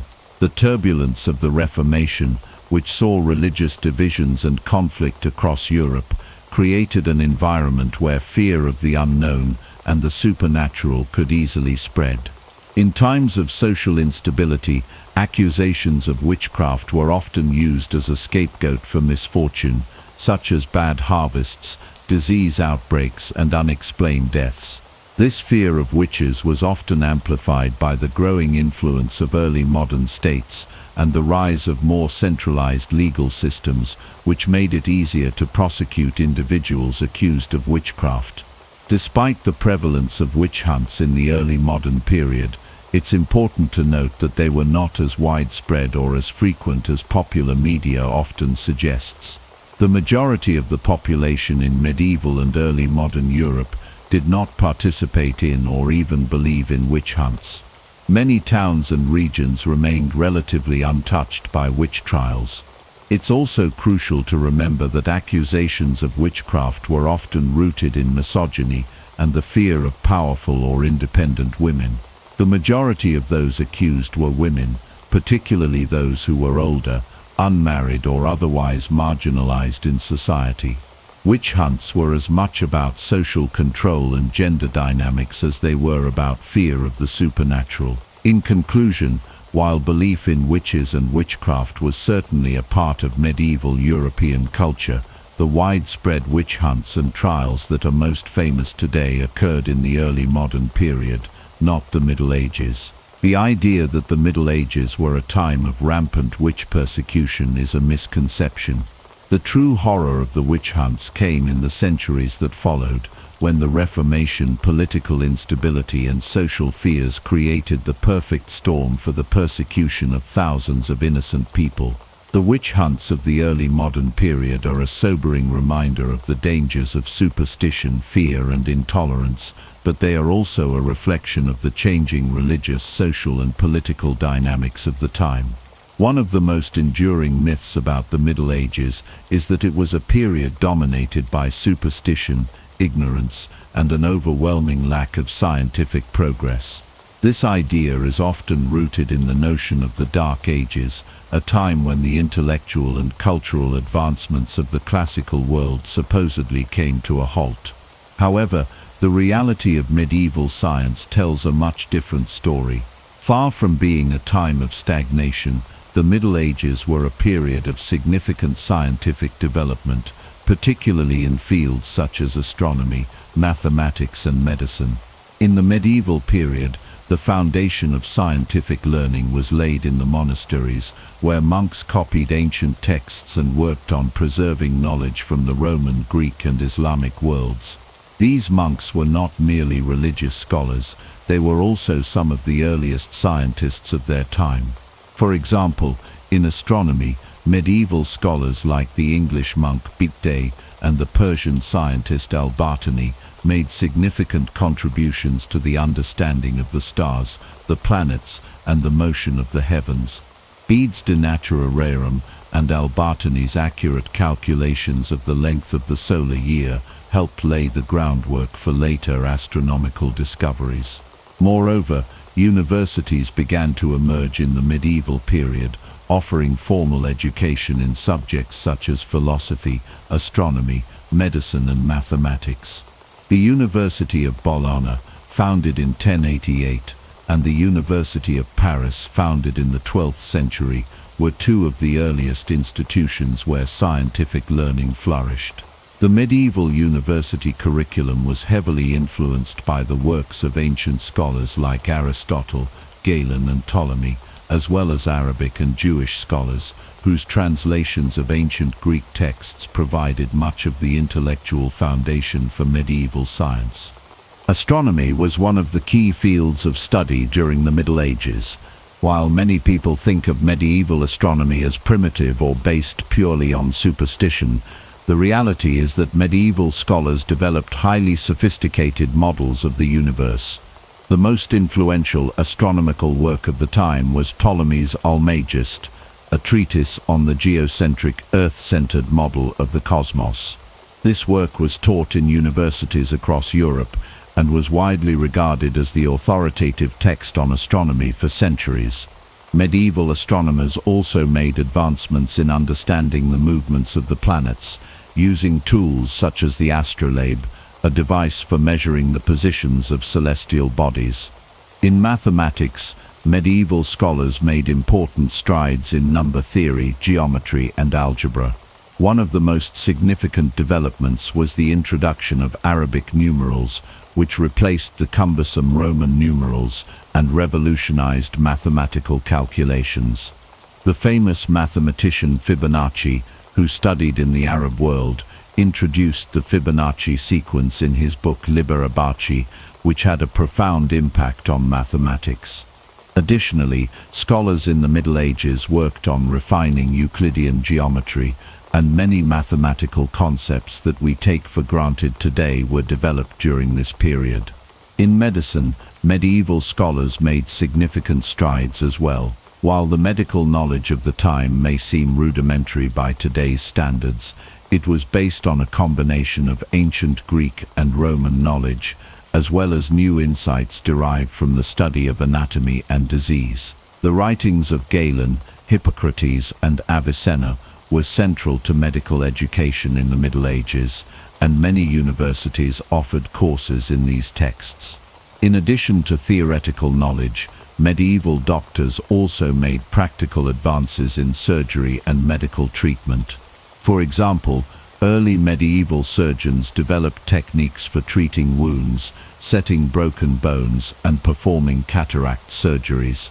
Some medieval hospitals even specialized in particular types of care, such as leprosy, showing a level of medical specialization. Medieval alchemy also laid the foundation for the development of modern chemistry. Although alchemy was rooted in mysticism and the search for the philosopher's stone, it contributed to the understanding of chemical processes and the development of laboratory techniques. Alchemists like Roger Bacon and Paracelsus made contributions to the study of materials and chemical reactions, leading to a greater understanding of the physical world. While it's true that many people in the Middle Ages believed in supernatural forces, demons, and magic, these beliefs were not dominant in the intellectual elite or the institutions of higher learning. The scientific work being done in universities and monasteries was based on observation, reason, and experimentation. Far from being a time of ignorance, the medieval period was one of intellectual exploration and scientific inquiry. The idea that the Middle Ages were a time of scientific backwardness is an oversimplification that ignores the significant contributions made by medieval scholars in many fields. In conclusion, the Middle Ages were far from a period of scientific darkness. In fact, they were a time of significant scientific advancement in astronomy, mathematics, medicine, and alchemy. Universities played a central role in preserving and advancing knowledge, and many of the foundational discoveries of modern science were made during this time. The myth of the Dark Ages and the idea that medieval society was dominated by superstition and ignorance overlooks the true intellectual achievements of this period. Instead of being a time of stagnation, the Middle Ages laid the groundwork for the scientific revolution that would follow in the Renaissance and beyond. The idea of the Middle Ages as a time of isolation and stagnation is a common misconception. In reality, the medieval period was marked by the rise of complex trade networks that connected Europe to the rest of the world. Far from being cut off from other parts of the globe, Europe was part of a vast and intricate trading system that spanned across continents, bringing goods from Asia, Africa, and the Middle East to European markets. This interconnected world was built on ancient trade routes, as well as new networks established during the medieval period. One of the most important aspects of medieval trade was the Silk Road, a series of overland routes connecting China, Central Asia, the Middle East, and Europe. Although the Silk Road had been in use for centuries, it remained a crucial trade route throughout the medieval period. Goods such as silk, porcelain, spices, and tea were transported from the east to the west, while European merchants traded products like wool, glass, and metalwork in exchange. This exchange of goods also facilitated the movement of ideas, technologies, and even disease, linking different cultures and societies in ways that would shape the course of history. In addition to the Silk Road, maritime trade routes played an increasingly important role in medieval commerce. The Mediterranean Sea, for example, was a central hub for trade between Europe, North Africa, and the Middle East. Italian city-states such as Venice, Genoa, and Pisa were particularly active in maritime trade, establishing powerful fleets that dominated Mediterranean commerce. Venetian merchants, for example, brought luxury goods such as spices, silks, and precious metals from the East and sold them to customers across Europe.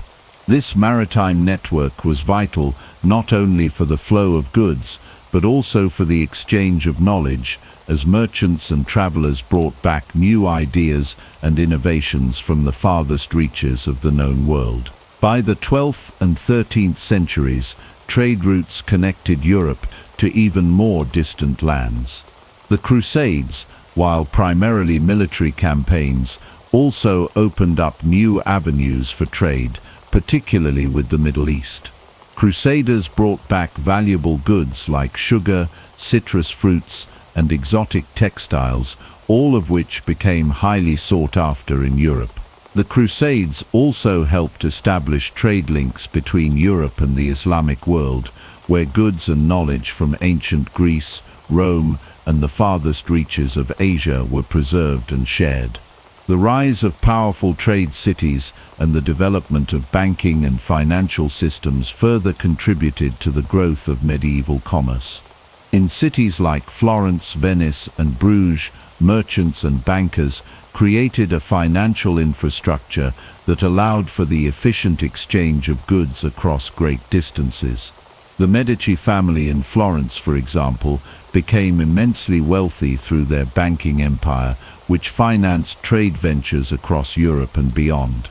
The development of letters of credit, bills of exchange, and early forms of banking allowed merchants to conduct business without the need to carry large amounts of cash, making trade safer and more efficient. Medieval Europe was not only connected to Asia and Africa, but also engaged in trade with sub-Saharan Africa. The kingdoms of West Africa, such as Mali, Ghana, and Songhai, were major players in the trans-Saharan trade. These kingdoms were rich in gold, salt, and other valuable resources that were traded for goods like textiles, metalwork, and weapons. The trade routes across the Sahara Desert were some of the most important in the medieval world, connecting the Islamic world in North Africa with the kingdoms of sub-Saharan Africa and beyond. The wealth generated by this trade helped fuel the rise of powerful empires and allowed for the exchange of cultures, technologies, and ideas. The flow of goods was not limited to luxury items. Everyday products such as grains, wool, and timber were traded across medieval Europe, facilitating the growth of urban centers and the development of a money economy. The rise of a merchant class and the increasing importance of towns and cities transformed European society, providing opportunities for social mobility and the spread of new ideas. Despite the numerous challenges of the medieval period, such as political instability, war, and disease, trade continued to thrive. The movement of goods, people, and ideas helped create a more interconnected world and laid the foundation for the globalized economy that would emerge in the centuries to come. The medieval period, far from being a time of isolation, was a time of dynamic exchange and growth, where merchants, travelers, and scholars connected different parts of the world and helped shape the development of the modern global economy. In conclusion, the Middle Ages were a time of remarkable global trade.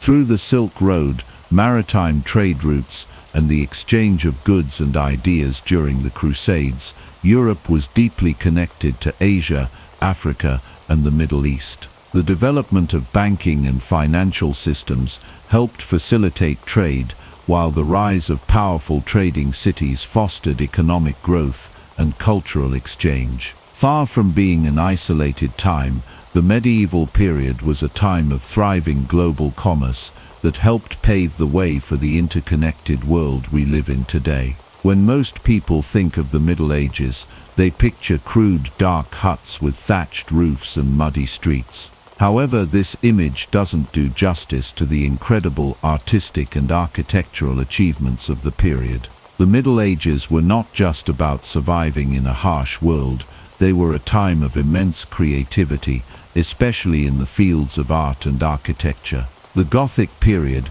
in particular, was one of the greatest artistic movements in history, giving rise to some of the most magnificent buildings ever created.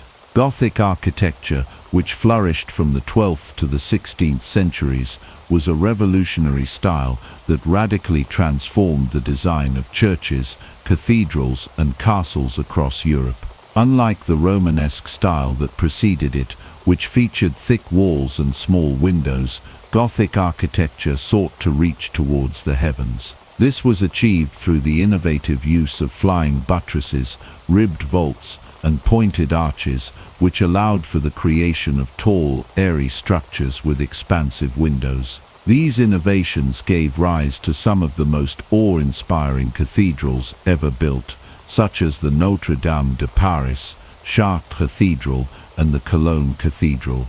One of the defining characteristics of Gothic architecture was its emphasis on height and light. The soaring vertical lines of Gothic cathedrals were designed to draw the eye upward toward the heavens, reflecting the medieval belief in the divine.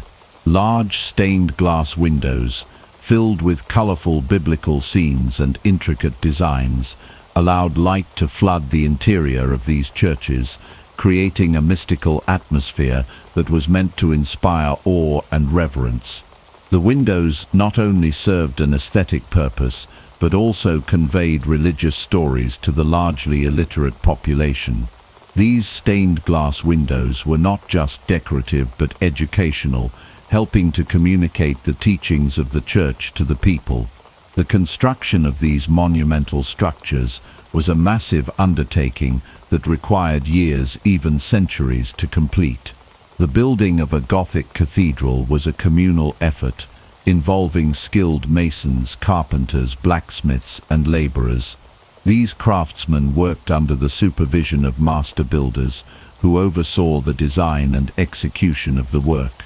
The process of building a cathedral was an intricate and highly organized one, with each part of the structure being carefully planned and constructed to ensure its stability and beauty. The labor was intensive, and it often took generations for a cathedral to be completed.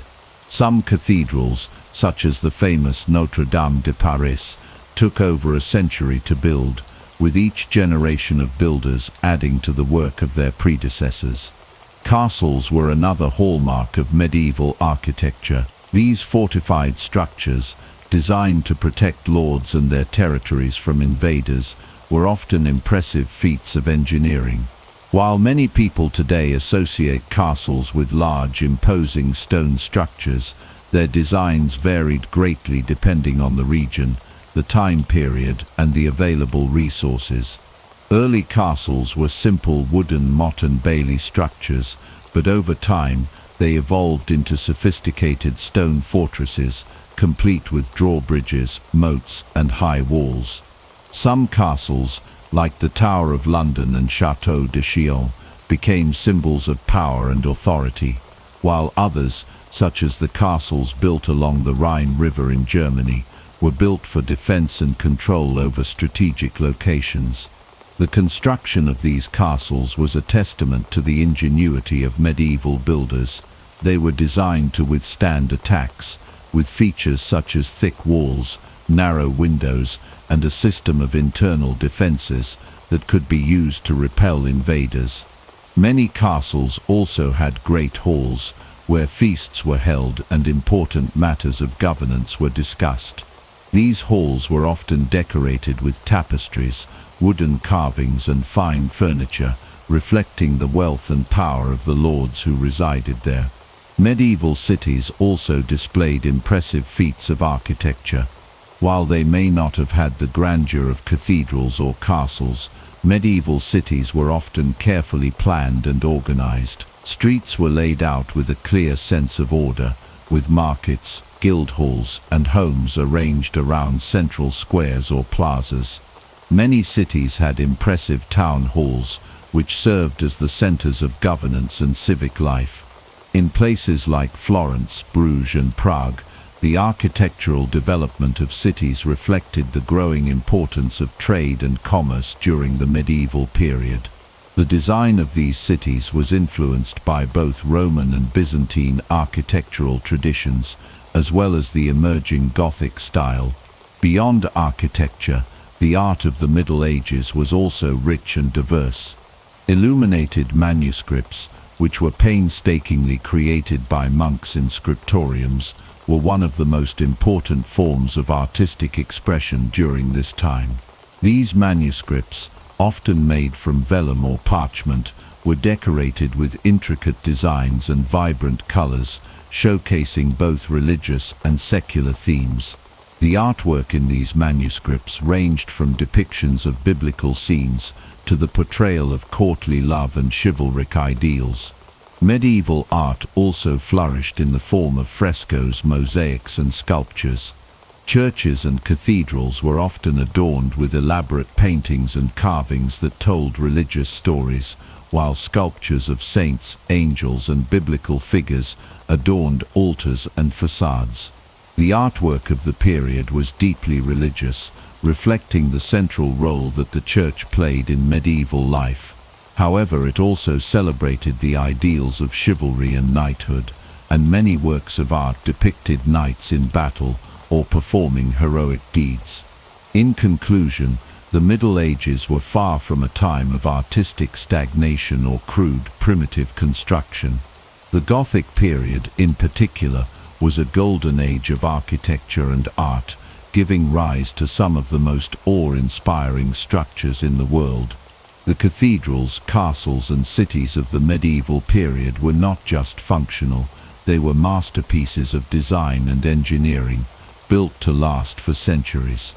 The art of the time, from illuminated manuscripts to frescoes and sculptures, reflected the deep religious devotion and cultural sophistication of the period. The idea that the Middle Ages were a time of primitive huts and backward thinking is simply a myth. The Middle Ages were a time of remarkable artistic and architectural achievement. When we think of medieval food, it's easy to picture dull, bland meals consisting of stale bread and porridge. However, the reality is far more intriguing.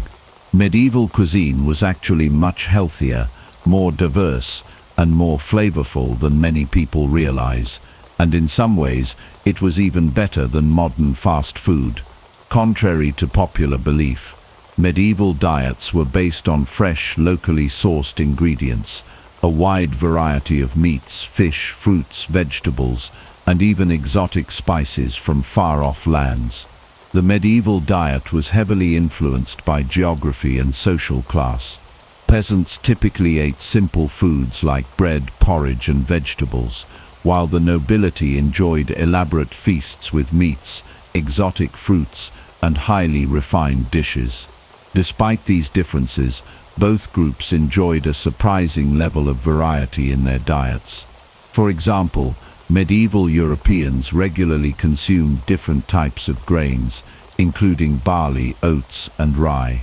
Wheat was common among the wealthier classes, while peasants might have eaten bread made from coarser grains.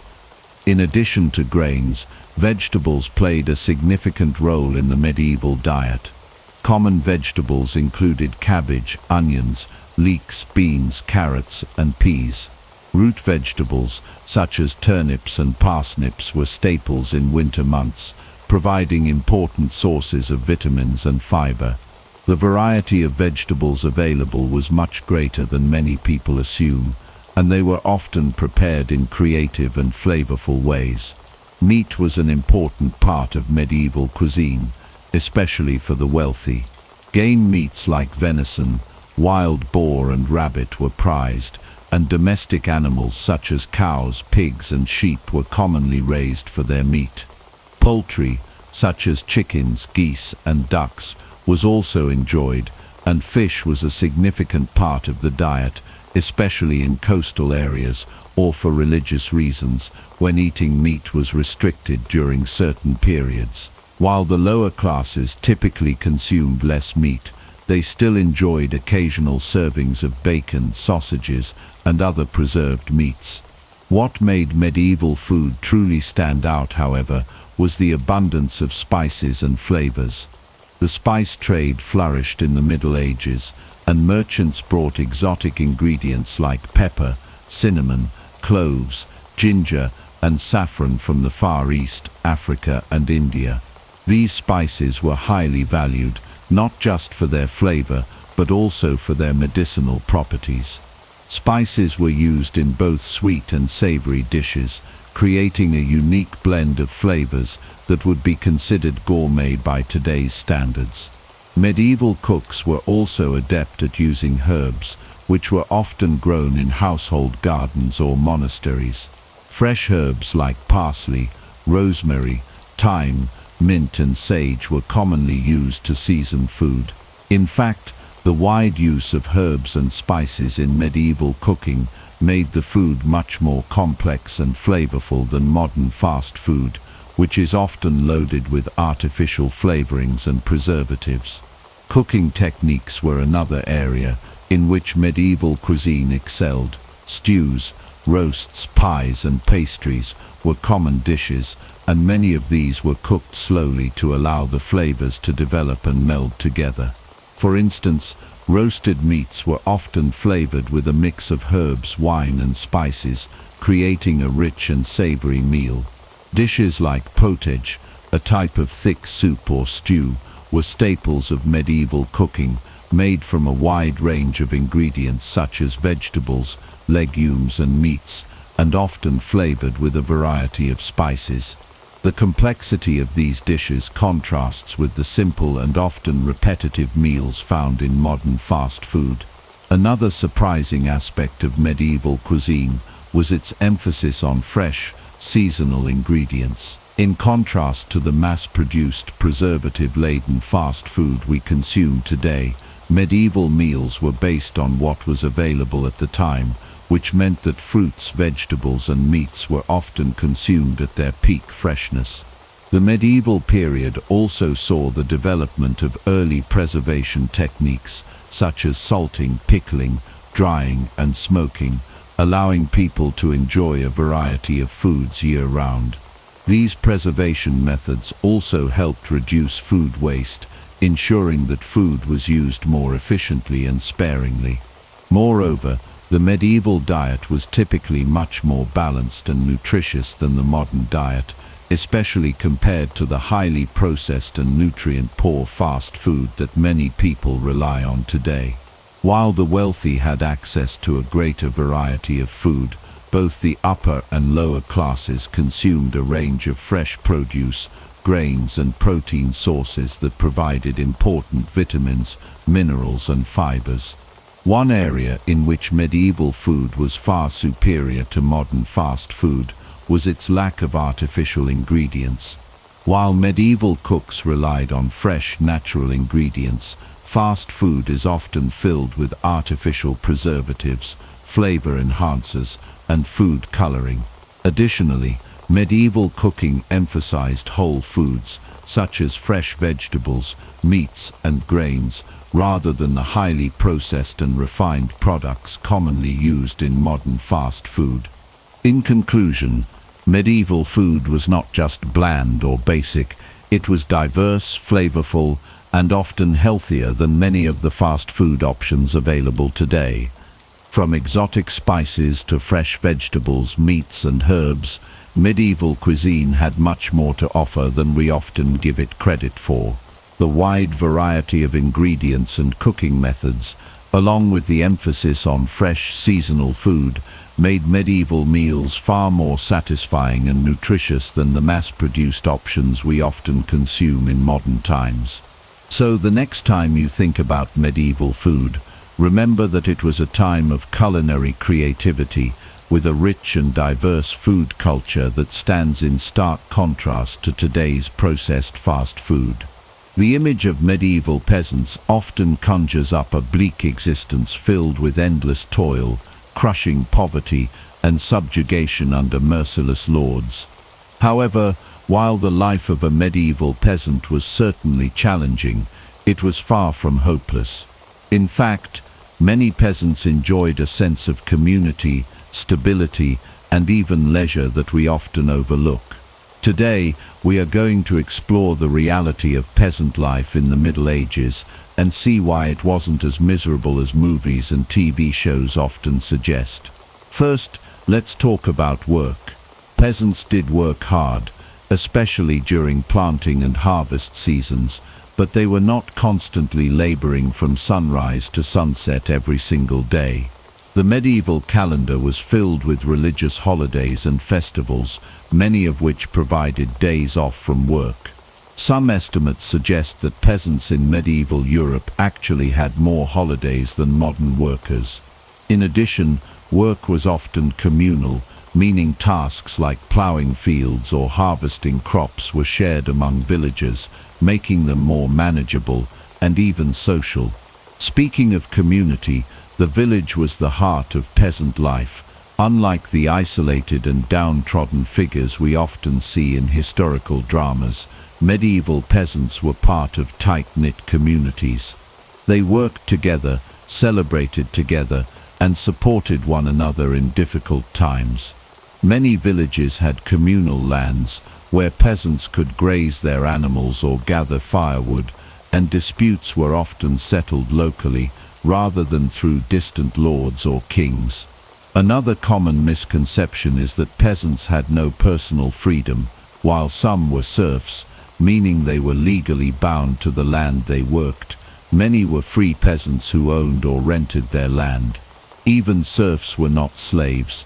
They had rights, including protection from their lords, the ability to farm their own small plots of land, and in some cases the ability to buy their freedom. Lords depended on their peasants, and while the relationship was not always fair, it was not purely oppressive either. Food was also better than many assume. While peasants did not eat the luxurious meals of the nobility, their diet was relatively balanced. Bread was a staple, but they also ate vegetables, dairy products, and occasionally meat or fish. Beer and ale were common, as water was not always safe to drink. Many peasants had small gardens where they grew herbs and additional crops, supplementing their diet and providing a degree of self-sufficiency. Fairs and festivals were a major part of peasant life. Church holidays often involved feasts, dancing and entertainment, giving peasants a break from their labor. Some festivals included games, performances, and competitions that brought entire communities together. Traveling merchants and entertainers brought goods and stories from faraway places, adding excitement to what many imagine as a monotonous existence. Marriage and family life also provided stability. While arranged marriages were common, many medieval records suggest that personal choice played a larger role than often assumed. Peasants married within their communities, and families worked together to maintain their farms and livelihoods. Women, while often expected to manage household duties, also worked in the fields and had an active role in village life. Some even ran businesses or inherited land. While medieval peasants faced hardships like poor harvests, disease and taxation, their lives were not defined solely by suffering. They had social bonds, traditions and periods of rest that balanced their labor. Understanding the reality of peasant life helps us appreciate the resilience and resourcefulness of those who lived during the Middle Ages. Far from being powerless victims, they were the backbone of medieval society, shaping the world in ways that are often overlooked. The role of the Church in the Middle Ages is often misunderstood. Many imagine it as a force that stifled progress, suppressed knowledge and controlled society with an iron grip. While the Church did hold significant power, it was also a driving force for education, medical care, and technological advancements. Monasteries in particular played a key role in preserving ancient knowledge, fostering innovation, and improving the lives of medieval people. The Church was more than a religious institution. It was a center of learning, a provider of social welfare, and a promoter of advancements that shaped European civilization. One of the Church's most important contributions was the preservation of classical knowledge. After the fall of the Western Roman Empire, much of Europe faced instability, and many classical texts could have been lost forever.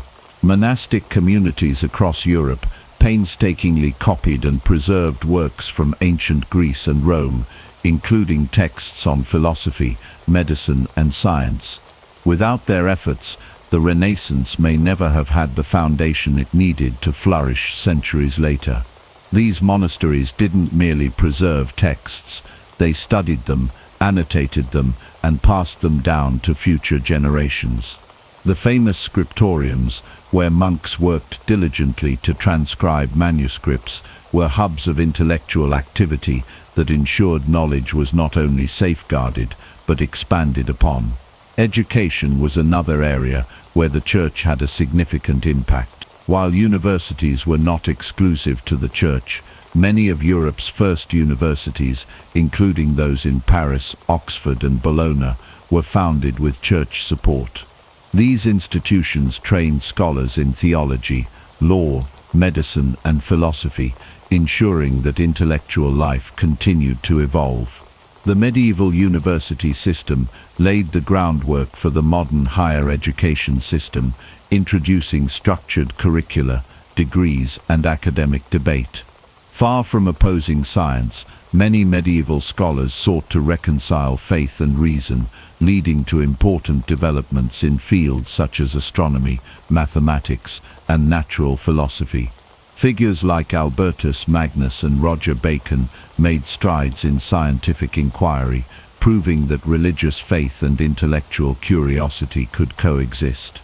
The Church also played a crucial role in providing medical care.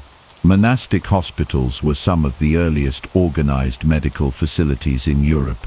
Monks and nuns cared for the sick, often using herbal remedies and treatments based on ancient medical texts. While medieval medicine had its limitations, these religious institutions provided care to those who had nowhere else to turn. Some monasteries even conducted early forms of medical research, experimenting with different treatments and documenting their findings.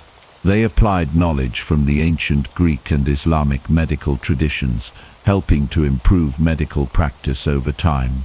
The concept of charity hospitals, which would later evolve into modern healthcare systems, was pioneered by the Church's commitment to aiding the sick and the poor. Technological innovation flourished in monastic communities as well. Monks developed improved agricultural techniques, such as crop rotation and irrigation systems, which helped increase food production and prevent famine. Many monasteries had their own mills, breweries, and workshops, refining production methods for everything from textiles to metallurgy. Some monks even contributed to mechanical advancements, designing clocks and water-powered machinery that would later influence European industry. The Cistercian order, for example, was known for its expertise in hydraulic engineering, developing sophisticated water management systems that powered mills and increased agricultural efficiency.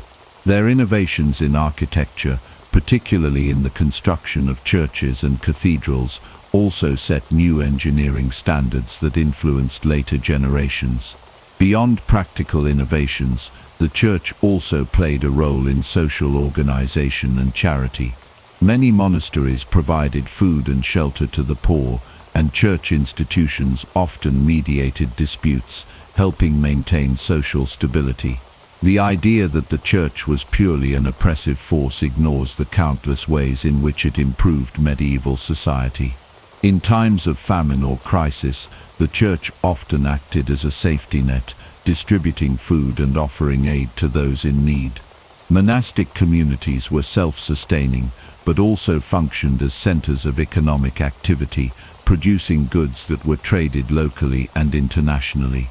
The Benedictine rule, which emphasized labor alongside prayer, created a model where religious life and economic productivity went hand in hand. Art and culture also thrived under the Church's influence. The Church was the primary patron of the arts, commissioning stunning frescoes, illuminated manuscripts, and monumental architecture. Gothic cathedrals, with their towering spires and intricate stained glass, were not just places of worship but also showcases of artistic and engineering mastery. Music, too, was deeply shaped by the Church. with Gregorian chant evolving into more complex forms of polyphony, setting the stage for the rich musical traditions of later periods. While the church was not without its flaws, it was far more than just an obstacle to progress. Through its monasteries, universities, and charitable efforts, it helped preserve knowledge, advance medicine, and even drive technological innovation. The Middle Ages were not an era of intellectual darkness, and the Church was one of the key reasons why. By fostering education, supporting scientific inquiry, and ensuring that knowledge was passed down through generations, the Church played a foundational role in shaping the modern world. The Crusades are often remembered as a brutal series of wars driven by religious fanaticism, conquest, and bloodshed. While it is true that they were marked by violence and conflict, this narrow view overlooks their profound impact on cultural exchange, trade, and scientific advancement. Far from being mere military campaigns, the Crusades played a significant role in shaping medieval Europe and the broader world by fostering connections between different civilizations. They were a complex phenomenon that not only reshaped the political landscape of the time, but also left a lasting mark on the development of knowledge, commerce, and cross-cultural interactions. One of the most overlooked aspects of the Crusades is the immense cultural exchange they facilitated. When European crusaders traveled to the Near East, they encountered the advanced civilizations of the Islamic world, which had preserved and expanded upon the knowledge of the ancient Greeks and Romans. Islamic scholars had made great strides in fields such as medicine, mathematics, astronomy, and philosophy, areas in which medieval Europe had largely stagnated following the fall of the Western Roman Empire. Crusaders brought back new ideas that had been lost or forgotten in Europe, including the use of Arabic numerals, algebra, and advanced medical practices. The rediscovery and assimilation of these ideas laid the groundwork for the later Renaissance and helped bridge the intellectual gap between antiquity and the modern era. Trade was another major consequence of the Crusades. Contact with the Middle East introduced Europeans to goods and materials previously unknown or scarce in the West, such as spices, silk, sugar, cotton, exotic fruits, and glassware. The demand for these commodities led to the expansion of trade routes, which not only enriched European economies, but also led to the rise of powerful merchant cities like Venice, Genoa, and Pisa. These cities became major centers of commerce, connecting Europe with the Mediterranean, the Middle East, and beyond. The economic impact of these new trade connections continued to shape European markets for centuries, fueling commercial expansion, urbanization, and the eventual rise of a powerful merchant class that would challenge the dominance of the feudal aristocracy. In addition to economic and intellectual benefits, the Crusades also influenced European military strategies and castle architecture. Exposure to Islamic fortifications, such as concentric castles, towering stone walls, and advanced defensive structures, led to innovations in European castle design.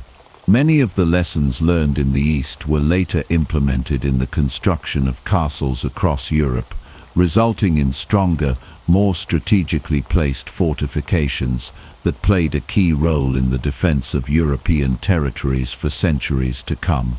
Similarly, the Crusades introduced new weapons, siege techniques, and battle tactics that transformed medieval warfare.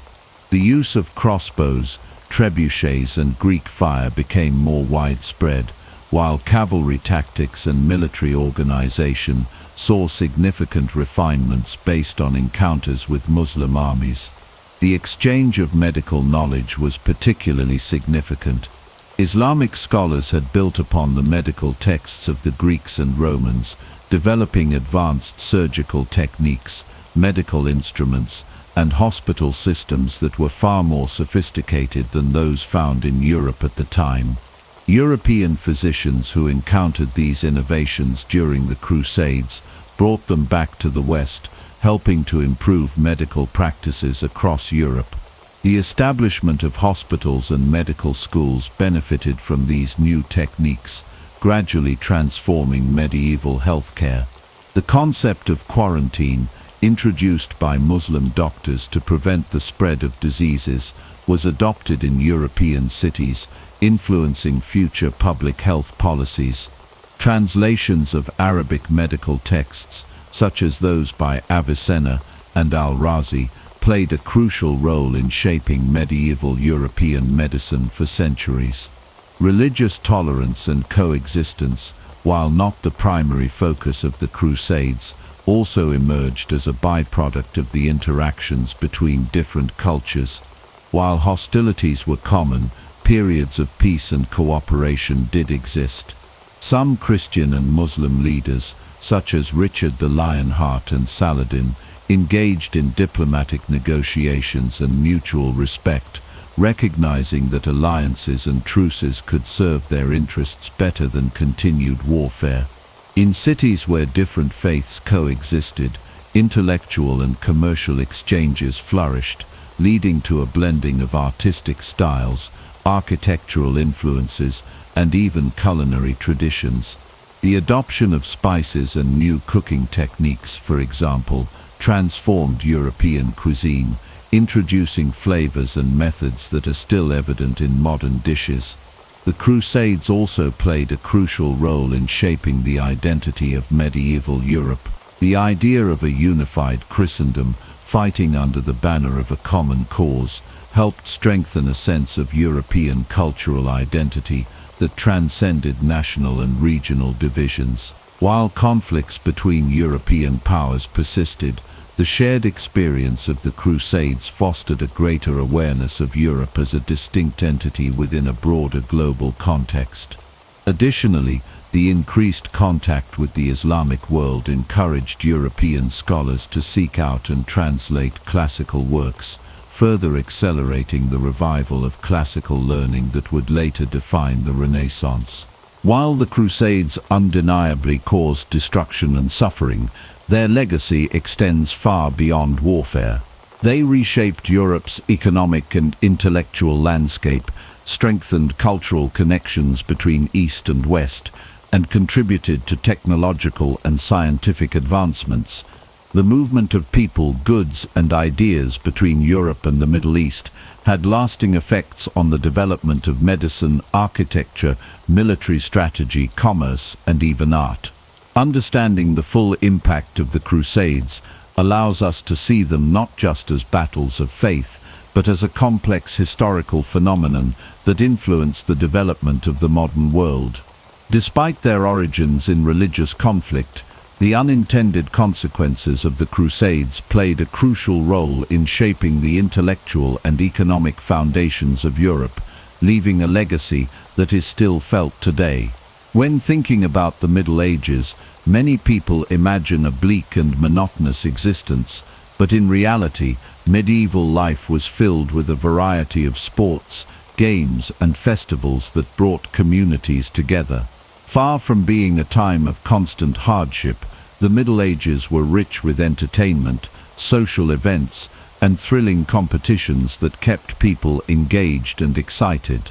From grand tournaments to music festivals, from board games to early forms of football, medieval society had an extensive and vibrant entertainment culture.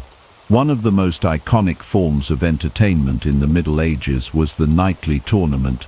These grand events, which were both sporting competitions and social spectacles, drew crowds from all walks of life. Knights would engage in jousting matches, displaying their combat prowess by charging at each other with lances while on horseback. Beyond jousting, tournaments also included mock battles known as melees, where groups of knights fought one another in large-scale combat simulations. These events were not only displays of martial skill, but also major social occasions where nobles and commoners alike gathered to enjoy the excitement, cheer for their champions, and celebrate with feasts and festivities. Beyond the battlefield, music and dance played a crucial role in medieval entertainment. Minstrels and troubadours traveled from town to town, performing ballads, storytelling, and playing instruments such as the lute, harp, and flute. These musicians were an essential part of courtly life, but they also performed at fairs and festivals, bringing joy to ordinary people. Medieval dances such as the carol were popular at gatherings, allowing people to express themselves rhythmically and socially. The songs and stories performed often carried moral lessons, historical tales, or romantic themes, keeping audiences entertained while also preserving cultural narratives. Medieval fairs and festivals were another major source of entertainment. These lively events took place in towns and villages, usually on religious feast days or during seasonal celebrations. Market stalls would be set up, selling food, clothing, and handmade crafts, while entertainers such as jugglers, acrobats, and fire-breathers dazzled the crowds. Games of chance and skill, such as archery contests and wrestling matches, added to the excitement. These festivals provided a rare break from daily labor, allowing communities to come together in merriment and celebration. Sports and physical activities were also a significant part of medieval recreation. Early forms of football, known as mob football, were particularly popular. Unlike the modern game, these matches had few rules and often involved entire villages competing against one another, with goals sometimes set miles apart. The game was rough, chaotic, and could last for hours, but it was a thrilling and beloved pastime. Archery was another favorite activity, and in some places it was even required by law for men to practice regularly, both as a form of entertainment and military preparedness. Wrestling, boxing, and other forms of hand-to-hand combat were also widely enjoyed, with contests held at fairs and celebrations. Board games and gambling were common among people of all social classes. Chess, which had been introduced to Europe from the Islamic world, became a favorite pastime of the nobility. The game of tables, an early version of backgammon, was another popular choice. Dice games, often played for money, were common in taverns and at festivals, despite repeated attempts by the church to discourage gambling. These games not only provided entertainment, but also helped develop strategic thinking and social interaction. Even in monasteries where religious devotion was central to life, forms of entertainment existed. Monks engaged in writing and illustrating manuscripts, a highly skilled and artistic activity that could also be deeply enjoyable. They also played board games, engaged in philosophical debates, and occasionally participated in athletic competitions. The notion that medieval life was devoid of pleasure and amusement is far from accurate. The Middle Ages were a time of excitement, social bonding, and creative expression. Whether through the clash of lances in a tournament, the lively melodies of a minstrel, or the communal joy of a festival, medieval people found ways to make their lives rich and fulfilling. Entertainment was woven into the fabric of daily life, proving that the medieval era was anything but dull. The common perception of medieval justice often conjures images of ruthless punishments, arbitrary rulings, and lawless societies where might made right. In reality, however, the medieval world had well-developed legal systems and institutions that maintained order and sought to administer justice in a structured way. While the methods and punishments were different from modern standards, medieval societies had courts, law enforcement, and various forms of legal recourse that provided stability and regulation. Medieval law was based on a combination of customary traditions, royal decrees, and religious influence. In many regions, justice was carried out through a hierarchical system that included local lords, town councils, and royal courts. The legal framework varied across Europe, with common law developing in England, while continental Europe followed Roman and canon law traditions. Local laws and customs also played a major role, ensuring that justice was tailored to the needs of specific communities.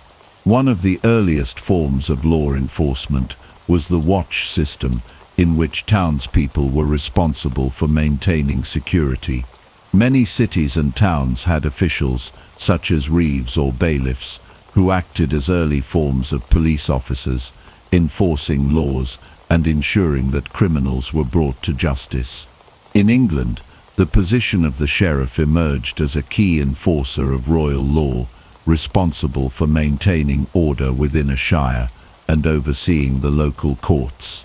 Similarly, in the Holy Roman Empire and France, provosts and other officials carried out similar duties. Contrary to popular belief, not all crimes were met with brutal punishments. While serious offenses such as murder, treason, and highway robbery could lead to executions, many crimes were dealt with through fines, restitution, or public shaming.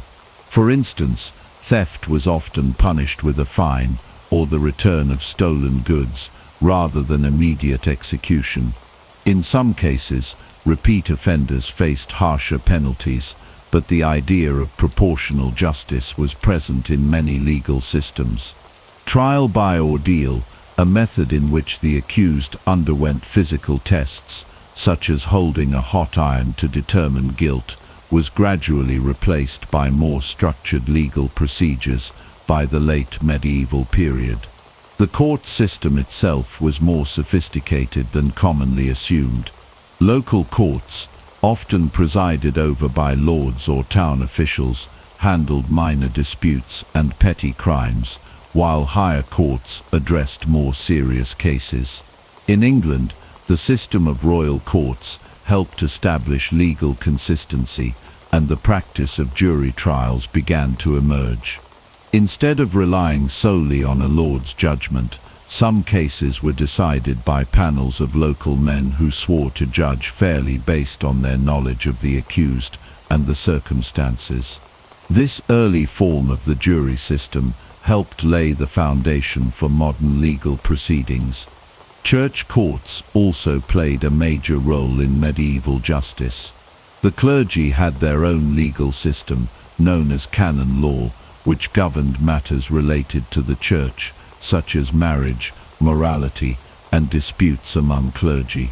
These courts often handed down more lenient punishments than secular courts, focusing on penance rather than corporal punishment. Clergy members accused of crimes could sometimes claim benefit of clergy, allowing them to be tried in church courts rather than by secular authorities, which often led to lighter sentences. Medieval towns and cities also developed their own legal codes and institutions to maintain order. Guilds, which controlled trade and crafts, had their own rules and mechanisms for resolving disputes among members. Some cities, particularly those with charters granting them legal autonomy, had elaborate court systems that functioned independently of feudal lords. The growing use of written legal records helped improve consistency in judgments and ensured that legal precedents were followed. Despite the existence of legal systems, justice in the medieval world was not always fair. Corruption, bribery, and social status often influenced rulings, with wealthier individuals sometimes able to buy their way out of punishment. However, the evolution of medieval law laid the groundwork for many principles that still exist today, such as due process, proportional punishment, and community involvement in legal decisions. The idea that medieval justice was purely arbitrary or excessively cruel is an oversimplification. While punishments could be harsh, legal institutions provided structure and order, ensuring that societies functioned relatively smoothly. From early police forces to jury trials, The medieval legal system was far more advanced than many assume, showing that the concept of justice has long been an essential part of human civilization. When people think of Vikings, they often imagine ruthless warriors raiding monasteries, burning villages, and leaving destruction in their wake. While the Vikings were indeed fierce fighters and skilled raiders, this one-dimensional portrayal overlooks their crucial roles as traders, explorers, and innovators. The Viking Age, which lasted roughly from the late 8th to the early 11th century, was not just an era of conquest, but also one of remarkable cultural and economic exchange, maritime advancements, and exploration that left a lasting impact on the world. One of the most overlooked aspects of Viking society was their role as traders. Viking merchants traveled far and wide, establishing trade routes that stretched from Scandinavia to the Middle East. They brought goods such as furs, amber, and walrus ivory from the north, and traded them for silk, spices, and silver from the Islamic caliphates and the Byzantine Empire. Viking trade hubs like Hedeby and Birka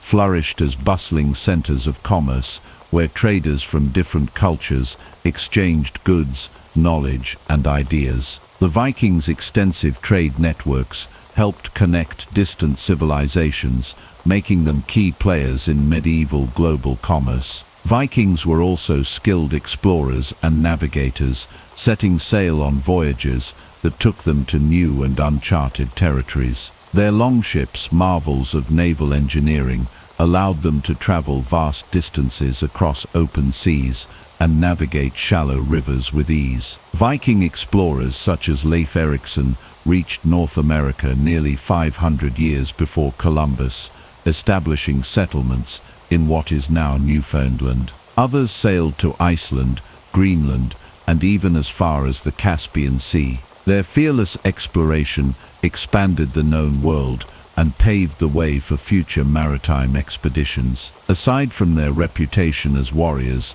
the Vikings were also pioneers in shipbuilding and seafaring. Their longships were not only fast and agile, but also capable of withstanding harsh ocean conditions. These vessels were instrumental in their military campaigns, but also facilitated trade and exploration. The Viking mastery of shipbuilding influenced naval technology for centuries, setting the foundation for future advancements in maritime travel. Viking society was also more structured and sophisticated than many assume. They had complex legal systems, with assemblies known as things where disputes were settled and laws were made. These gatherings, which involved community participation, ensured that justice was maintained without the need for centralized authority. Women in Viking society had more rights than in many other medieval cultures, with the ability to own property, initiate divorce, and run businesses. In addition to their trading and governance, the Vikings had a rich cultural and artistic heritage. Their sagas and poetry preserved the legends of their gods, heroes, and historical events. Intricate carvings, metalwork, and rune stones demonstrated their artistic skill and deep cultural traditions. The Norse myths and stories they left behind continue to captivate people today, influencing literature, art, and even modern entertainment. The legacy of the Vikings extends far beyond their raids. They were entrepreneurs, explorers, and cultural influencers who shaped the course of history. Their ability to adapt, innovate, and connect different parts of the medieval world makes them one of the most fascinating civilizations of their time. Rather than mere barbarians, the Vikings were a people of great ambition and vision, leaving an enduring mark on the world through their trade, exploration, and technological advancements. When we think of banks today, images of towering skyscrapers, digital transactions, and credit cards likely come to mind. However, the origins of modern banking can be traced back to the Middle Ages, when medieval merchants, traders, and early bankers developed complex systems of credit, loans, and financial instruments long before the advent of modern finance. The medieval financial system was built on practical needs and grew as commerce expanded, laying the groundwork for the intricate banking structures that would later dominate the global economy. One of the earliest examples of medieval banking can be found in the bustling merchant cities of Italy, particularly in places like Venice, Florence, and Genoa. These cities were central to trade between Europe, Asia, and Africa, and merchants had to manage large sums of money to finance their extensive trade operations. To facilitate these transactions, early bankers began to develop mechanisms such as letters of credit, which allowed merchants to borrow money from one city and repay it in another without having to physically transport large sums of currency. This system provided a level of security and convenience for traders, allowing them to engage in long-distance commerce with greater confidence. Alongside letters of credit, medieval bankers also developed the concept of promissory notes, which were essentially promises to repay a loan at a later date. These notes were used by both individuals and institutions, and they served as a precursor to the checks that we use today. Promissory notes were often used in international trade, allowing merchants to complete transactions without the need for hard currency, which was often in short supply. This system of credit helped to stimulate the growth of trade and commerce during the medieval period, as it enabled merchants to conduct business more efficiently and securely. The Medici family, who rose to prominence in 15th century Florence, are perhaps the most famous example of medieval bankers. The Medici Bank, established by Giovanni di Bicci de' Medici in 1397, became one of the most powerful financial institutions in Europe. The Medici family used a variety of innovative financial tools, including double-entry bookkeeping, to manage their vast business empire. This system allowed for more accurate and efficient accounting, enabling them to track their profits, expenses, and debts with greater precision. The success of the Medici Bank laid the foundation for the development of modern banking practices and was instrumental in the financial growth of the Italian Renaissance. In addition to credit systems and promissory notes, early medieval bankers also developed rudimentary forms of insurance. Merchants engaged in long-distance trade often faced the risk of losing their goods due to shipwrecks, piracy, or theft. To mitigate these risks, some merchants began to pool their resources and share the burden of potential losses. This practice evolved into early forms of marine insurance, where merchants would pay a premium in exchange for protection against the loss of their cargo during transit. This form of insurance was particularly important for the growing trade routes across the Mediterranean, as it provided merchants with a safety net and encouraged further investment in trade. The rise of banking in the Middle Ages also led to the establishment of the first true banks, known as banca in Italian, which were often located in public squares or marketplaces. These early banks were operated by wealthy merchant families who provided loans to traders and entrepreneurs. The banks also acted as a place for depositors to safely store their money, offering a degree of security that was previously unavailable. While these medieval banks were not as complex as modern financial institutions, they played a crucial role in facilitating the flow of capital and supporting the growth of trade and commerce. Despite the many advancements made in medieval banking, the practice of lending money at interest was viewed with suspicion by the Catholic Church, which considered it usury. The Church's prohibition on charging interest created tension between religious and financial institutions, as bankers often had to navigate complex theological debates to justify their practices. Over time, however, the Church's stance on usury softened, and bankers found ways to work within the constraints of religious doctrine while continuing to develop their financial systems. The medieval banking system was not limited to Italy. In other parts of Europe, such as Spain, France, and England, Jewish and Lombard bankers played important roles in financing trade and providing loans. These bankers often operated in a legal grey area, as their work was sometimes viewed with suspicion by local authorities. However, their services were indispensable, and they helped facilitate the movement of money across Europe, particularly in regions where the Christian prohibition on usury was strictly enforced. As trade expanded and economies grew more complex, the need for more sophisticated financial institutions became evident.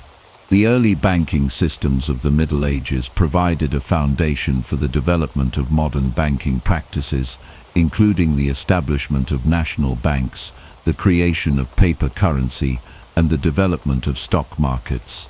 The innovations of medieval bankers and merchants were essential in the evolution of finance, and without them, the economic structures of the modern world may never have come to be. The legacy of medieval banking is still felt today, as many of the practices developed during this period form the backbone of our contemporary financial system. The use of credit, promissory notes, and even the concept of insurance all trace their roots to the Middle Ages, and without these early innovations, the modern banking world would be unrecognizable. The Middle Ages, far from being an era of economic stagnation, were a time of financial creativity and innovation, setting the stage for the economic revolutions that would follow in later centuries. The end of the Middle Ages is often seen as a dramatic shift, with the Renaissance standing in stark contrast to the so-called Dark Ages. This view suggests that the Renaissance was a sudden break from medieval life, ushering in a new era of humanism, science, and artistic achievement. However, the reality is much more complex. The transition from the medieval period to the Renaissance was not a sudden or abrupt change, but rather a gradual evolution, shaped by a multitude of factors that built upon the intellectual, cultural, and technological foundations laid in the Middle Ages. The term Renaissance, meaning rebirth, reflects the revival of interest in classical Greek and Roman culture, particularly in art, philosophy, and literature. While it is true that the Renaissance saw a renewed focus on the classical past, this movement did not arise out of a vacuum. The intellectual developments of the Middle Ages, including the preservation and study of ancient texts by medieval scholars, played a crucial role in the Renaissance's emergence. Monasteries and universities in the medieval period were central to the preservation of knowledge, and scholars in these institutions meticulously copied and translated ancient works, ensuring that classical learning was not lost. The Renaissance would not have been possible without the medieval efforts to safeguard this knowledge. In addition to the intellectual continuity between the Middle Ages and the Renaissance, the rise of the Renaissance was also closely linked to the economic and political changes of the late medieval period. The economic expansion of the 12th and 13th centuries, fueled by increased trade, urbanization, and the growth of banking, created a more affluent and stable society. This newfound wealth provided the resources necessary to support the artistic and intellectual pursuits that defined the Renaissance. Cities like Florence, Venice, and Milan became cultural hubs, where wealthy patrons, including the Medici family, funded the work of artists, architects, and scholars. The technological advancements of the medieval period also laid the groundwork for the Renaissance. The development of the printing press by Johannes Gutenberg in the 15th century revolutionized the spread of knowledge, making books more widely available and affordable. This innovation greatly accelerated the dissemination of Renaissance ideas and allowed for the rapid exchange of information across Europe. The printing press was an extension of earlier medieval technological advancements, such as the mechanical clock and improved agricultural tools, which had already begun to transform European society. Another key element of the Renaissance was the growing emphasis on individualism and humanism, ideas that were not entirely new but were further developed during this period. While medieval thinkers were primarily concerned with religious matters and the afterlife, Renaissance scholars and artists began to place a greater focus on human experience, reason, and the natural world. The humanist movement, which sought to revive the study of classical languages, literature and philosophy, was influenced by the intellectual traditions of the Middle Ages, particularly scholasticism, which emphasized reason and logic. Renaissance humanism was not a rejection of the medieval worldview, but rather a continuation of the intellectual pursuits that had been ongoing for centuries. In art and architecture, the Renaissance witnessed a revival of classical forms and ideals, such as the use of perspective, the study of anatomy, and a focus on proportion and harmony. However, these artistic innovations did not emerge overnight. Medieval artists, particularly those working in the Gothic style, had already begun experimenting with techniques such as light, shadow, and perspective. The Renaissance took these developments to new heights, incorporating the scientific study of the human body and the natural world into artistic practice. Artists like Leonardo da Vinci and Michelangelo built upon the work of their medieval predecessors, blending classical influences with new discoveries in science and mathematics. Politically, the late medieval period saw the decline of feudalism and the rise of centralized monarchies, a trend that would continue into the Renaissance. The development of strong centralized states in France, England, and Spain created the conditions for the growth of Renaissance culture. As kings and princes consolidated power, they were able to support the arts, sciences, and education, helping to foster the conditions for the flourishing of Renaissance ideas. At the same time, the weakening of the medieval church and the rise of secularism allowed for greater intellectual freedom and the questioning of established authority. The end of the Middle Ages and the dawn of the Renaissance was therefore a slow and gradual transformation rather than a sharp break. The Renaissance built upon the intellectual, artistic and technological achievements of the Middle Ages, and many of the ideas and practices that defined this new era were already in development during the medieval period. The transition from the medieval to the modern world was a process that spanned centuries, shaped by the efforts of countless individuals who contributed to the intellectual, artistic and cultural movements of both periods. In hindsight, it is clear that the Renaissance was not a complete departure from the Middle Ages, but rather a continuation of a long intellectual and cultural evolution. The Middle Ages provided the foundations for the Renaissance's achievements, and the Renaissance in turn set the stage for the modern world. Far from being an abrupt end to the medieval period, the Renaissance was the culmination of centuries of development, a period in which the ideas and innovations of the Middle Ages found their fullest expression. The end of the Middle Ages, therefore, was not a sudden break, but a gradual and complex evolution that paved the way for the modern world.